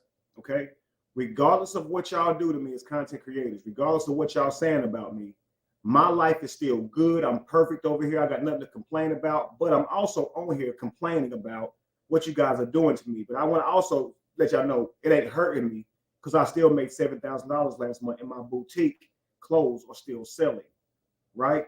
Can you guys see the similarities here so far? This is how their mind truly works. While they're trying to get you to stop doing something to them, they also want to pretend that it doesn't bother them at all, right? And that you're not affecting their life. And they're actually, in fact, living their best life, making their most money, and they are the happiest they've ever been. But they're all live addressing you, angry about something that you said, even though their life is appearing to be great, right? But based on if you let them tell it. But the emotional turmoil they're feeling inside, though, is truly they want you to stop. So everything else they're doing is a lot of cap and lies, deceit, to hide that they're very bothered. Okay, let's continue. You black witch, take that off my page. They shadow banned me. Like, well, Meta is tied to Facebook and Instagram. So when you're buying fake followers, then you're going against their policies. So they are going to shadow ban you, you nimwit. a lot, Tammy, a lot of celebrities that you get shadow banned, they shadow banned me. So because I've been bragging, I'ma say it. Yeah, I'ma say it. You black witch, because Facebook has a lot of black people who work in higher positions in that company. And a black woman said she had wanted me to do an event, and her Instagram said she worked for IG, and she did, because I verified it, all that. So I didn't do it, right? And I'm not going to do it. So the next day, I know my numbers on Instagram, Facebook, when I go live, I noticed I've been shadow banned. I'm just being real with y'all. And now I'm shadow banned on my Facebook page. Maybe I'm still at 300,000. Just know, and this goes for every person that, I don't care if you a judge, a police, I don't care if you was the mayor. You do not respect me, I don't have respect for you. I'm not going to kiss your butt. I'm not going to bow down to you. I don't care where you work at. I don't care who you are. Unless your name is Becky Damian. Okay? I built this platform. Okay? I built my platform. And I don't need yours. And I don't need to pop up and do pop-ups to take pictures. I do it when I want to. I said that, not everybody know. Now, I noticed that on Facebook. Yeah. So, because a lot of people don't get my my notification when I go live. I never had 50 likes, 20 likes. Like, please, Debbie, you would never humble me to make me. Now, guys, you kind of keep in mind, they live in their heads. That's all they have access to is their minds. And what we're trying to do is criticize them for their lack of critical thinking ability. When they think they're on there making perfect sense, they don't realize they've strayed so far from their original position and point, and they now own to something so far from it. And it'll look to us, we're like, what the hell is wrong with them? But they don't know that. And it doesn't matter, man. I don't think they really have people in their lives who tell them that. And so when you have access to the internet and everyone can just get on here, there's going to be people like this that's on here who don't have the same mental capacity as you guys, as most people. And they're not going to know. And what we're doing is we are rewarding their bad behavior with validation because we're seeing them as being entertaining when they are ruining their lives by trying to entertain us. But the things they're doing is not healthy decisions. And most of us that have a critical thinking mind, we know what they're doing and saying is going to eventually catch up to them and hurt them. But what are we doing? Encouraging these people who do not have a lot of intelligence to continue on their charade. And that's exactly what we're doing with Brianna and Sierra. You guys can't see this as the same person. It's the same spirit. It's the same mind. They're on the same mental level. And you guys may say, ah, ha, ha, ha, Kevin, you're trying to make fun. No, I am not. I'm very serious. I study people. I've been studying psychology for many years, family. Okay?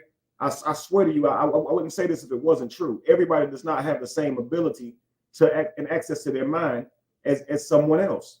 So the way that their life looks is the best that it can look. It's the best they can do. So this person is not spiraling out. This is who they are. This is the best, this is the most they know. So they would actually need somebody to help keep them on the straight and narrow. They need a solid friend who has a little bit more intelligence, and they need to be receptive to what that friend would be telling them and things that they shouldn't be doing and saying. They need more help on living and guiding their life. These people would be lost without true guidance and leadership. That they're not that mentally adept, family. And what we're doing is we're rewarding these people by giving them fun, like big platforms, because it's fun for us to watch them. Yes, we're very entertained by their shenanigans and the stuff that they get up there and say. We are very entertained, but they are miserable when they see how we respond to that by making videos about them. This is a page that's dedicated to only talking about this guy. And what they do is they take all his videos and they make fun of him. And while the stuff that we're seeing may be funny, it hurts his feelings, man. This is the guy who said, I don't like men's no more. And because he said men's instead of men, they clowned him for that, right? I like women. If you saw this, it's the famous video from a long time ago when he was in church. He goes to church the same way. He uses church to cover up his mess the same way. And he went to church and he stood up to say, I don't like men's no more. I like women. And I think he had a purse on his arm that day, okay? And they gave him a hard time, and that's what made him famous. And so since then, everything he does is met with a lot of ridicule. He'd like to get up here and make his videos and get off, and nobody talk about him. But the fact is, they're going to see and recognize the nuanced patterns of his mind, of his brain, and they're going to make fun of him. The words that he says wrong, they're going to type it back in the comments to mess with him, and then he looks at that and gets infuriated and goes off. Okay. And this is exactly what's happening with Brianna and Sierra, and how you can see how people commenting can cause people who are of low emotional capacity or low mental capacity to spiral out of control because they don't really know what to do in those moments, family. So again, this is not me picking at them, but this is saying that they are on the same mental level. That's nothing to pick at, because none of us can truly be responsible for our mind. You can't take credit for being intelligent, and you can't take credit for not being intelligent, family. If you recognize that you do lack intelligence, though, your goal should be to put people around you who have a little bit more intelligence, who can help you with your decision making. You understand? But let's continue, family. And you'll see people in these comments cheering him on, praising him, going off on people to keep him going, man. And this ain't good for nobody. This behavior for him is not productive for him. it's only entertaining. It's only beneficial to the people who laughing at him. So they're not really his fans. They're actually just laughing at him. And that's what they're doing with Brianna. That's what they're doing with Sierra. They are just laughing at him. Let's continue. Yeah, he fake speaks in tongues. He does this. It's the same. Listen, they all act the same way. I'm not making this up. They literally act the same way, regardless of what they look like. It's the same person. I promise you. Let's continue. Feel like I'm you. Maybe if I have to go if I have to have my lawyers to send out a letter to Facebook, believe me, I'm gonna do it. What is Ryan gonna do besides get shown the Instagram and Facebook policies you violated?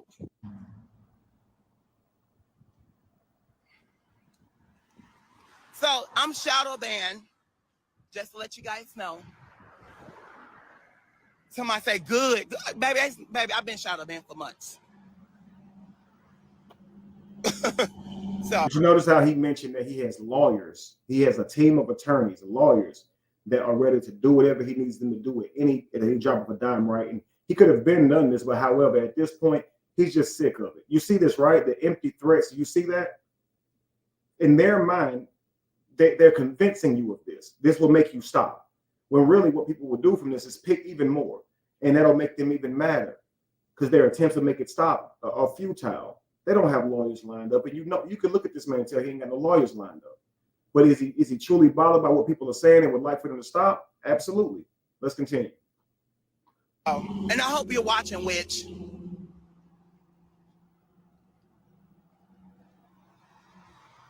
Okay? My attitude, I don't have an attitude. I go off energy. And just because I don't care, honey, let me say this. I'm going to be done. I'm going to say this. I'm going to be done. I'm going to say this. I don't have to do nothing. Just because you email me and you invite me, just because I don't care what company you work for. I don't do everything just because it's brought to my attention. And you guys should be like that as well. Pick and choose your battle. But you see no problem running down to a beauty buzz event that was hosted by women for women. Now notice on Brianna's video, right?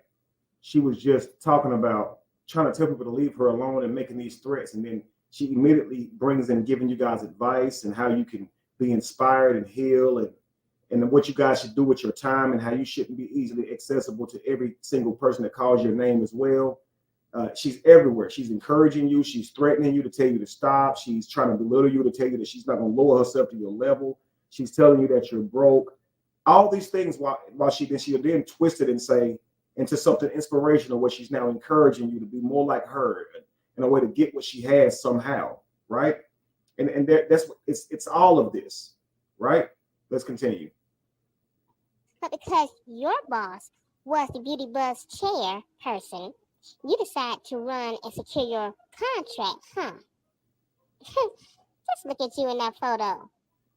Posing like the women. Yes, honey, yes. Pick and choose who you want to work with. Y'all go, I really hope y'all be learning from me, child. When you walk into a room, you own that room. Okay? You own it. Who else believes like that? When you walk into a room, you own it. I'm Big Bree, not the little one. I made myself. I'm this, I'm that. Who else feels this way? They have a lot of confidence. Sierra has a lot of confidence. Okay. Hair look like it ain't even gonna go there, but she has a lot of confidence. Okay. We all have to be careful before disturbing that water. Forgive me, Sierra. I'm not gonna talk about how you look physically, but you guys have a lot of confidence, and a lot of people can't realize where this confidence is coming from. Let's continue. Years ago, Miss Juicy, I love you. Yes, Miss Juicy. Yes. Mama, I love you, girl. I love you. I see, man, my mama. I remember she's in Atlanta. And she was real sick, and I went on a fast. Now, I had to stop for this comment. Is he thinning? Is he losing hair? Andrew, whoever's doing your hair, tell them the braids got to stop because... But notice how he's telling the public about him fasting. This is what Sierra had a problem with Brianna about. Hey, if you fasting, keep that between you and God. You don't have to make it a public thing. But so they do have some type of disagreement sometimes, but how they carry themselves on the norm is similar. Let's continue. It's pulling all of your edges. A prayer for her. Oh my God, I just love that woman. She really motivates me. But you guys remain positive. Love yourself. Folks are sneaky. Love yourself. Remain positive. Love yourself. You hear all this? This is identical. Now, this live, let's see when this live took place. Or when it was recorded and uploaded here, because it had to happen before this. That was this was 3 weeks ago, family, that this video was posted, right? 3 weeks ago. And it seems that Brianna watched this person's video and emulated it, tailored it to fit her narrative, and just copied it. But she does not know who this person is.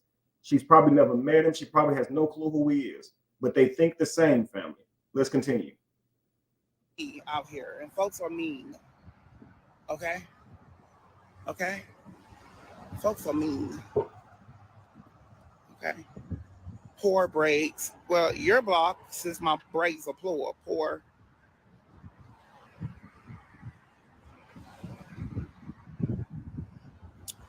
I needed to hear this. Baby, I'm telling y'all, honey, y'all better start listening to me. Start listening to me, honey. You go far. You'll go far, all right. Straight to the jailhouse for fraud.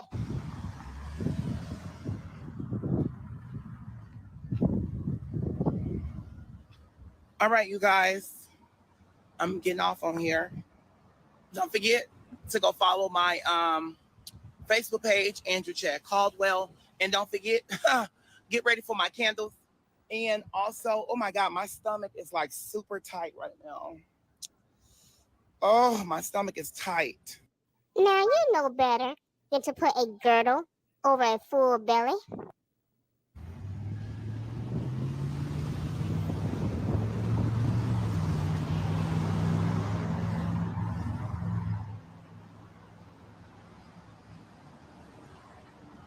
Okay.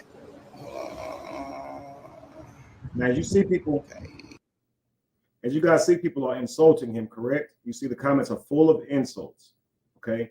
And eventually he starts responding. He's done good up until this point. So he's about 8 minutes and 8 seconds in, and he has yet to truly respond. Somebody said something about his hair was thinning. He didn't like that. He told that person he was blocked. But eventually it'll get to him. And watch how he responds, family. Let's go. So I love you guys. I appreciate that. My stomach. No, somebody said, "Are you pregnant?" No, your mom is. Let me know when she do. That's if she have it. Now I want you to understand that when he's upset, when these people are upset, they do not care what they say. They do not care. They aim to hurt.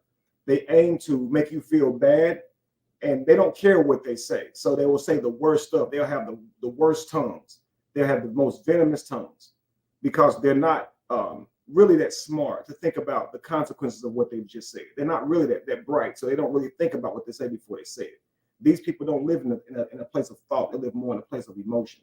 Do you understand? So whenever he's upset that somebody said something to him, it's I'm going to go all out. So he immediately goes to talking about this person's mother, right? Let's continue. See, there you go, wanting to talk about people's mamas. Now, if we got up here and said everything wrong about your mama, then you want to sit up there and call Ryan. Stop talking about people's mamas. You don't want no one talking about yours. You're going to talk about the wrong mama, and your mama going to end up wearing all black. No, my stomach's tight because I had liposuction and I had a tummy tuck. So it gets real tight when you're working out. So, yeah. But your mama might be pregnant. Congratulations to her. Do you have your waist trainer on? You should keep it on. I don't have to. My 6 months is, I don't have to work after 6 months.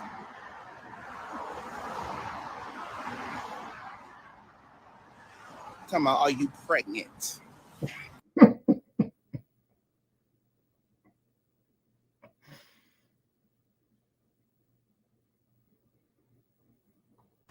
Not anymore. I'm not 900 pounds no more. Andrew be clearing y'all. Sure do. See, and there goes the praises. Andrew be clearing y'all. I remember when Brianna went live and she said, you messing with this guy, right? You doing this and that, you doing this and that, you broke. And they said she got Kevin together. I think that made me madder than anything that anybody said, saying that she gathered me up. I never heard that term before, and I still cringe every time I hear it because it's just a trauma. Like they said she gathered me up. I was like, damn, that's crazy. I never heard that one before. But they said Andrew be getting them together. Andrew be setting them straight. Now, what Andrew just did was he lashed out. He went to talking about somebody's mama. They did insult him. They did try to say he was pregnant. But look at how he responded to that, right? And then what he gets is congratulations, and he gets praise. So he thinks that that's good how he responded because he doesn't have the mental capacity to understand that was negative behavior because he got good validation from it, right? And so a lot of people like this, you can pipe them into jail or hell because they don't know what they're doing is bad. They're only gauging their behaviors off of what people tell them. So if someone tells Brianna, like you told Kevin about himself by saying he was gay and blah, blah, blah, wooty woo, she may metabolize that as that was a good action. If she is trending after saying these things about my brother, small penis, whatnot, shrimp, or going to jail for even posting this picture, she will say that, hey, that's good behavior. At least I'm trending. At least I'm being talked about. So they have a very difficult time with understanding when they've made a bad decision. So they really need the world to tell them when they've made a bad decision because they're not smart enough to know. And that's not an indictment against them. They just need help. If someone struggled with walking, you would say simply they need crutches and you wouldn't feel like you were insulting them. So if someone has an issue with how they process in their mind, they simply need people who can help them process better, right? Because them left to their own devices, they would process things in the worst way, leading to the worst actions. But let's continue. Don't get mad. Well, don't y'all need to understand, and this goes for those that screen recording. Don't get mad when I throw a shot back at you. You throw shots at me, I'm gonna come back at you with the bullet. You're talking about Now, these bullets. From that aspect, he feels like he makes sense, right? If you talking about me, don't get mad when I talk about you. But think about this. They were talking about people's children for how long? How long were they talking about people's children, family? Quite a long time, right? How long were they talking about people's loved ones? Quite a long time, right? And as soon as someone spoke about her child, now all of a sudden it was a problem. But hey, in the words of Andrew Caldwell, how are you going to act shady now when someone returns fire? Because y'all was the first person talking about people's children. And then whenever it's returned back at you, oh, now it's wrong, right? But they also feel like, Kevin, you came for me, you was bothering me, so I get to call you gay. Well, these other people get to talk about your kids then because you've been talking about other people's children and allowing other people to do so. Why can't you take the heat? Why are you still in the kitchen? Right? Let's continue.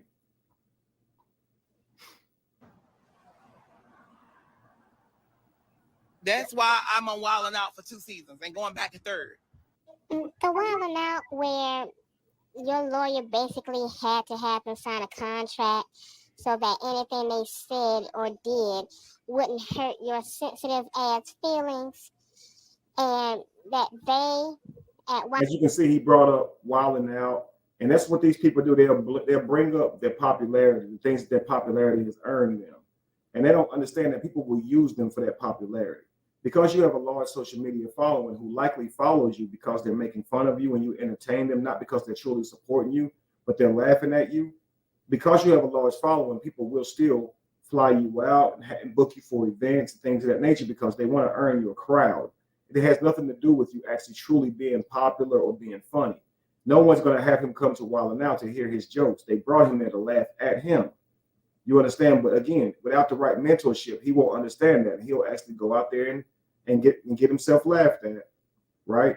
And it's the same way whenever they're calling you, Brianna, to ask you come speak on these panels. Please do not see that as some testament to your success. No, you have a large following. They believe by having you come to that event or speak at that event will help sell tickets and things of that nature. You understand? But then when they realize that your support is that of people who just follow you for entertainment, and they think that you're funny, not that you're funny by your content is funny, but that you are funny with the things you do and say. How you talk is funny. The words that you mess up on constantly and never correct, it's funny to them. And that's why they follow you. That's why they protect you so much. That's why they defend you so much and be like, y'all leave her alone, because they recognize that you're not that smart. I swear to God, people do not defend intelligent people to that degree. They always try and say, the way you could know is if you are mentally there or not, is if a bunch of people make excuses for you. If a lot of people make excuses for you and your actions, you're probably not there mentally. And so what they're doing is they're trying to defend you without offending you. Do you understand? People who people know are intelligent and things of that nature. No, people don't defend them. They hold them accountable because they know they're smart. They know they understand what they're doing, right? Let's continue.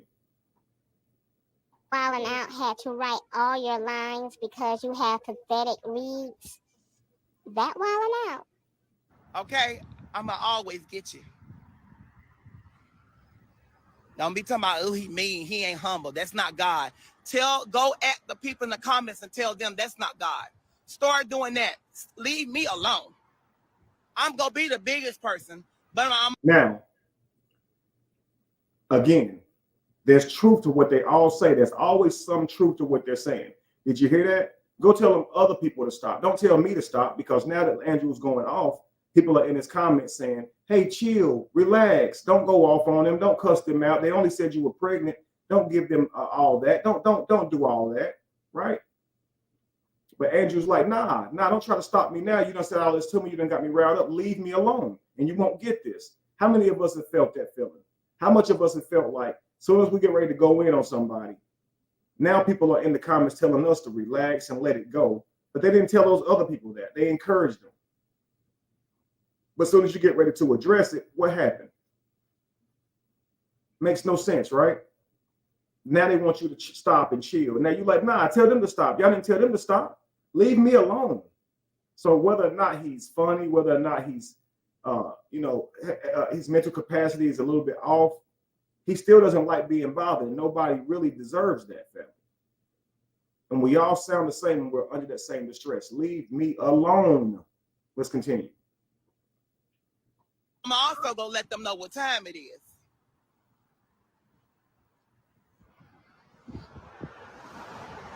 If you can't take the heat, better get out there. Thank you, Lacey, for letting me know. I want to thank all of you guys for liking. We now have the likes to match the number of people watching. That is very dope. Thank you guys so much. I could not ask you guys to support any more than you're doing right now. Thank you. And some of you guys have asked for my Cash App. Lacey, Jamie, if you guys want to put it in there, I will pin it so people can have that. And let's keep moving, guys. The kitchen, because believe me, I'm gonna light it up.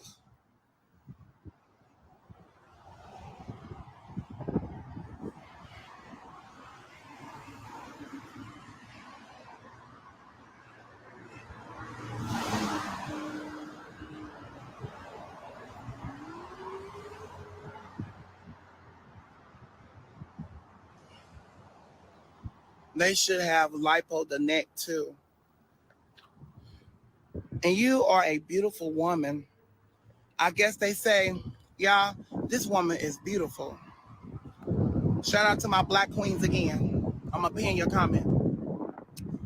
And now you see that how quickly it became. This was 11 minutes ago. He started this live off and he was saying, you black witches, you black whores. You heard it, right? And now it's shout out to my black queens again. See, it's so inconsistent in how he addresses the black woman. If he's upset with something that some black women did, and rightfully so, if those women were black that did that, then you can address them without saying black witches or black whores, because now you offend multiple people who are black who did not do that to you, right? But also now you're saying black queens, which shows that you don't think this about all black women. You were just upset. But this is how their mind works, family. They don't really think about what they're saying before they say it. I'm about to really say some trifling mean things to you. This what you want. You can be, I guess you can be beautiful from the outside, but your inside is disgusting with no walls. You can be beautiful from the outside, but the inside is terribly and abused. Your Man, inside is told. You cannot tell me that it was not a Brianna sentence right there. Listen at this. That's a Brianna sentence. That's something that she would have said where the words are jumbled and kind of everywhere, but you also kind of understand what she was saying, right? Watch. Your inside is told lowly left, even but your inside is disgusting with no walls. You can be beautiful from the outside. You can be beautiful from. Notice that. Did you hear that break? You can be beautiful from. But that's how Brianna would have said it. You can be beautiful from. Now, and then watch the next thing. Watch this. But the inside is terribly and abused. The inside is terribly and abused. Now, we know that those wasn't words he just said, right? But they will move on because that's how it came out. And we watching it, we will put it together for them and we'll make out what they were saying, but they often won't bother to go back and correct it. And when you hear them talk again, they'll say it similarly the next time, showing that this is an indication of how their mind works, family. It's an indication of where their mind is, the level that it works on. Do you understand? That they're not coming through clear because their thoughts are not clear. I'm trying to tell y'all, man. Brianna talks just like this. Now, Sierra talks just like this. Let's continue. Your inside is told lowly left. Even your doctors can't fix nothing. They said your brain is lost. You have no brain cells. And the weave that you got in your head, you would never have good hair like that. Take that cheap weave off your hair and go get some $400, $500 hair. You wig. Bump box. So, you're pretty from the outside, but you're ugly. And I'm pretty sure that's a filter. Take that makeup off, that Walgreens makeup, and go sit down somewhere. Andrew, focusing on the positive view. No, you can see, that's how I be feeling right there. Nope, you got me now. You summoned me. You got me hot now. Pause. But I don't want to hear you telling me to stop now. You understand? That's the feeling that I'm feeling. So we all can feel that feeling. You understand? And he definitely knows how to insult.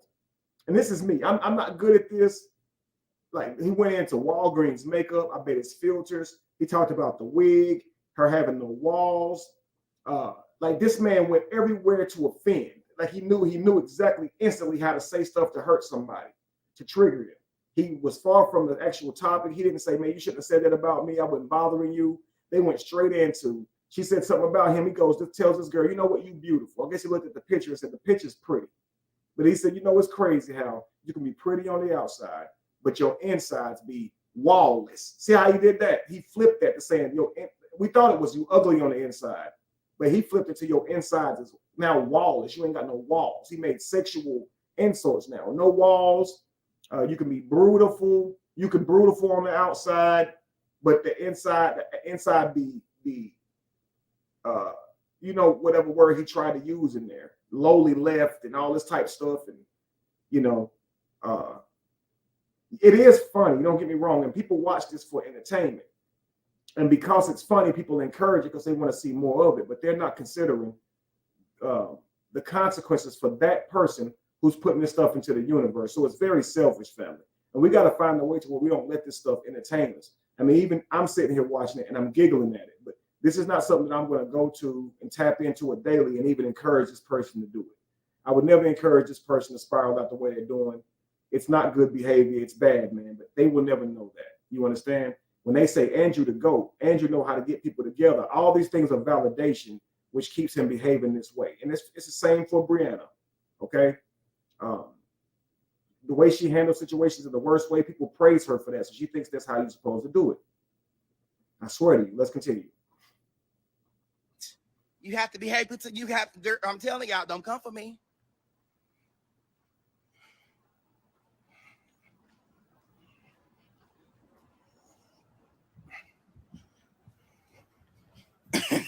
You get out in the comments. I love it. I live for these comments. I live for these comments, honey. Y'all are so good, honey. Talk about, yes, honey. How you beautiful. How your profile beautiful. I never said nothing bad about you. I just turned around. You coming for me. Baby, let me go ahead and gather you together. Your insides are toe up. You have no heart. You cold. Go back to the morgue. Go. Take your heart back to the morgue, honey. But I'm pretty sure I unthawed it. You embalm yet?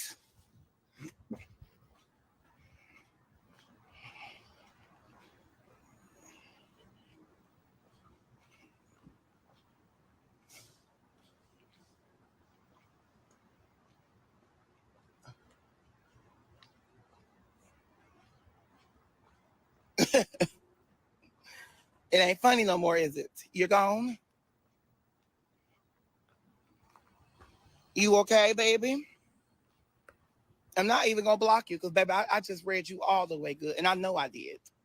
And if you haven't felt it, I can stay on her for a little bit longer and keep going.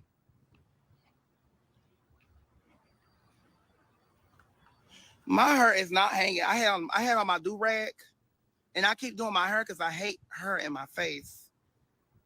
Don't worry about how I keep moving my hair. Who does that? What straight man does that? And you queens, I'm not talking about the black queens. I'm talking about those little queens, honey, that want to be women. Get off my page. You gonna always be a man, baby. When you look, yeah, you gotta understand this. It's hilarious. It is. When he's sitting here twirling his hair, pushing it back the whole time, and then he gonna sit here and try to criticize men who try to be queens. And you know how some men be flamboyant in their you know their sexuality, right? And he's on here criticizing them when you're pretty flamboyant yourself. I mean, it's crazy, man. Let's continue. look down, you gonna always stand up and pee.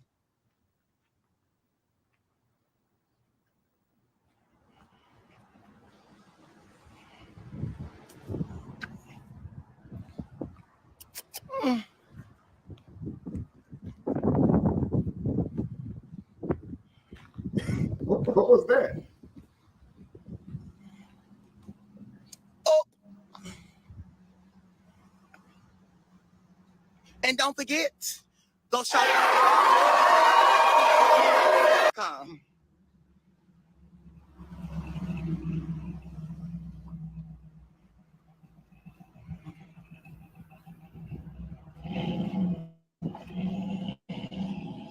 Those that's coming for me, child, get from down there.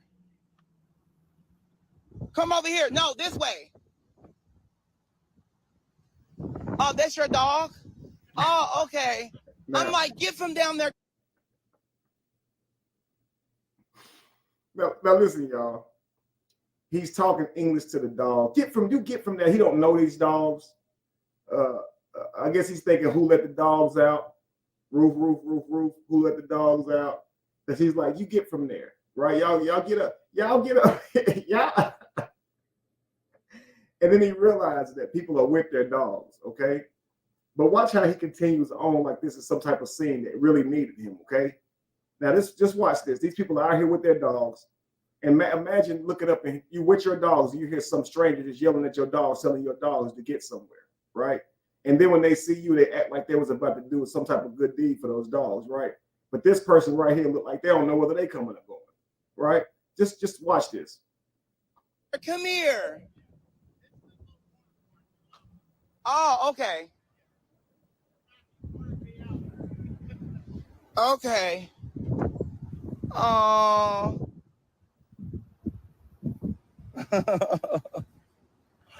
He got his ears up and everything. Oh, I saw a dog in the creek. I was like, oh my God, get from down there. Come here. I love dogs so much.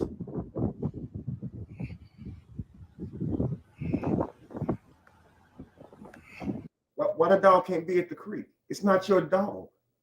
It's just, what's wrong with it being at the creek? It probably would have wanted some water. Want to run around the creek. Let's continue.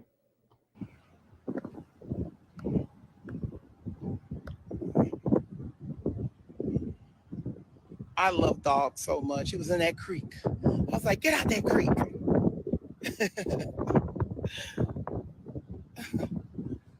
I love dogs.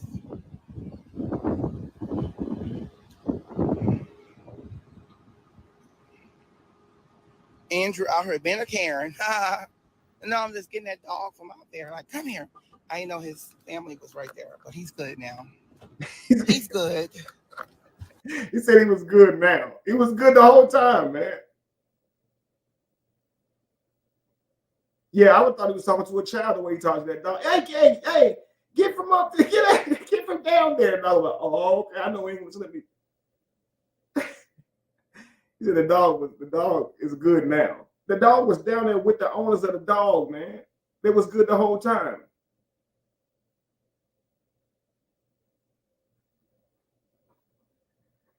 I'm in my car now.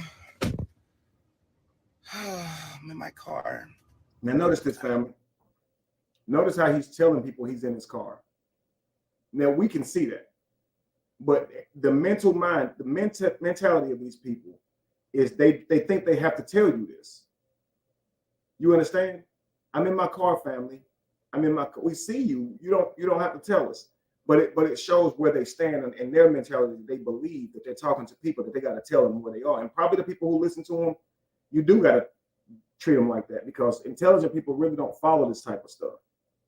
They just don't. I want to show my location.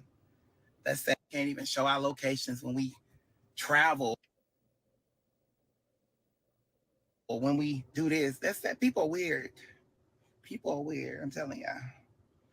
I love y'all. I'm about to get off on here. I want to go watch some stuff. I need to call my attorneys to see did they get an update from the Detroit. Now, first he told the truth. He said he was going to go watch some stuff. He's going to go in there and enjoy some TV and finish his day. He did his live for the day. Now he's going to relax and probably watch some Netflix and just, relax, right?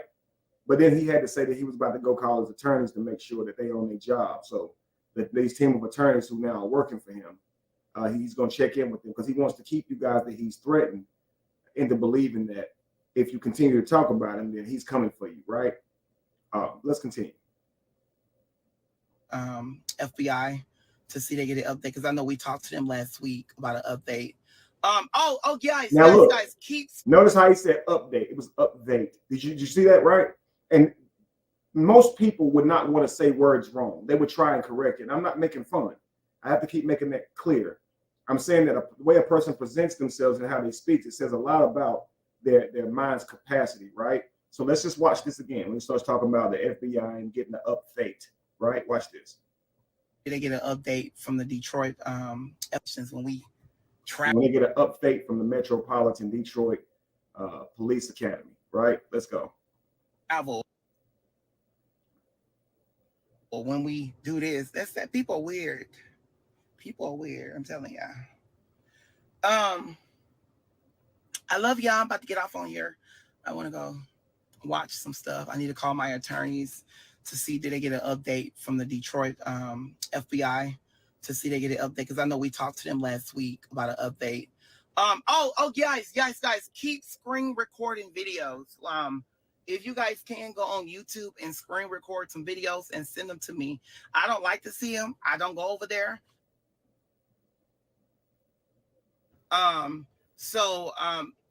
If people sending them to you, it doesn't matter if you go over there. The plan was that you see the video, so you still saw it. So if you're viewing somebody's content and you're seeing the content, whether or not you're going over there to see it or not, doesn't mean that you're not involved. It means you're still very involved, that you read, that you asking people to, you want to see more of it. Why don't you take the time and you go over there and just watch it? Why do you want people to see something for you, be involved for you, screen record it for you and send it to you? So you can say, I wouldn't even care if people didn't send this to me. If you're asking people to screen record it for you, you take yourself over there and you listen to it and screen record it yourself. Let's continue. As you guys saw in the email right here, let me show you. I did blurry out her name because I didn't want folks calling her. You did blur out her name. Now, Brianna and Sierra would have said, they would have said something, throw it off like that. I did blurry out her name, and they would have moved on as if they didn't just say some fucked up shit. If they didn't just say something that was wrong, that was crazy wrong. And the natural mind would have said, I meant blur, my bad. Even if they did say it incorrectly, they would have corrected it because they would have cared about that. But that's something that they would have said. And I'm not making this stuff up. You've heard them talk a million times. You've heard her talk a million times. They are on the same mental level. If you set them down and you gave them a pop quiz, they're going to score within 2 points of each other. Okay. If he gets a 42, Brianna get a 40. Okay. Or she might get a 44. She might score 2 points higher on a good day, 2 points lower on a bad day, but they are right there the same, family. Okay.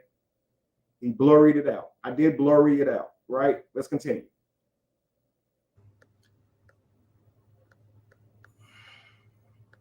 Because, you know, you got to show receipts from now on. Receipts. That's sad, but because folks always thinking people lying. Hold on, let me get this receipt right quick, y'all. You can't make this stuff up, family. Let me get this receipt.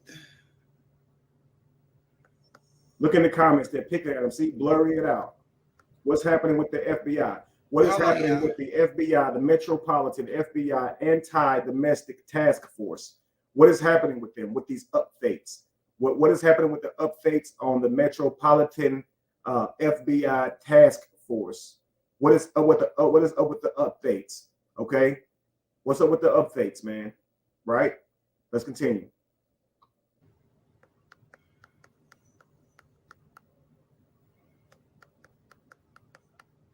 It should be up here. I don't know why would it be far, because I just now mind you, he is saying these things because he wants to discourage people from talking about him. But notice how they just find it funny. Notice how they're just like, what you mean blurry it out? What you mean the FBI? What you mean that? What you mean? Notice how they're not stopping at all. And then they also screen recorded this video of him making the threats just to post it and laugh at him some more. They don't care. They don't care what he's saying. Do you see that, right? But he is very bothered, and that's why he's making these empty threats. Let's continue. Hey. How long, y'all? I'm getting this receipt for y'all.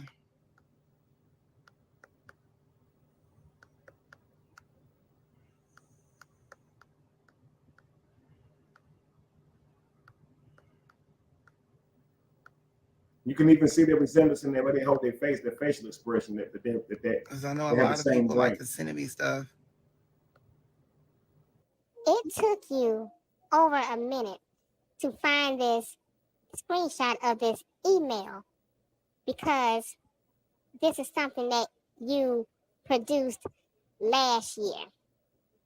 Now also listen to the ladies that be up on Amora's live when they're talking back and forth with her. Listen at the words they use. Listen how they can't have their own original thought. Look at how they overtalk Amora before she can finish the sentence. How they praise her. Just notice how they do that. Okay, and they have the same type of mindset as well. They're like that too. Their brain is kind of slow like that as well. Right. Let's continue. It's fake. All right. So as you say, I received the additional information that you sent. I sent some information, videos, and stuff like that. Thank you for collecting them and sending them as well. It will be useful moving forward in this investigation. Case building. Do I have any educated people in the comments? Case building is not a fast process. So a case that the FBI has had for over a year for alleged stalking, they're not done yet? For someone they supposedly are watching every day, and you expect for someone to believe that, except for your dumb delivered tears? Okay. I will keep you posted along the way. Case building. It just says respectfully, Detroit. Like the state sent him this, right?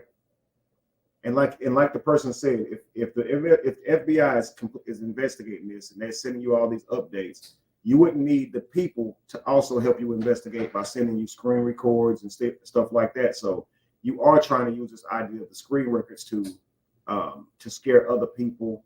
This idea that the FBI is investigating it and that they're going to be giving you updates and things of that nature, right? Let's continue. It's not a fast process. They go get a strong case. And you see at the bottom, I blurred out her name. Say the same thing. And then also, they also retrieve. He doesn't care. He'll say blurry forever because that's the best they can do. And that's what you have to understand. Some people you can correct all day, but they don't have the ability to correct that. That's where they are. That's the best they can be. You understand? Let's continue. Some videos from YouTube as well, she said. They contacted YouTube. They sent out some letters, and YouTube had to turn in some videos.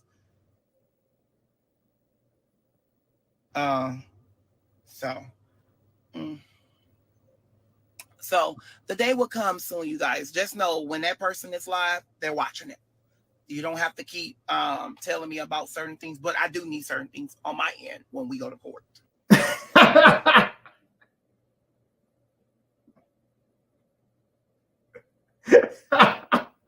The FBI is doing the investigation, man.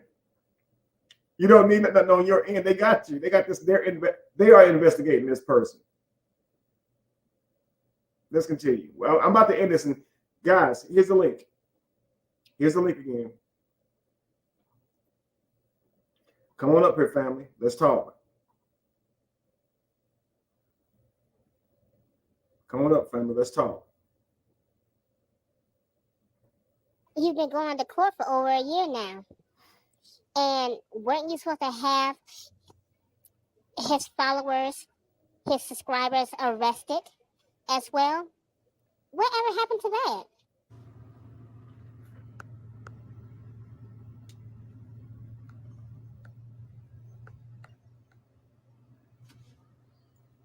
People are gonna get enough stalking, harassing. That's stalking, harassing. Then I need to go back and see about this restraining order to see how we can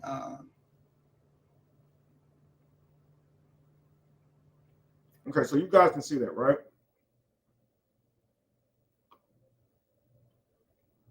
I have Sister Teacher here. I'm going to bring you up, and my main objective of this dialogue. See the break room. I'm going to bring you guys up. The main objective of this dialogue is to ask, what could Brianna do to bring about resolution? She doesn't want herself and her children being talked about. However, she has done a lot of detestable things that is why people are talking about her. So what would you do if you were her? What would it take, do you guys believe, to earn retribution from the public, for them to say that she has accepted accountability and whatnot? I'm going to bring you guys up. Tell me if you guys can see the similarities in Andrew Caldwell and Sierra and things of that nature. Let's go, family. I'm going to bring both of you guys up right now. Here we go. Welcome in, Sister Teacher, and welcome in Break Room 411. Hi, Kev. Peace, peace, peace. How are you? Good. Hey, Sister Teacher.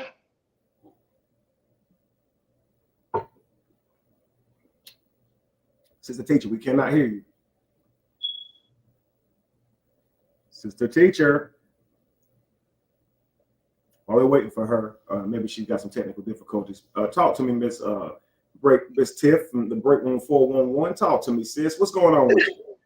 First, thank you for having me up, and this has been an amazing breakdown, Kev. It's been everything.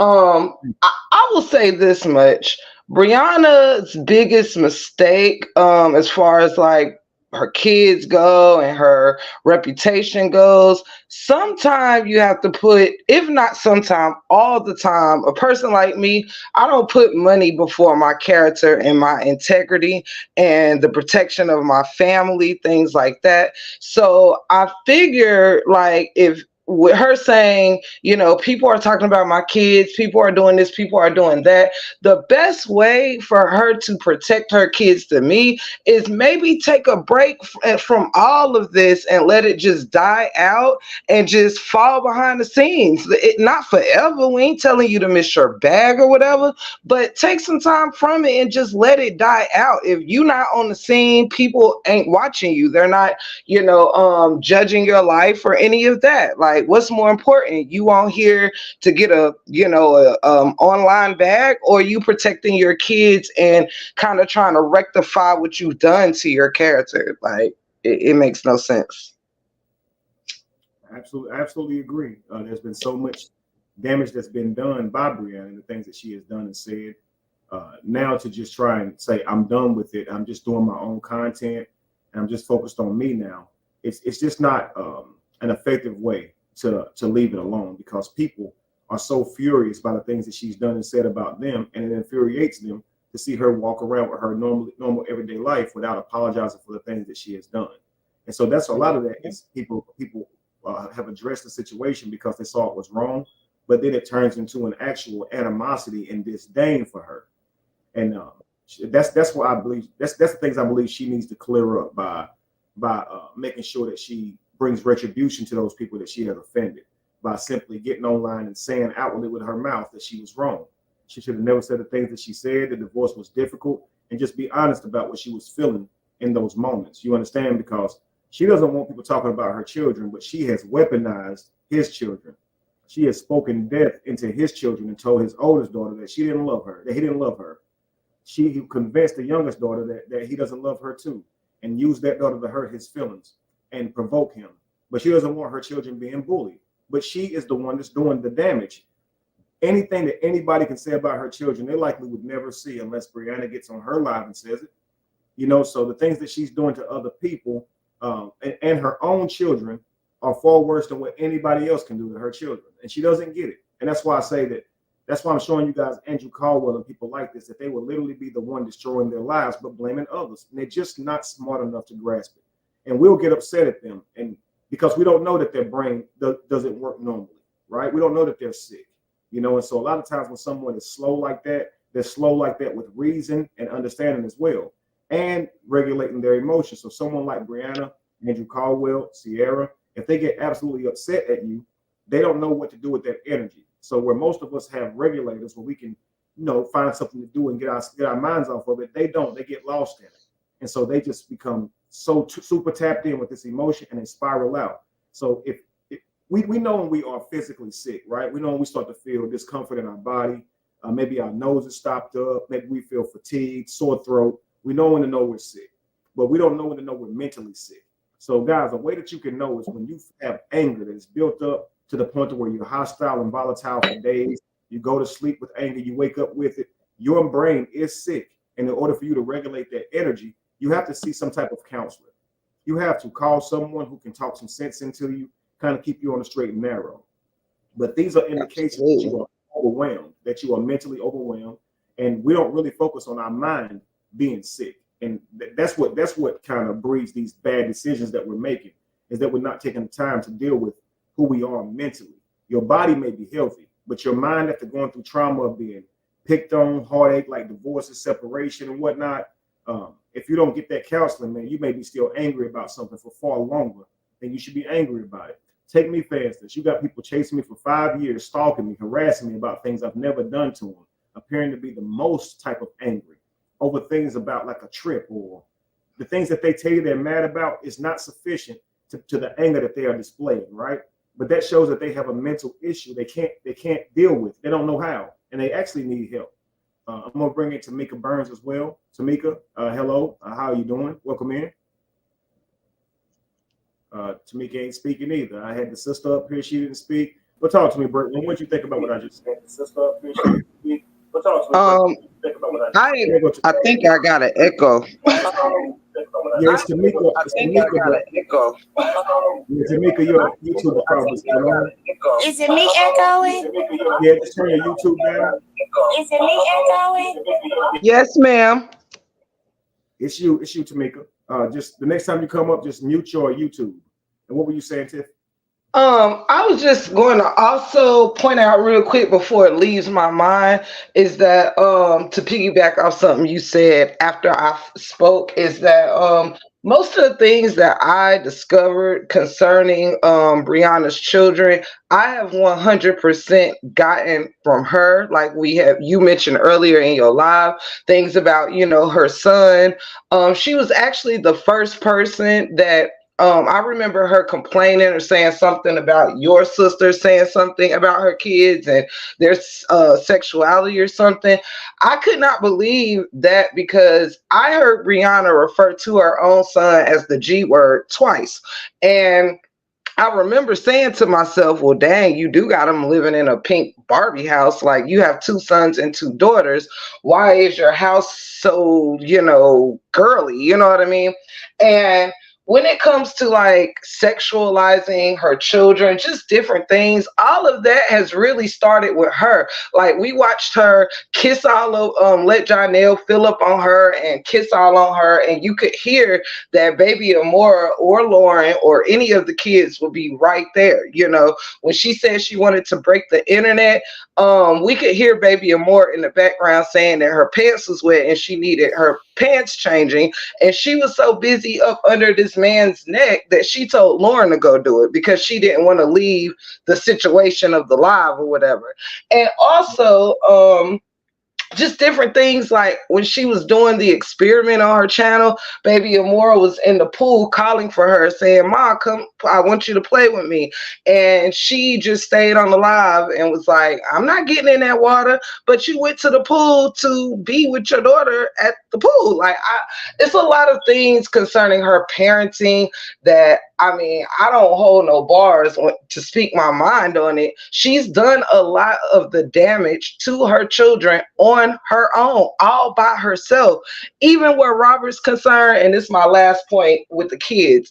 If you really love Joe, I feel she picks and chooses when or how she wants to love her kids instead of just giving them unconditional love. Because if she really was about her kids like that, she would have never let this situation come between the relationship that Robert already had with his daughter, let alone the oldest, but we're meaning the young impressionable one, baby Amora. I feel like, dang, you can see the sadness in this little girl's eyes at her own birthday party when her mom kept saying, "Do you like this? This gift is from such and such. This is from your Facebook aunties. This is that. This is that." And baby Amora really wasn't stunting them gifts because you could see the void in her. So I'm like, if you care about your kids like you do, why are you like, kids need their fathers, and you already have a lot of fathers like missing from, I mean, you know, Israelite 77, whatever his name is, he don't live, I don't think, in a city with these kids because she drives them, they go meet or whatever.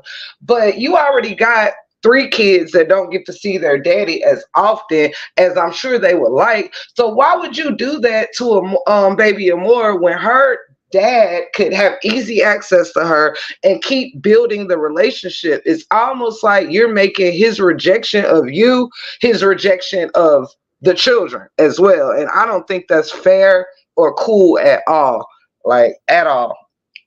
So I think that you would say that when you agree that the way she would rectify that situation is to apologize to her ex-husband, to my brother, for all the things that she has done in her anger or her pain of being rejected by him, that her using the children to hurt him was in fact wrong.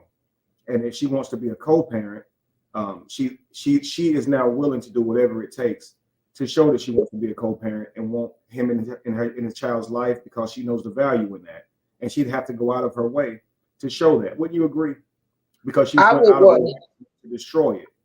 I would 100% agree, Kev. The only issue is we've watched her do that twice. Once was in a long message on Facebook, and months and months and months ago, and then we saw it again just a few days ago on Amora's page. She went up there, and I think I put this in your live tonight in the chat. She recently went on Amora's page and asked this to be ceased and said she wants her daughter to have a relationship, a healthy relationship with her father. And Amora completely disregarded it and was like, "All right, Brianna, I'll talk to you later because I got some shit to say." So, and then Brianna went right back to, you know, throwing her daughter all up in the camera with Janelle and doing the same things. So it's kind of like, yeah, it would be very nice and dope for you to apologize and let's move forward. Let these bonds get mended. But we see who we're dealing with. So will she apologize and then we'll be right back here, or will it stand? You know, that's what we don't. That's why I say actions speak louder than words. And to a lot of them, on that mental level, they don't understand that. They believe that you right your wrongs with just talking, and that's not how it works. You saying you want your children to have a relationship with their father is one thing, but your actions are literally saying another. And so that's why your prayers to God will go unheard, because your actions are far from your words. So if you say, "God, I want a healthy relationship with my child's father, but then your actions are to have a horrible relationship with your child's father, unfortunately, the horrible relationship is what you will have. So it doesn't matter what you say. What truly matters is what you do. And so, like you said, she can say it all she wants, she can type it all she wants, but what we're looking for is you to be accountable to what you're saying by showing us, right? And taking an active approach to that. Hang on, Black Panther was right here. And before Black Panther goes in, Break Ramon, I ask you a question. When you first started off, you said the time that she wanted to break the internet. Now, break the internet. I'm going to put my fingers on and create some quotes for that. Break the internet. What does that mean? I guess go viral, run it up. Now, so on her last live, she said she doesn't. 3 kids that don't get to see. Hang on, hit mute on the what's the name, Black Panther. So break room. She did say something about not caring about celebrity or being popular, correct? I'm getting the echo. I can't even really hear you. Black Panther. I muted her while she's getting her YouTube muted. But okay, what you say? But she talked about popularity and how that wasn't important to her, right? And having the validation of people wasn't important to her, and being seen by people wasn't important to her. You remember that, right? Absolutely. And she just said this, right? But like you just said, she said, I want to break the internet. And what that means is I want to go viral. I want to be popular. I want to, I want to have an impact on the internet. I want to break it, right? Yeah. So this person does do things to create shock value in order to get attention. But she'll sit up and say she's not about that. And that's what I mean by there's inconsistencies in her speech and her actions. Therefore, her speech betrays her. And that's what God would tell her. God would say, you say you love me, but your heart is far from me. So through the eyes of God, she would be out of line. Your actions have to line up with your words. They have to. Hang on, let's see if Black Panther got the situation straight now. Hang on. Please, Black Panther. How you doing? I'm doing well, Kevin. How are you?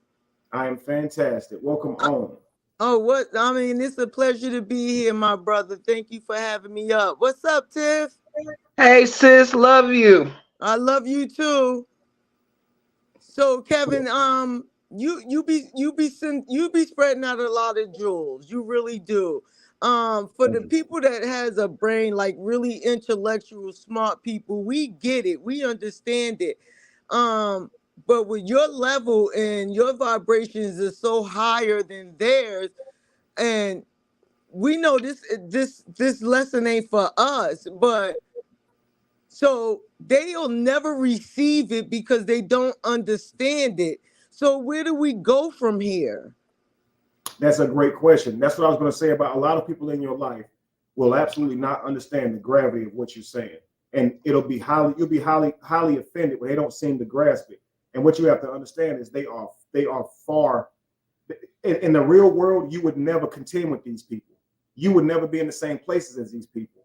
So what happens is we're in an online world where these people can antagonize you and they can get to you that way. But you have to treat them the same. You have to ignore them, because once you recognize that they lack that mental propensity, the world knows that too. So nobody's caring about what they're saying. They may have people who are entertained by it because they're hating on you and they antagonize you. They'll be over there fueling that person, but they don't believe what that person is saying. And what we have to do is be strong enough and disciplined enough to not let it bother us and just move on. Because like I said, I'll give you a story. When we were young, there was this guy who was slow, and he was picking with my brother at the table in the lunchroom. It was a very, very slow guy. His name was Sam. And he was in the slow classes and all. He was very slow. And one day he's picking with my brother.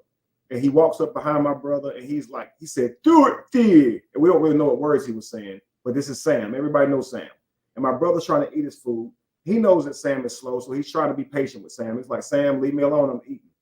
And Sam was just standing over him. It's like, "Do it, kid," and kept saying whatever he was saying. My brother was like, "Bro, leave, bro." And the guy actually hit my brother in the head with a notebook. And my brother was eating, okay? And when they hit him, his head kind of went down. And he was just like,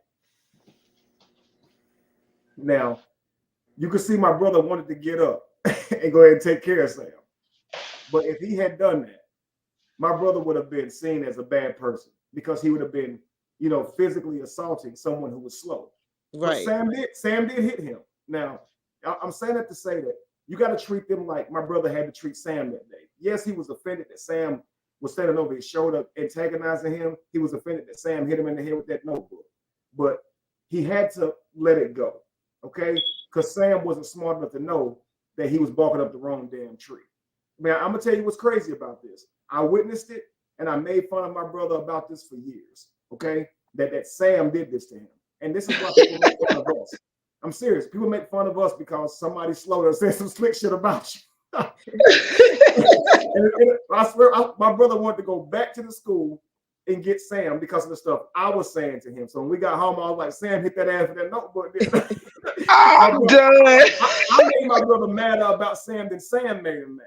And so a lot of times that's what's getting to us. Sierra or Brianna said something about one of us and then hear people in the comments. She gathered you up. That's why my ass over here like, slow motherfucker. Oh my goodness. I'm not joking. You have to ignore it and you have to recognize that you're sitting here arguing with somebody who's slow. Who you think the people are going to blame? Just let's be real. Right. They're going to blame you because you're the person who knows better. They're not. So you just got to remember that while it hurts, while it offends you, it has no real merit on your character because people see that them people are slow and throw it off. They can hear them. So we just got to be strong enough to be like, you know what? It means nothing, man. Let me just move on, let them people spiral out. You know, it's sad, but because we're taught that we should be able to respond when somebody bothers us. But honestly, guys, we know that that's based on where they are mentally. Y'all not about to sit here and argue with somebody y'all know is a fool. Like y'all just be like, somebody come get your slow brother. You ever hear Lavelle Crawford talk about the time he was left in the room with the dude's slow brother, the slow uncle who wanted to change the remote? Don't change the channel! You remember this, right? I love Lavelle Crawford. Me too. He's the funniest comedian in the world to me. Just based on his stand-up ability, ain't nobody funnier than Lavelle Crawford. Now, I'm a Martin Lawrence fan, Eddie Murphy fan. I love the greats. But when Lavelle Crawford does it, when Lavelle does his mother, though, Kevin, Lord. That man is funny. He had your stomach hurting more than anybody now. And a lot of comedians and people are not admitting this, but one day y'all gonna hear this. Lavelle Crawford will be a legend. He's always been, you know. So it's crazy. But Lavelle Crawford has this joke where he's like, I'm sitting in the living room and they leave out and they left me in the room with this person. As soon as he left out, the dude goes like talking about, I'm gonna change the channel. He's like, where's your TV? Change the channel. Like, don't change the channel. He just kept going. And finally, the family run back in there. He was like, why did you tell me that this dude was slow? Why'd you leave me in the room with him? You know this motherfucker's gonna pull a stunt, right? Now, when they got on that dude, they told him and said, what mama tell you? He said, don't be acting slow in front of them. Which shows that people who are slow like that, they do have some wherewithal to kind of act normal, but only around their mothers and people who have instilled this into them. But the moment they can use that slowness to bother you, they will. And you can see that as soon as everybody left the room, he was like, I'm gonna change this channel. And I swear to God, it's so crazy, but you gotta ignore them, family. You can't treat them like a normal person. A normal person, if they say something to you, you're gonna respond back because they should know what they're doing. They should be accountable for what they're doing. But somebody who ain't that bright, family, you really just can't expect much from them. I mean, I think it'd be crazy, right? Right. So just allow yourself to say, okay, you know what? They don't get it. They're slower. I'm not gonna sit here and respond back with somebody who ain't that smart. Now that's crazy because now I'm looking crazy for arguing back with them. Think about this, okay? I agree. Remember, you see how Sierra's been going in on Brianna, right? She's pretty much just going in, right? Right. Now, although Brianna is a little slow as well, it would look stupid if Brianna responded to Sierra. It would look dumb if she you just don't want to do that. Just don't take that fight, right? Just don't. No, Robert, I would agree. Ignore that, right? And that's how it would look if we go back and forth with her, with Brianna, because it's just, dude, you just can't. You look silly. We look silly. Robert, we gonna need you to pick better, brother. We gonna need you to pick better. Facts, man. I can't take another round of this, man. I'm barely getting through it. I can't take it, honey. No. Hey, brother Kevin, can I ask you a question? Sure. Do you think that, well, as far as Brianna goes, Do you think that she will be able to change this around or stop this if Amora doesn't? Do you think like she can do you think it's not going to change if she don't break away from that lady? It will never change if she don't break away from Amora, because of Amora's position is to talk about others to keep them from talking about Brianna. So as long as Amora's channel is based on talking about all these other people, those people are going to talk about Brianna because she's bringing those same impact on people that Brianna doesn't want to hurt. So people don't like that. As long as she's doxing addresses, making threats, talking about people's families and children and stuff of that nature, why would somebody leave Brianna alone whenever that page is created in protection of her?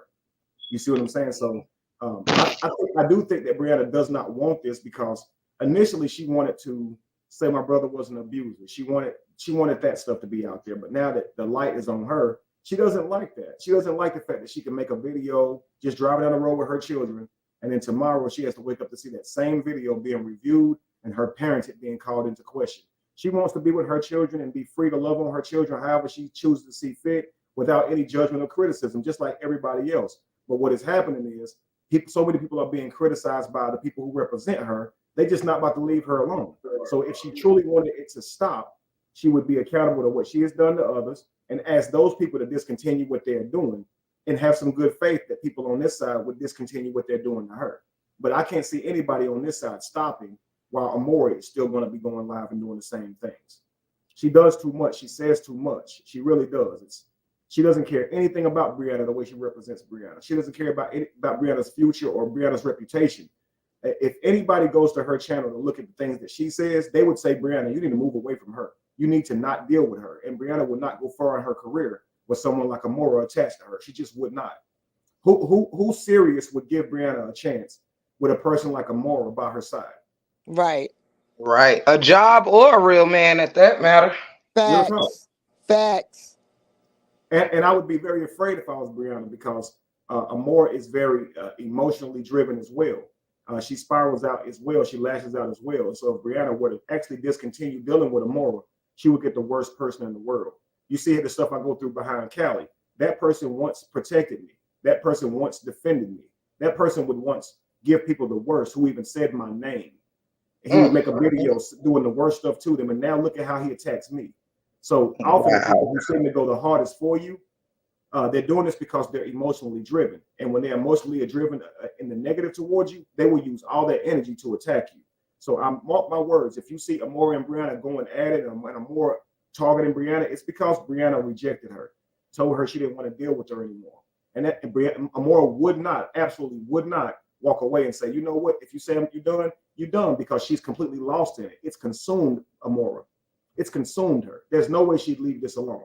She probably would be lost as to who she even is without talking about Brianna. I don't think Amora even knows who she is anymore. I'm being honest with you. I agree, and it's proof in the pudding, because Brianna did go on Amora's live and ask for both sides to stop. And Amora straight up disregarded everything Brianna said and said, "Well, all right, Brianna, I'll talk to you later because I got some shit to say." Just that quick. Absolutely. And you got to think, some people in a negative situation where people are being talked about and the worst things are said about people, their brain actually creates dopamine, which is the reward hormone. And that's where Amora is. When she does evil, when she does negative to people, it actually makes her laugh and happy. She enjoys it. And when people are offended by what she has done or hurt by what she has said, she even enjoys that. There is no shame in her game. And that's the type of person that Brianna has put in that place. Now, while you guys have seen Brianna be very evil in the last year or so, that's not who she is. She doesn't set out every day to bring about harm. She actually does aspire to be a good person. She has struggled with how to behave when she's upset and angry, but she's not the person who wakes up every day and would just seek out drama to bother others. But Amora is, and that person has now latched on to Brianna. And I promise you, this is the most fix that she has ever gotten. Right?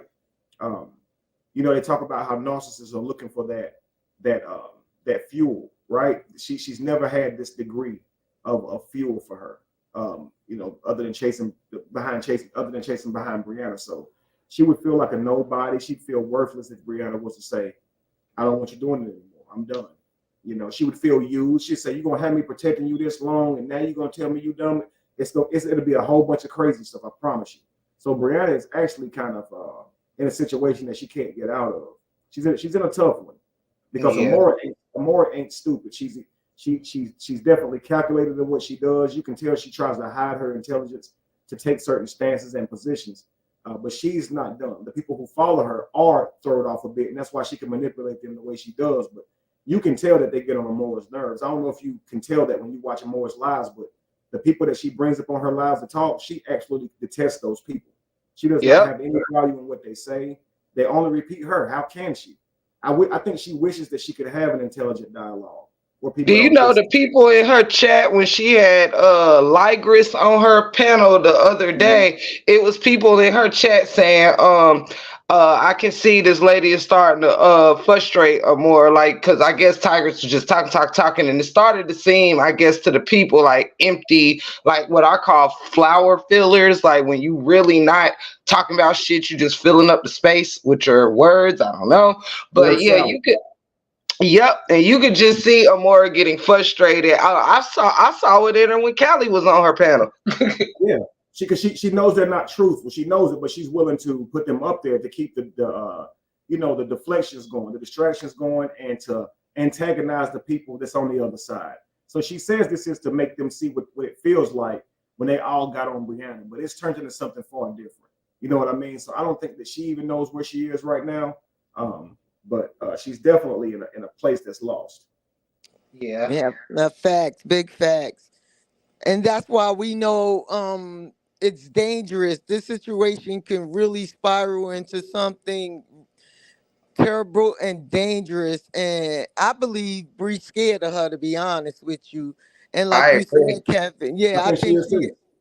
I think she is. And that's and with that said, Nasty Nate also is aware of that. So at this point, I'm not even sure if um I just want to make sure your brother is out of danger, so to speak. You know what I'm saying? And I would have thought by now he would be, but since this thing is been connected to Nasty Nate and we all know what that's about, I'm not even positive if that's even a possibility for your brother. Yeah, it's one of those things where there's always going to be people of low mental capacity that take these stories and believe them. So my brother will always feel an effect of those lies that was told about him. And that's one of the things I wish that Brianna would understand, that while she wants to move on with her life, she has to take into account that the things that she has done and said about other people has literally affected their lives for the foreseeable future. And if she wants people to leave her alone and she's not understanding that, that's a little bit unfair. You know what I mean? Because the things that you said about this man ain't some simple stuff that you said. And Right. unless you're willing to go back and correct that, I mean, how can you demand that people leave you alone and let you go your own way? That's crazy. Right. And I want to say this too. When Ligris was up there, notice that she said that my brother defamed her, the guy coach defamed her, and these guys didn't say a single word about her.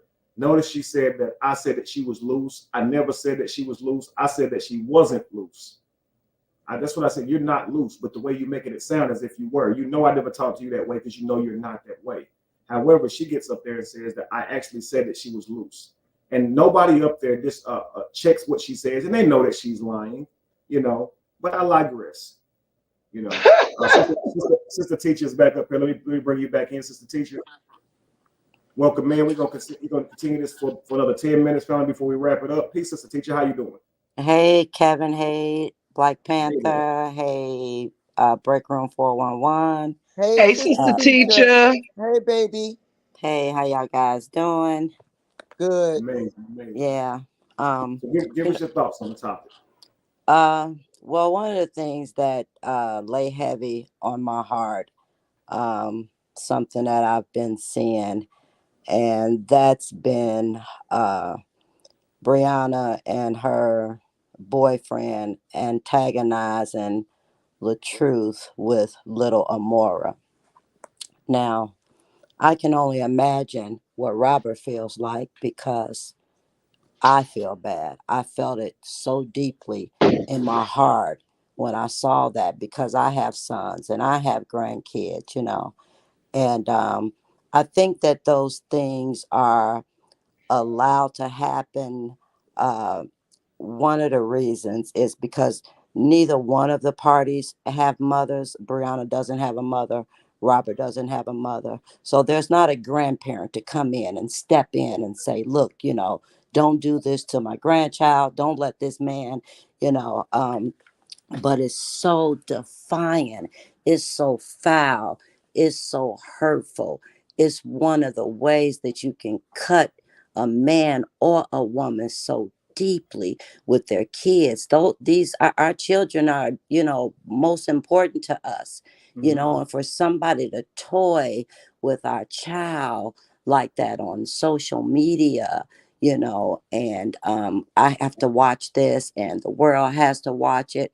You know, I just felt so much pain for Robert when I saw that and when I seen that, and for the brother to talk about, I didn't play with you in your face with your kid. You know, there was a post that was made, you know, allegedly, whether he wrote it or not, I'm not sure, but you know, to put that out there, you know, that's how the devil tries to tempt someone.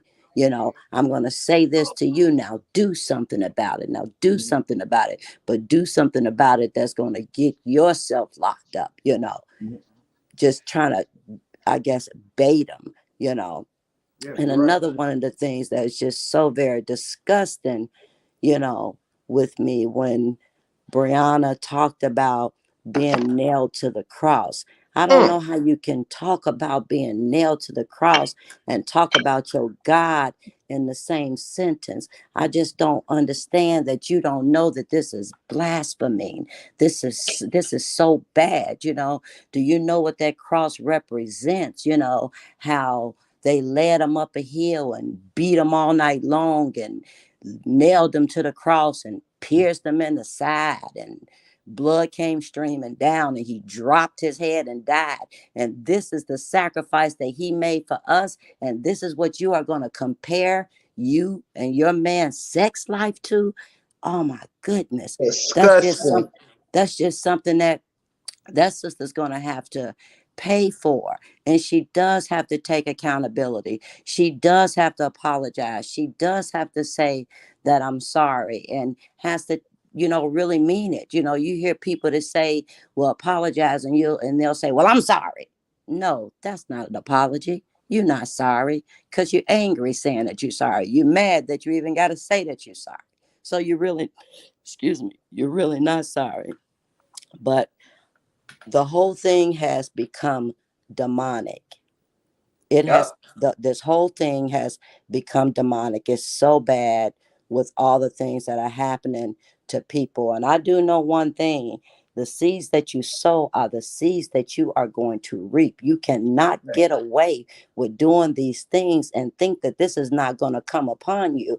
And if she reads her Bible, the word of God says that your children will suffer your sins. My God. Oh my God.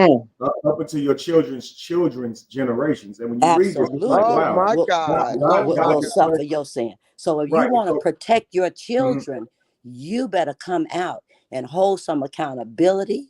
You better say that you're sorry. You better ask God for forgiveness. You better ask Robert for forgiveness. You better ask all these people that you have had these other people incite these things for forgiveness. Stop playing. You cannot play with God like that. And when you say God don't play about me, girl, God don't even know you.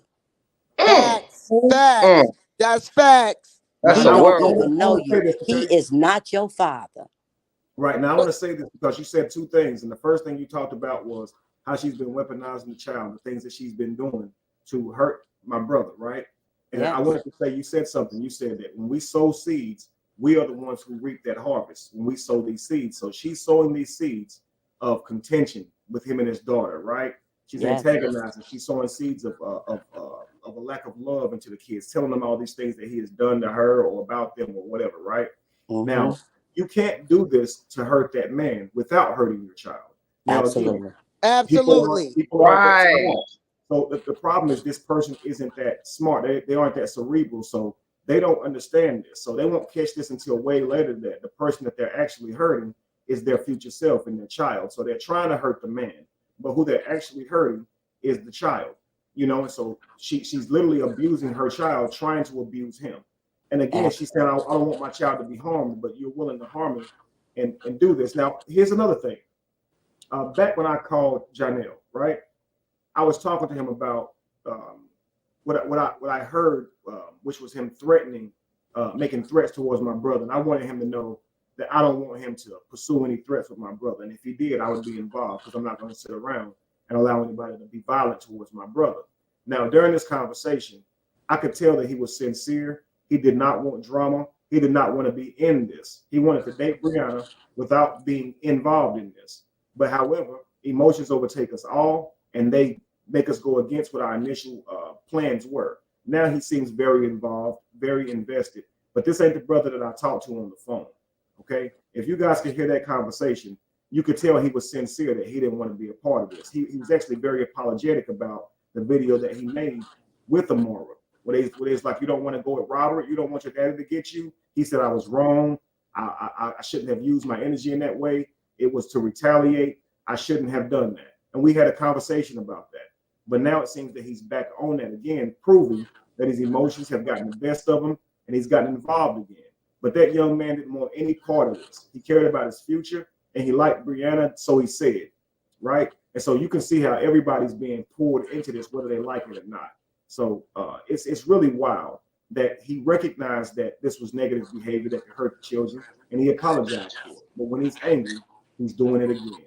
It shows that we all, none of us are perfect. We all have the ability to do some of the worst things. And then if he did actually try to rub it into my brother's face and say, you still didn't do anything, blah, blah, blah, woo. Yo, it's crazy to play like that with another man's kids. That's not wise, man. And you're overwhelmed with emotions, so you probably feel like that's cool. But on the outside looking in, I believe Janelle would one day look back and be like, yo, what was I thinking? I'm sitting here arguing back and forth with a girl's ex and antagonizing. Man, I got thrown off my game, man. Let's be real. I got thrown off my game. He should center himself and find a way to get back on his focus. Somebody's been hit mute. I think I can hear one of y'all. But what were you saying, Liv? I just wanted to add that. Yeah. Okay. One last thing, because you said something about punishing the children's children. So a lot of people say that's so messed up that God would punish your children's children. They didn't do it. Why not just punish the person who did the crime, right? Well, this is a parable to show you the extent that the consequences of your actions can follow.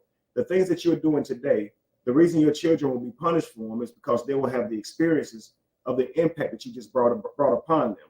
So if you don't raise your children the right way, the reason that your children's children will be punished is because they won't know how to raise their children. And your lineage will forever be broken, and the cycle will continue because you failed to give your children what they needed, right? And so this is why there's no God that's gonna intentionally say, I'm punishing this child because of something their parent did or their grandparent did. But the results of your actions can punish your children for years and years and years and lifetimes to come. Speak, seriously. Kevin, speak. So just be sure of that. God is not so evil that he'll punish your children's children, but we are. We are the people who make these bad decisions and do these negative things to people, even though it will affect our children for ages to come. And we got to be wiser than that. When you go to hurt your partner, you are hurting your child. When you say you can't see your child, when you do the alienation thing, you are also keeping your child from their father. You realize that, right? So while you're hurting him that he can't see his daughter, you're also hurting your child that they can't see their father or mother. So whoever's doing this, know that you're not just hurting that person, you're hurting your child. When you lie to a man about paternity, you're not just lying to a man about his child, you're lying to your child about their father. You are the most evil because you are denying the child access to their true parents. You're never just hurting that man. So you got to understand that child is a reflection of that man. It's made up in his DNA. So you are effectively destroying your children every time you insult your children's mother or father. You are. Now, if you absolutely. go back, absolutely. That's why it says that. That's why it says that your kids will suffer your sins. It doesn't say that primarily that God is going to punish your kids. Your kids are going to suffer for the things that you are doing. And I'm seeing a real life thing that's happening with the family that I know. There's a young lady who I guess she can kind of be considered like a Brianna, but she would be what the Bible called tender-eyed, which means that she's not really that good looking. But on a financial scope, she's in a pretty good tax bracket, and a lot of people flock to her. She seems to be a very sweet individual until she's not. And when she's not, she does some mean, evil, demonic, just unfound of things. And since she has been doing these things, just a few years ago, there was a party that went on that she was a part of this party at a banquet hall that they rented out. Um, some guys came by and they was trying to get this one particular guy, um, just shot the place up. She got shot 6 times. And this is somebody, again, like Brianna, don't smoke, don't drink, don't get high, don't do none of these things, work. But she's really, really an evil person. She got shot 6 times. Okay. So she kind of took a couple years to heal from that. Um, she did a few more things. I've watched her tear up about 3 or 4 cars with her bare hands, retaliating on her son's father,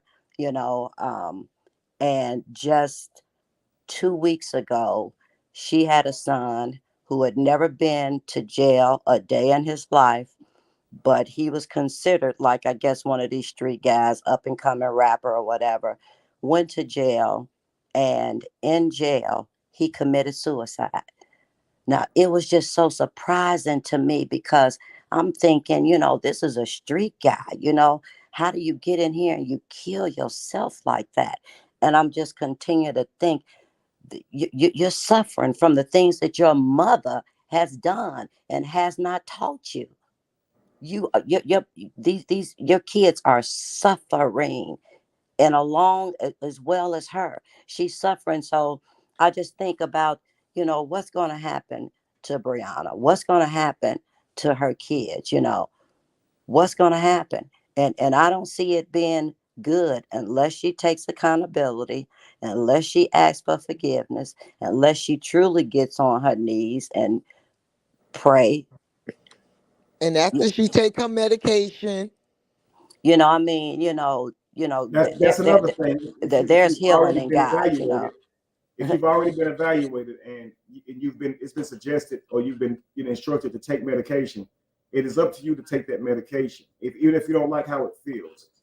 So that's just to encourage all of you guys out there. If your doctor has told you, look, you need to take this medication to help you stay regulated, to help regulate your emotions and things like that, take their advice, because the person that you become when you have not taken your medicine is horrible, man. And people have to pay for the things you did to them for a very long time. So it's best that you don't do that. That you don't not take your that you don't forsake taking your medicine. That's very wrong. So take the advice of the people the people who have diagnosed you or whatever. Regardless of the case, I know it may be embarrassing that you have to take pills, and I wish that we didn't live in a world that did make you feel embarrassed by that, because it's not your fault. But take your pills, man. Take your pills. Yeah. And one more thing, what I'm seeing that's going to probably become a karma of Janelle's is I'm looking at a lot of other bloggers that are not really, content creators, bloggers that are really not a part of this story here. But some of the guys are taking on this hurt that Robert is feeling about the child. So I'm seeing more men come forth and standing up and getting in Janelle's tail for doing what he has done with this man's child. I see that happening. It's true. The things that he has done already. are things that another man would have been driven to do something that would put him in prison. And so that means that it's not wise what Janelle is doing. Just because my brother isn't handling it that way doesn't make the things that he is doing right. They're still wrong. They still have a negative effect on the child. But I want to take a moment to just clap for my brother for not being pulled into that trauma, for not allowing it to bring the worst out of him, man, because his Facts, actions facts, could have been his detriment. My brother's own facts. actions could have been his detriment. So thank you, brother, for loving Thank yourself, loving your Robert. future. That's why we here behind you, my brother. We Don't thank let you. nobody bring you off your circle because they're going to try to, man. You've been doing amazing. Thank you so much, brother. Amazing, And outstanding, definitely brother, shout out to you, Big outstanding Rob. king, outstanding king. Absolutely. And before you end, Kev, because I think this is gonna be my last sentence to this. This message is in case Brianna, if you are somewhere listening, this is from the break room 411. Shawty, I want you to know this. We are all humans before we're women, before we black, before we this, before we that. We are all humans. And because I am a person of humanity, I want you to know that we do not want to see you fail. We're not looking for you to fail. We're not looking for your life to crumble and turn into crap. The only thing that the break room would love to see from you is not only genuine accountability, but I just want to see you seek a little help with your traumas and things you went through, because you are the epitome right now of hurt people hurt people. So I don't think you want to continue to hurt Robert, yourself, your children, or anything else. But until you step forward and sit in your stuff, like if you keep covering up your life and what you're feeling with trips and Michael Kors bags and whatever else that you do, you are never going to be able to just deal with life head on and become a better person. So I just wish that for you, that you would get some talk it out, things that you have experienced before Rob, because your traumas didn't start with Rob, you understand? So I just need you to back it up some and deal with who Brianna really is, so you can be a better Brianna in the future. I don't want to tear you down. I want to uplift you and say you have the potential to do better and be better. And dragging these families down, dragging your baby father and ex-husband down is not going to bring you peace, no matter how many times you tell us this on this app. That's it. That's all. I And, know that's right. and Go I ahead, would like to sister. say, to Brianna, for the past 6 months, I have been ordained to pray for her. So I do pray for her. I pray for her. I pray for her sins. I pray for her forgiveness. I pray for her happiness. Um, I pray that this comes out to be better for everybody. When she was before it got real bad, I made a comment one time and said that if you all could just stop this right now, it was somewhere around February or January, somewhere around there. I said this could be one of the greatest love stories ever told. And I got tore down for that comment, but at that point, this could have been one of the greatest love stories ever told. But, again, I have my opinion about you, Brianna, but I also will definitely pray for you. Not pray on you, but pray for you.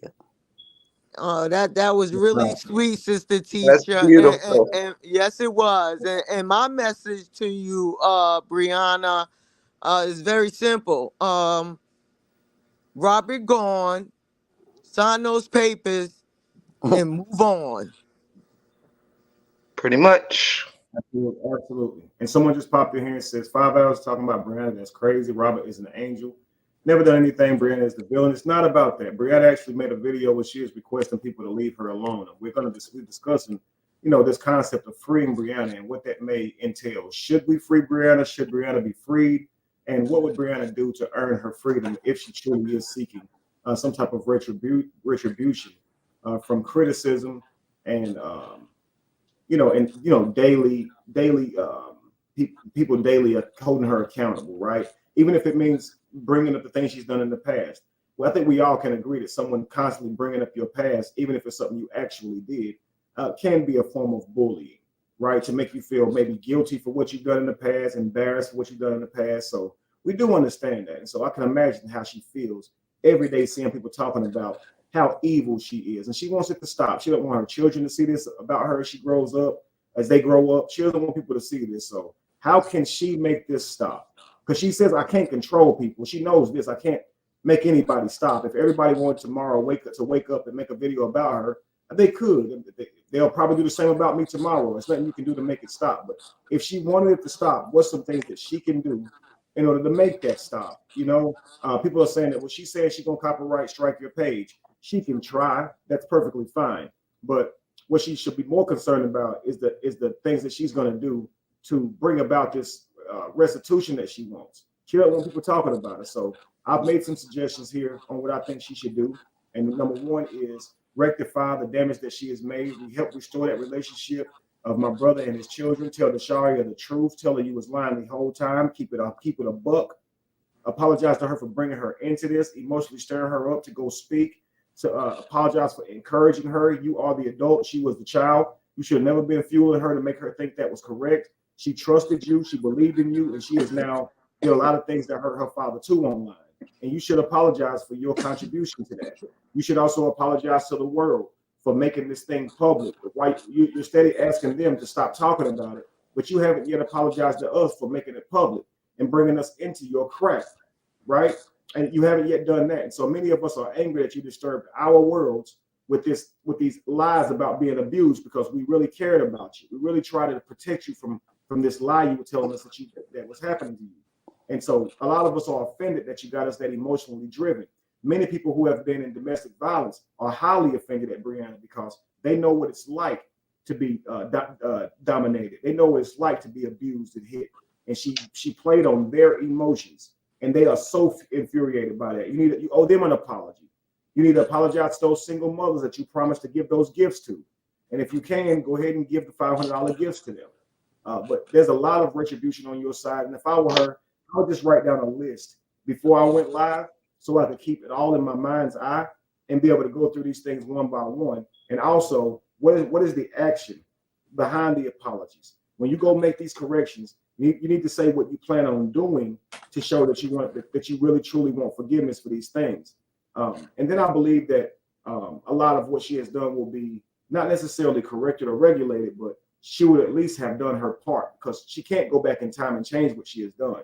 She can only be accountable to it by recognizing the damage that she has caused and apologize to the people who she has hurt. If she's willing to do that, I believe that what she's waking up to every day will kind of, dissipate. I believe that people won't see, I believe she won't see herself being talked about as much. Absolutely, absolutely. And That's called disconnect from the carrying your. beehive people, and Amor, disconnect yourself from negative people who are keeping it up for you. Disconnect from them. And that's called carrying your. That's called what they're carrying. doing too. That's called carrying your own cross. And That's right. I want Brianna to look that up, carrying your own cross. And there are a lot of people that would like to get closer to Christ, and they would like to understand what the Word of God is, but they feel like the Bible is too difficult.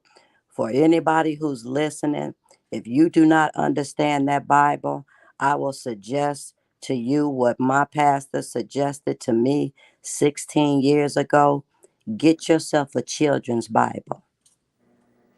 Get yourself a children's Bible, and you will understand a whole lot more on what God is trying to tell you, because some of these Bibles are so hard to get through, especially King James Version, when you're talking about thee and thou and art and ought and things like that. Get yourself a children's Bible. Make it real clear. And this goes for everybody that really wants to get closer to Christ and have a higher power. Again, get yourself a children's Bible, and you will see more clear what God is trying to tell you. That's true. And the closer you try and get to who you believe is God, it should actually open up your vision and give you some perspective. you know, and if not, get some people around you that is in your religion who are a little bit further along than you that can help you stay on the path. If you do struggle with behaving in adverse ways whenever you are upset, you know, get with somebody who's a minister or who's been in religion a little longer, somebody you can call and talk to whenever you're feeling down, so to help keep you from acting out, to remind you of what the scriptures say, to help keep you on the straight and narrow.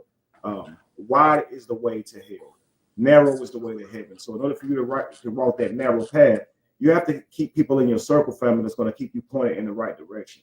Stay away from people that encourage you to go the wrong direction and praise you for the things you did when you were wrong. Stay away from those people, man. I've said this before, but if just imagine a whole bunch of people sitting around and they're drinking, right? And one guy takes the drink and he turns it up and everybody else is yelling, chug, chug, chug, chug. They're encouraging this man to drink, but they're not going to get any drunker by him drinking. He is the only person that's going to be poisoned and get that drunkenness from him drinking, but everybody else is cheering him on. Why? They enjoy seeing him embarrass himself. Why does he do it even though he doesn't necessarily want to be that drunk? He more so wants the validation of his peers. That's why he's doing it, right? He wants them to say, man, you took that to the head, bro. But in order to earn that, he'll drink himself to the point of alcohol poisoning. Now watch this. Them encouraging him to do something negative caused him to do something that nearly ruined his life, right? And this is what I mean. If you don't have the ability and you're not smart enough to know when your decisions are good or bad, you can easily be rocked to sleep by a negative crowd. So if you're not that smart, you will keep drinking and drinking and drinking, thinking that there's success in being a good drinker. But meanwhile, you fucking your liver up and your life up. And those people that's supposed to love you are actually encouraging you to keep drinking. But what you need to do is have a brain that's smart enough to know this ain't healthy. And it doesn't matter who tells you to chug. You got to know that they don't have the best intentions for you at heart. They aim to laugh at how drunk you got. And my brother can tell you this story. He can tell you this is true. We had a next door neighbor one time named Howard. And he told us, man, I can take this whole drink to the head. He had some type of alcohol, might have been Hennessy or something like that. We didn't believe him. He got down on his knees. He's on his porch. And he must have knew he was going to be drunk instantly because he got on his knees so he didn't have far to fall. He said, watch this. He got down on his knees completely sober. And he turned this bottle up and drank the whole thing. And by the time he got finished, he was already drunk. He was like, hold you, I'm doing it. And me and my brother was laughing. We thought it was funny. We were like, this man is wild. So after this, you want me to do that again? But he fell off the porch. He got hurt badly that day. So the next time my neighbor said, you want to see us do it again? We was like, no, chill. Like, don't do that. Because we actually care. We don't want to see you drink yourself to death. But people like that will now take that and say the drinking is equated to bad decisions, right? So say you're going around, you're lashing out. The same way people say chug, chug, chug, they're going to say, yeah, girl, you cussed him out. Yeah, girl, you do that. Yeah, girl, that's right how you handle him. You gathered them, you got them together, right? And you're going to feel like the things you're doing is right because you're being praised. But those actions you're doing are only going to hurt your life. You're going to end up with the criminal record. And they was out there cheering you to do this shit, wasn't they? Send us the picture, girl. We want to see. And now you the one in jail. You the one with the criminal record. You see how this works? They don't have one. But they were entertained by seeing you do what you did, though. I'm telling you, if you're not really smart, the world will F you up. And if you realize that you are at a disadvantage in terms of your mental aspect, get people around you who are smarter and keep them people closer to you. Don't buck on them when they try to give you advice. Brianna had that. She had friends that was a little bit smarter than her. And sometimes they would try to hold her accountable. But what did Brianna do? She gets rid of them. And that's not the friends you get rid of, Brianna. You get rid of the ones who agree with everything you do. A moral is a terrible friend to have. What you need is some of the old friends back that was telling you, wait, that's wrong. You need to go back and get some of them friends because they were telling you were wrong about things. All of us need friends that tell us we're wrong about things. All of us do because we don't always see clearly. You need some friend to say, man, you crazy as hell for doing that. You looking bad. You got yourself looking bad right now. And you need those friends. For some reason, we push those people away. So hold to the people who try to keep you on that straight and narrow, family. Because if you believe in God, at that end, whenever you're in front of God, God is going to say, why did you disregard every time I came into your life through your friends? When I spoke into you through your friends, you disregarded them. When I spoke into you through your enemies, you disregarded them. You're not going to sit here and say you never heard me speak, because you've gotten truth and you didn't want to hear it. You didn't want to hear it. Depart from me. I never knew you. And your heart's going to be broken because you're going to believe I had a Come on relationship. now. You're going to believe you had a relationship. Come on now. Say, you All did not right have now. to. You only spoke of loving me, but your heart was far from me. Listen, y'all, when I was in religion, that was one of my worst fears, that God would look at me and say, everything you ever did to get closer to me was in vain, for you never truly had a relationship with me. You was only pleasing people. When you prayed, it was only so people could hear you, not God. Yo, that's a very dangerous position to be in. If you're going to love your God true and true. And that should show in your life. Because if you can go out and do this type of evil stuff to people and then claim that you have a God, you make people that don't really understand God, you really discourage them, because you're not giving a very good representation of what it would appear to have a relationship with God. You see, so you're not. I was taught teach Jesus every day, and only when you absolutely have to use words. That's how I was taught, to reflect the image of Jesus. But Brianna, she goes around doing a lot of evil tactics, reflecting the image of Satan. And God says, if you love what Satan loves, then that is your father. That is your father. That is your father. Come on. All right now. That's what I said. You chose. That is your father. So when they go to Amara's page, it's just a love. It's just a love for lies. It's just a love for gossip. And gossip is a sin. And so you guys are on there listening to stuff that's not substantiated. And you're thinking, okay, well, we're going to go to heaven still. We believe in God. But if you believe in God, your God says the very fact that you would sit there and entertain Amara, you are evil. You are in sin, because you are entertaining gossip. You're playing with devils, is what the Bible's God would say. You are playing with demons. You're entertaining demons. You're listening to what they're saying. Facts. It's a difference between knowing the word and walking in it. It is. It Show truly is, enough. y'all. Show enough. Absolutely. And when God is in you, God shines through you. You don't have to tell anybody that I'm a woman or I'm a man of God. They see that. They hear that. That's all over you. It's true. You don't have to convince somebody that God is with me, that God got me. You don't have to convince anybody of that. People see that. That light shines. A tree is known by the what? What you say, Kev? A tree is known by what? By its leaves. And by the fruit that it bears. That right? it bears. So you know an apple tree by the fruit that is placed on that tree. You know it, right? The tree don't have, the apple tree don't have to say, look, I'm an apple. Wait till it's in season. It will show you better than it could ever tell you, right? Absolutely. Right. So if you guys remember the parable where Jesus is walking and he comes across the fig tree. The fig tree was out of season. It was out of season and it had not yet yielded fruit. But Jesus was upset because he was hungry and that tree did not have fruit.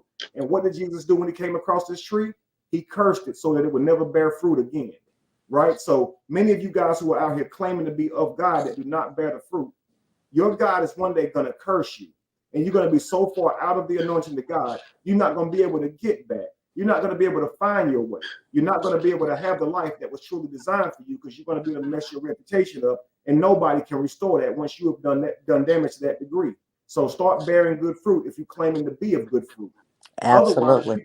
Absolutely. They'll see the fruit that you bear, and they're going to know that you're not of who you say you are. Your speech will betray you. Y'all remember Judas, right? He says that I won't betray God. That's what Judas said. I will never betray God. But he did. But he did. And then when they confronted him about it, they said, dude, you did. No, Peter. They said, Peter, you're going to deny God, right? Jesus told him, you will deny me before the rooster crows 3 times. Before the rooster crows the 3rd time, you will have denied me. I'm sorry. Before the rooster have crowed, you will have denied me 3 times. So he told Peter this, and Peter said, no way. He argued with Jesus. I don't believe you, right? But all in all, it turned out he did betray Jesus, because someone asked him, do you believe in Jesus? And he thought that he would be killed if he admitted it. And what did Peter do? I don't know who that is. Jesus had just gotten crucified, and now he doesn't want to be known as being one of Jesus' followers, right? He doesn't want that punitive treatment. So Peter says, I don't know who Jesus is. And they're like, you look familiar. I think I saw you hanging around Jesus. That's the first time. No, I promise you, I don't know that man. Then here goes somebody else. Nah, for certainly I've seen you. I've seen you with this man. You've been out here with him. And then Peter starts to curse, right? Because he figures if I cuss, people will know that and believe me. I got to do a bad deed to prove that I'm not of good, right? So Peter starts cussing. I don't know that motherfucker. I don't know him.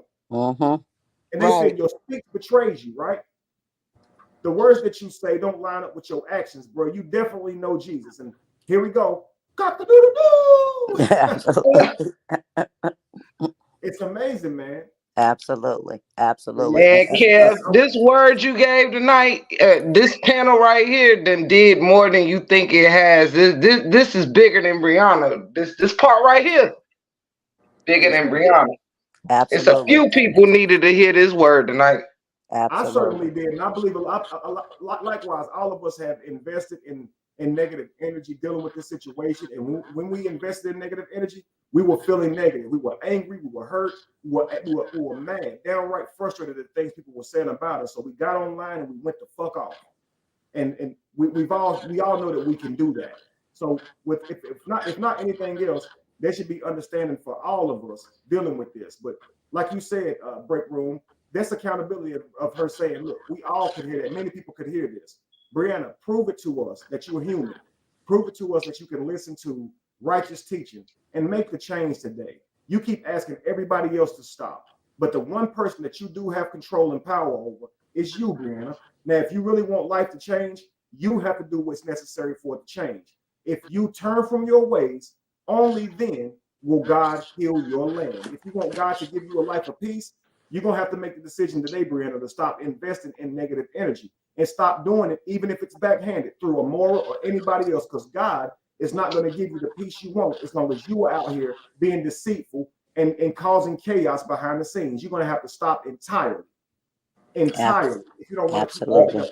now, Absolutely. And she got to know that when God forgives, he's not like us. See, I can forgive you, but I won't forget what you did. When God forgives, he forgets. It's separated as far as the east is from the west, right? Absolutely. He forgets. Absolutely. He forgets what you did. So that's real powerful. When you get forgiveness from God, when he forgives you, he has not only forgiven you, but he's forgotten. Right. And what's crazy is the words that's used there is remembers no more. Now, Yes. I want you guys to think about this. The word remember means to put back together again. Remember.